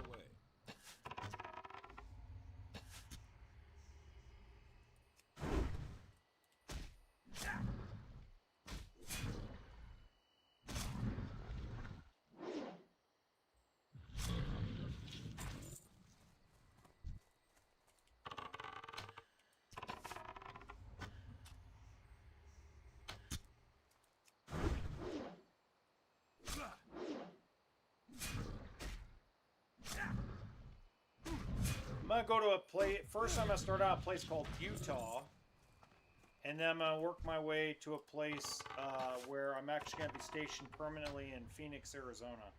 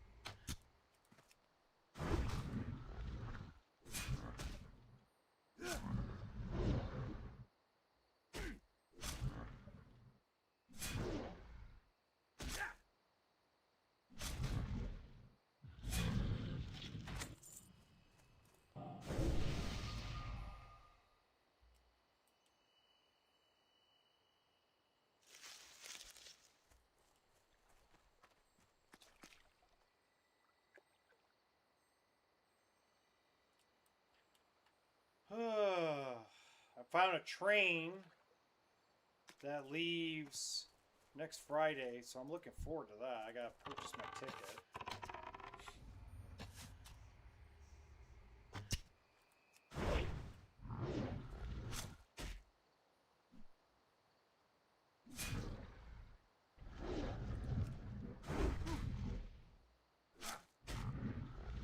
Yeah, Arizona. Arizona. Yep, so I'm leaving the state.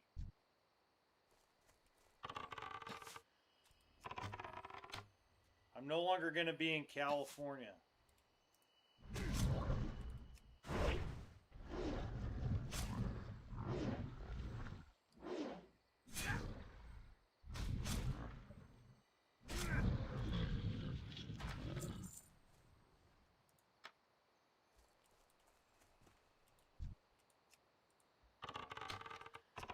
All right, boss. Have a good day at school.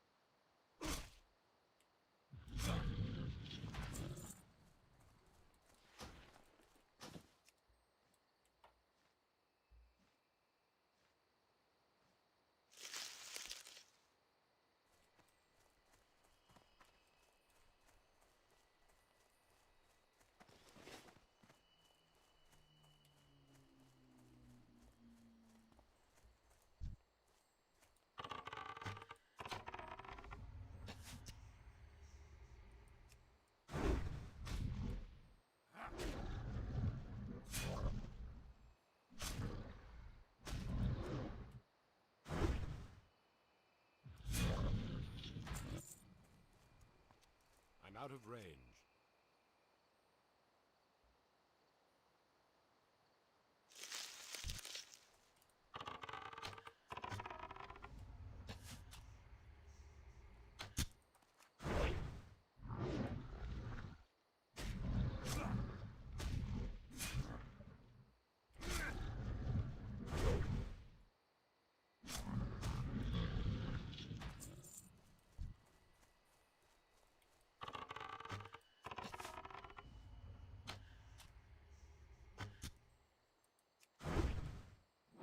All right, man. You take it easy. Have a good day at school.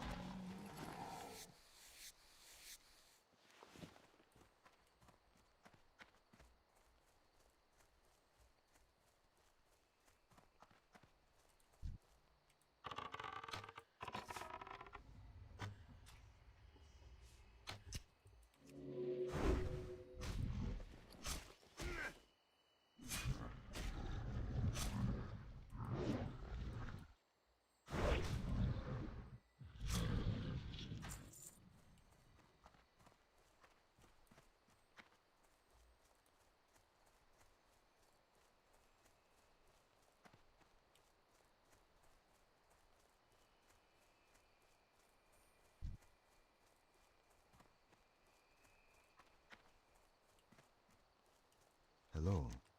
I am honored. May the stars guide you. Can I assist you?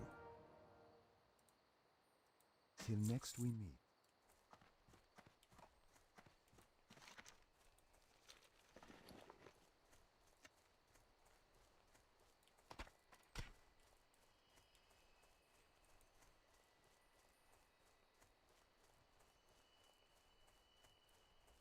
Oh crap, I went to level 7 already.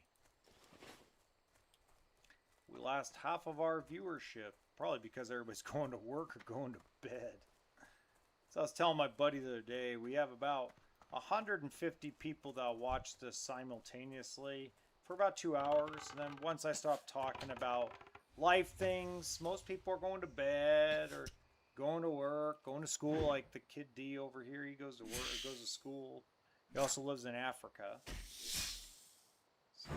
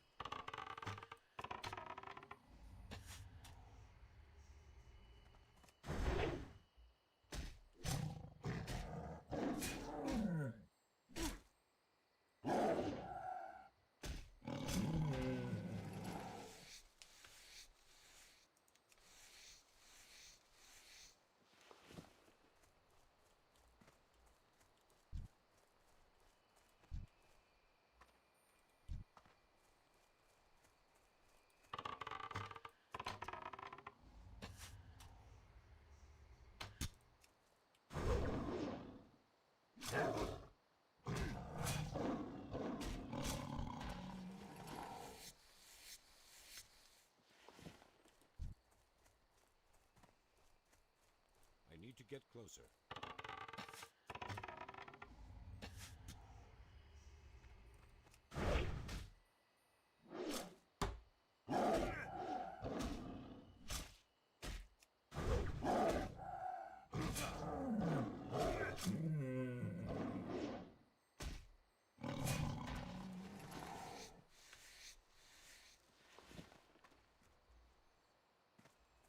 There's a web lurker over here, one over here. Okay, so we got a couple over here, a couple spiders.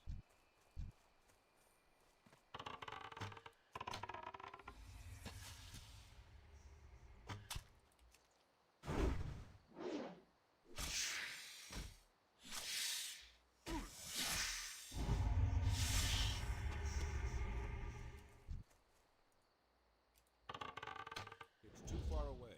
Can't catch that yet.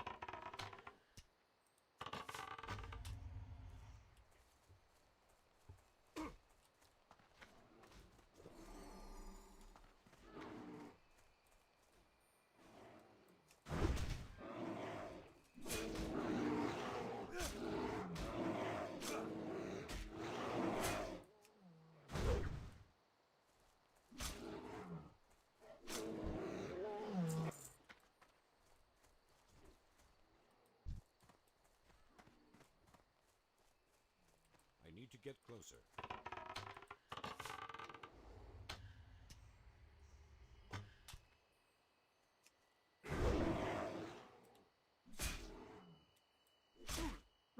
Recharging.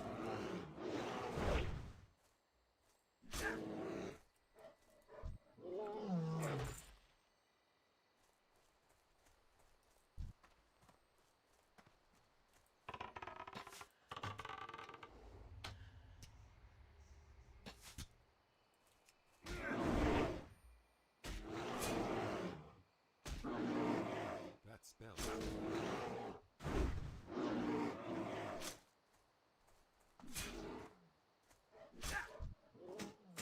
Ooh. Oh. Can't use it.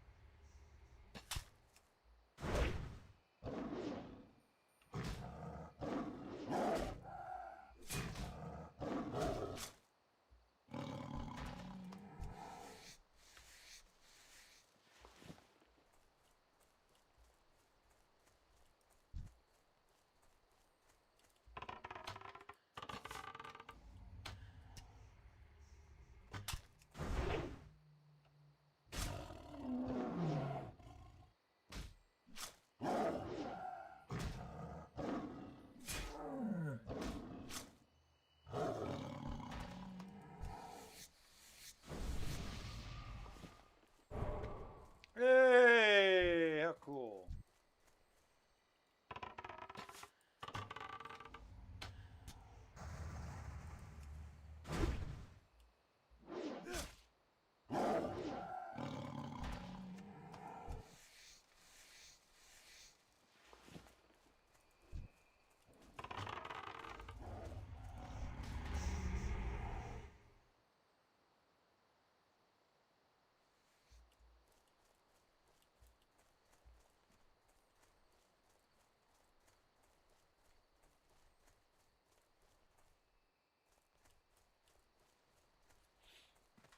All right.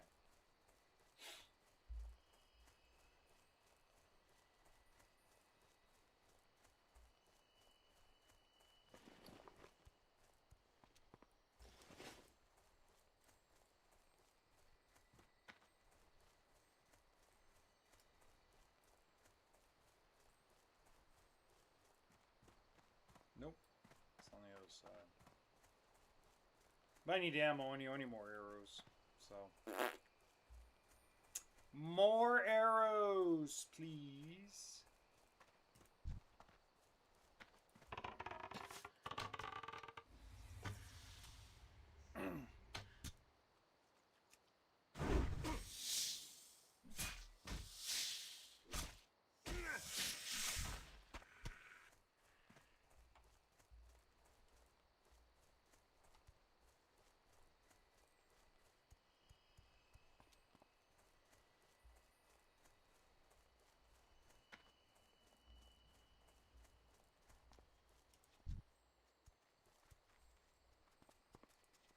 Elwynn be with you.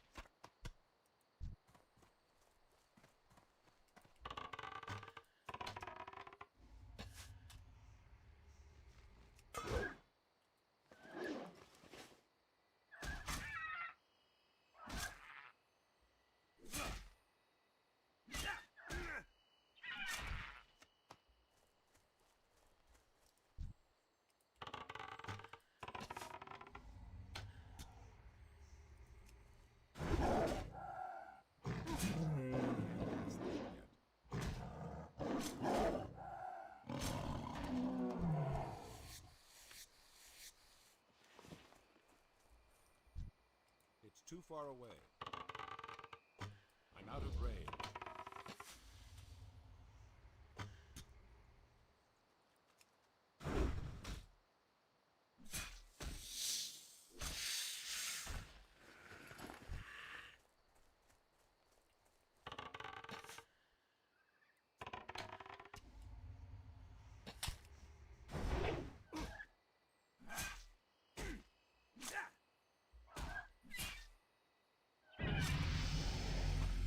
Ding, ding, ding. Level 8.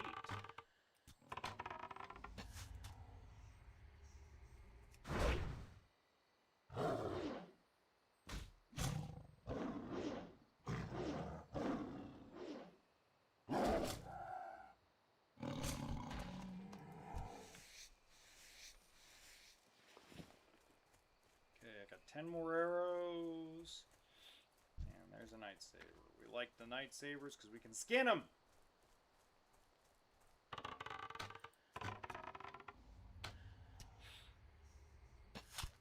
Pretty much I can kill one more enemy.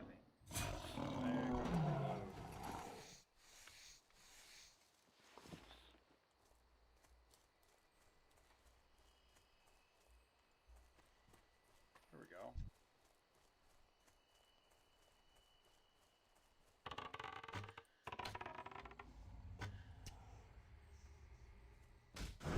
Oh, I can get one more. Get the owl.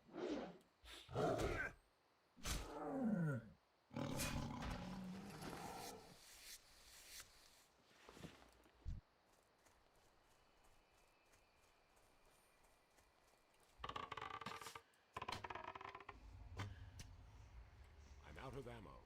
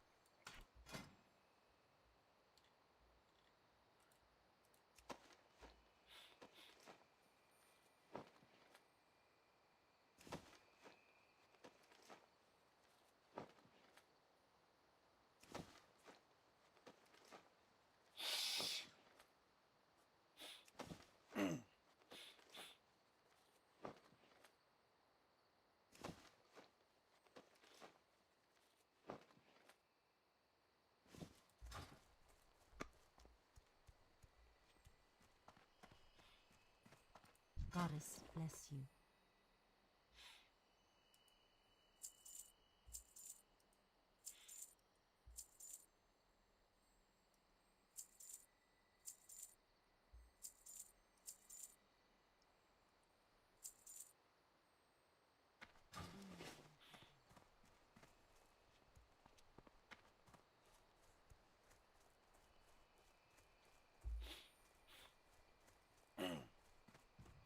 Oh wait, I'm at the Boyer. Why not just grab arrows right there, dummy? Duh, duh, duh, duh, duh, duh, John, duh, duh. Why don't we just grab some arrows while I'm sitting here? Well, I don't know, maybe a better bow, but it's not that much better.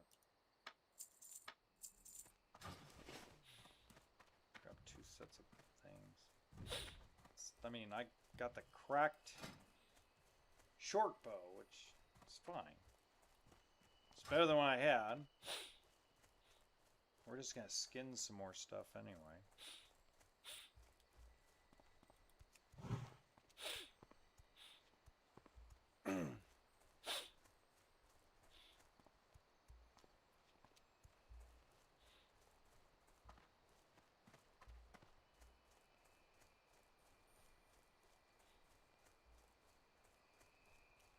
Don't touch me!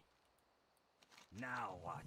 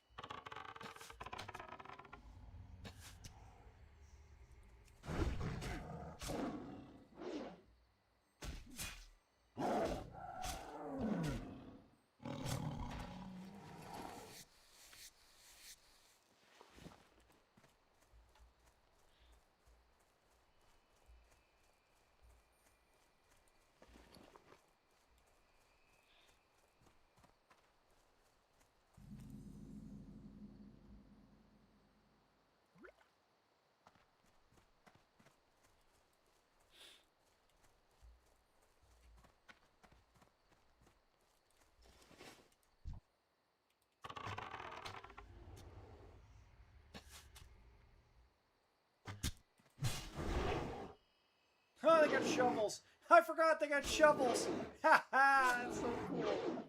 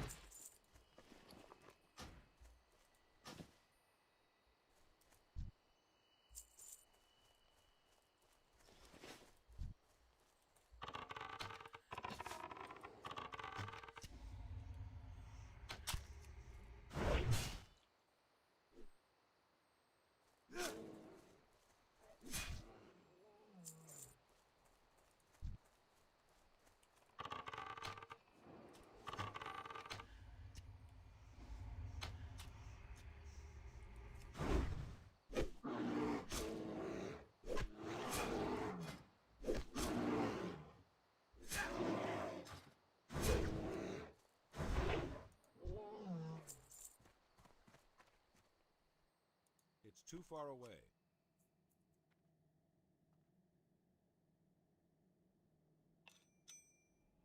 Okay.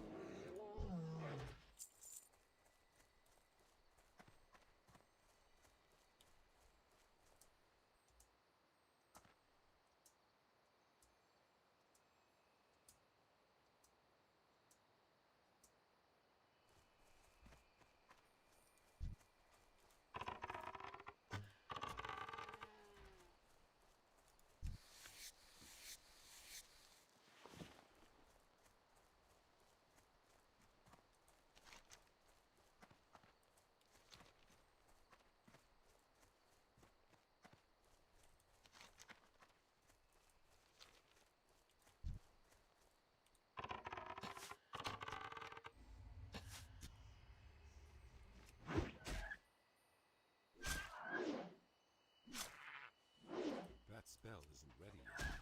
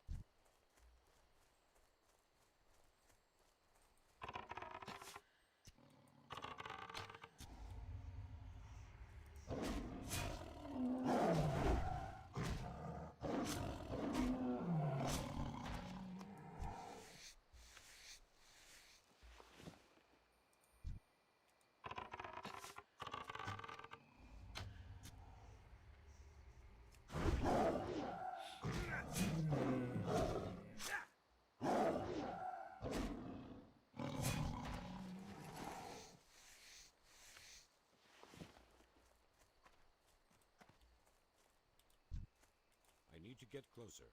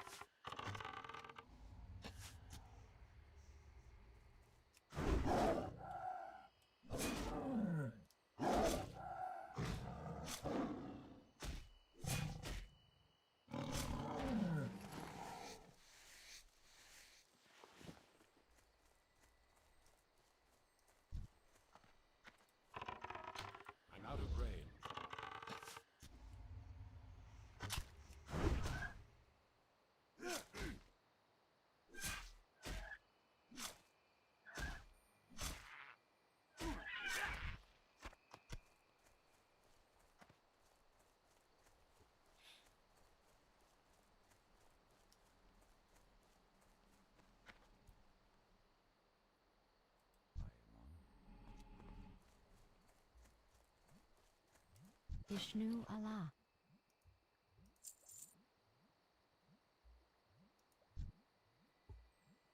Be careful. What brings you here? Elwynn, light your path. Elwynn Adore.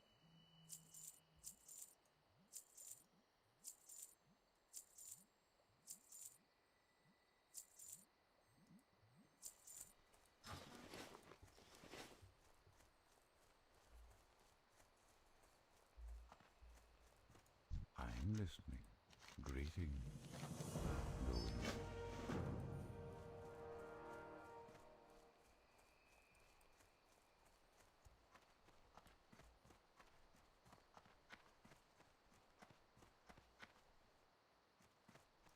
What brings you here? Del not.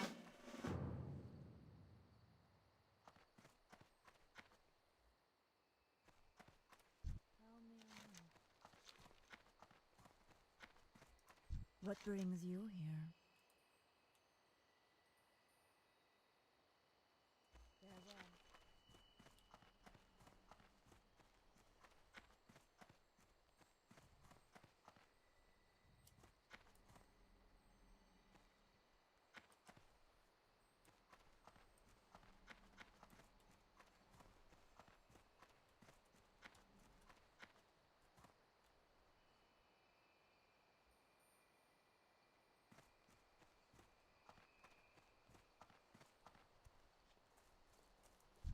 I am honored. What brings you here?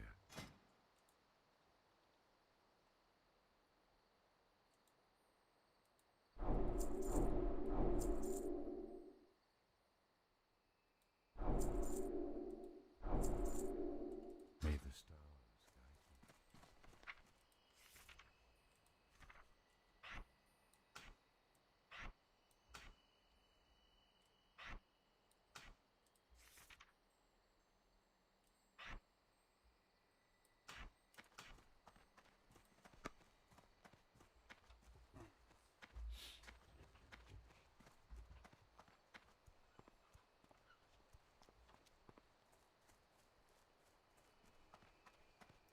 How may I help?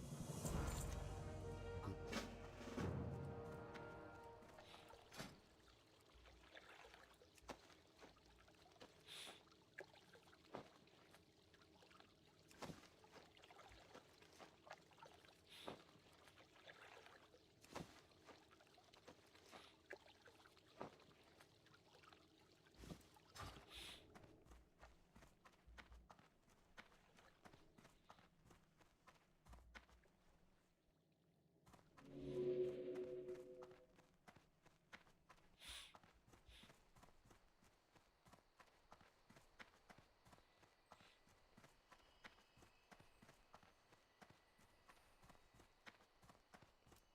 Peace be with you. Greetings. I am listening.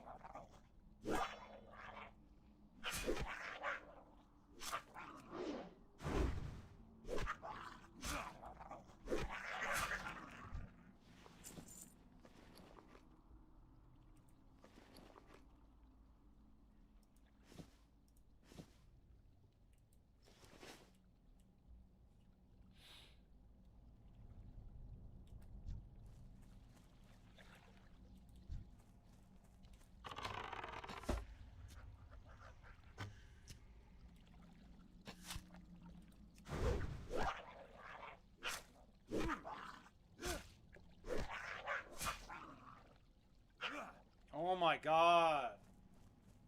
What is wrong with this game?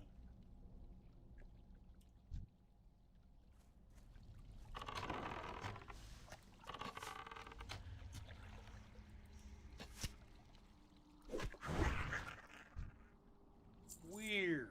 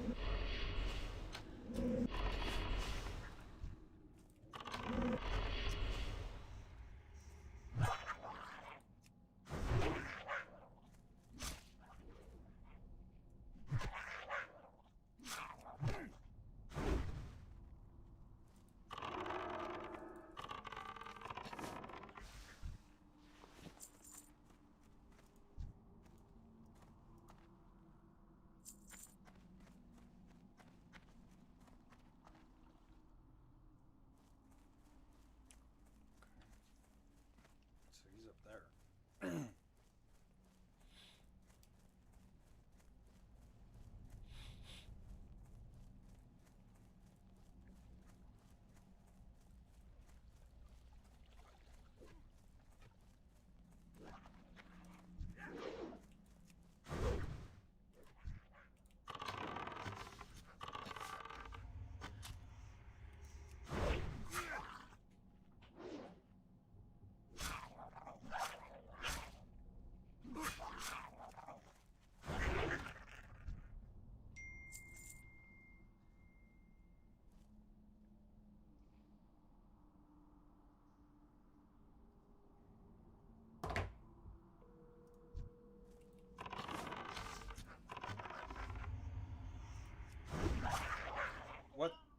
What's up? No, I'm just playing and streaming. What's up?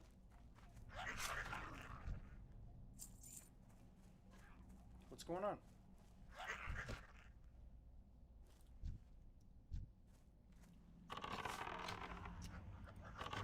What's going on?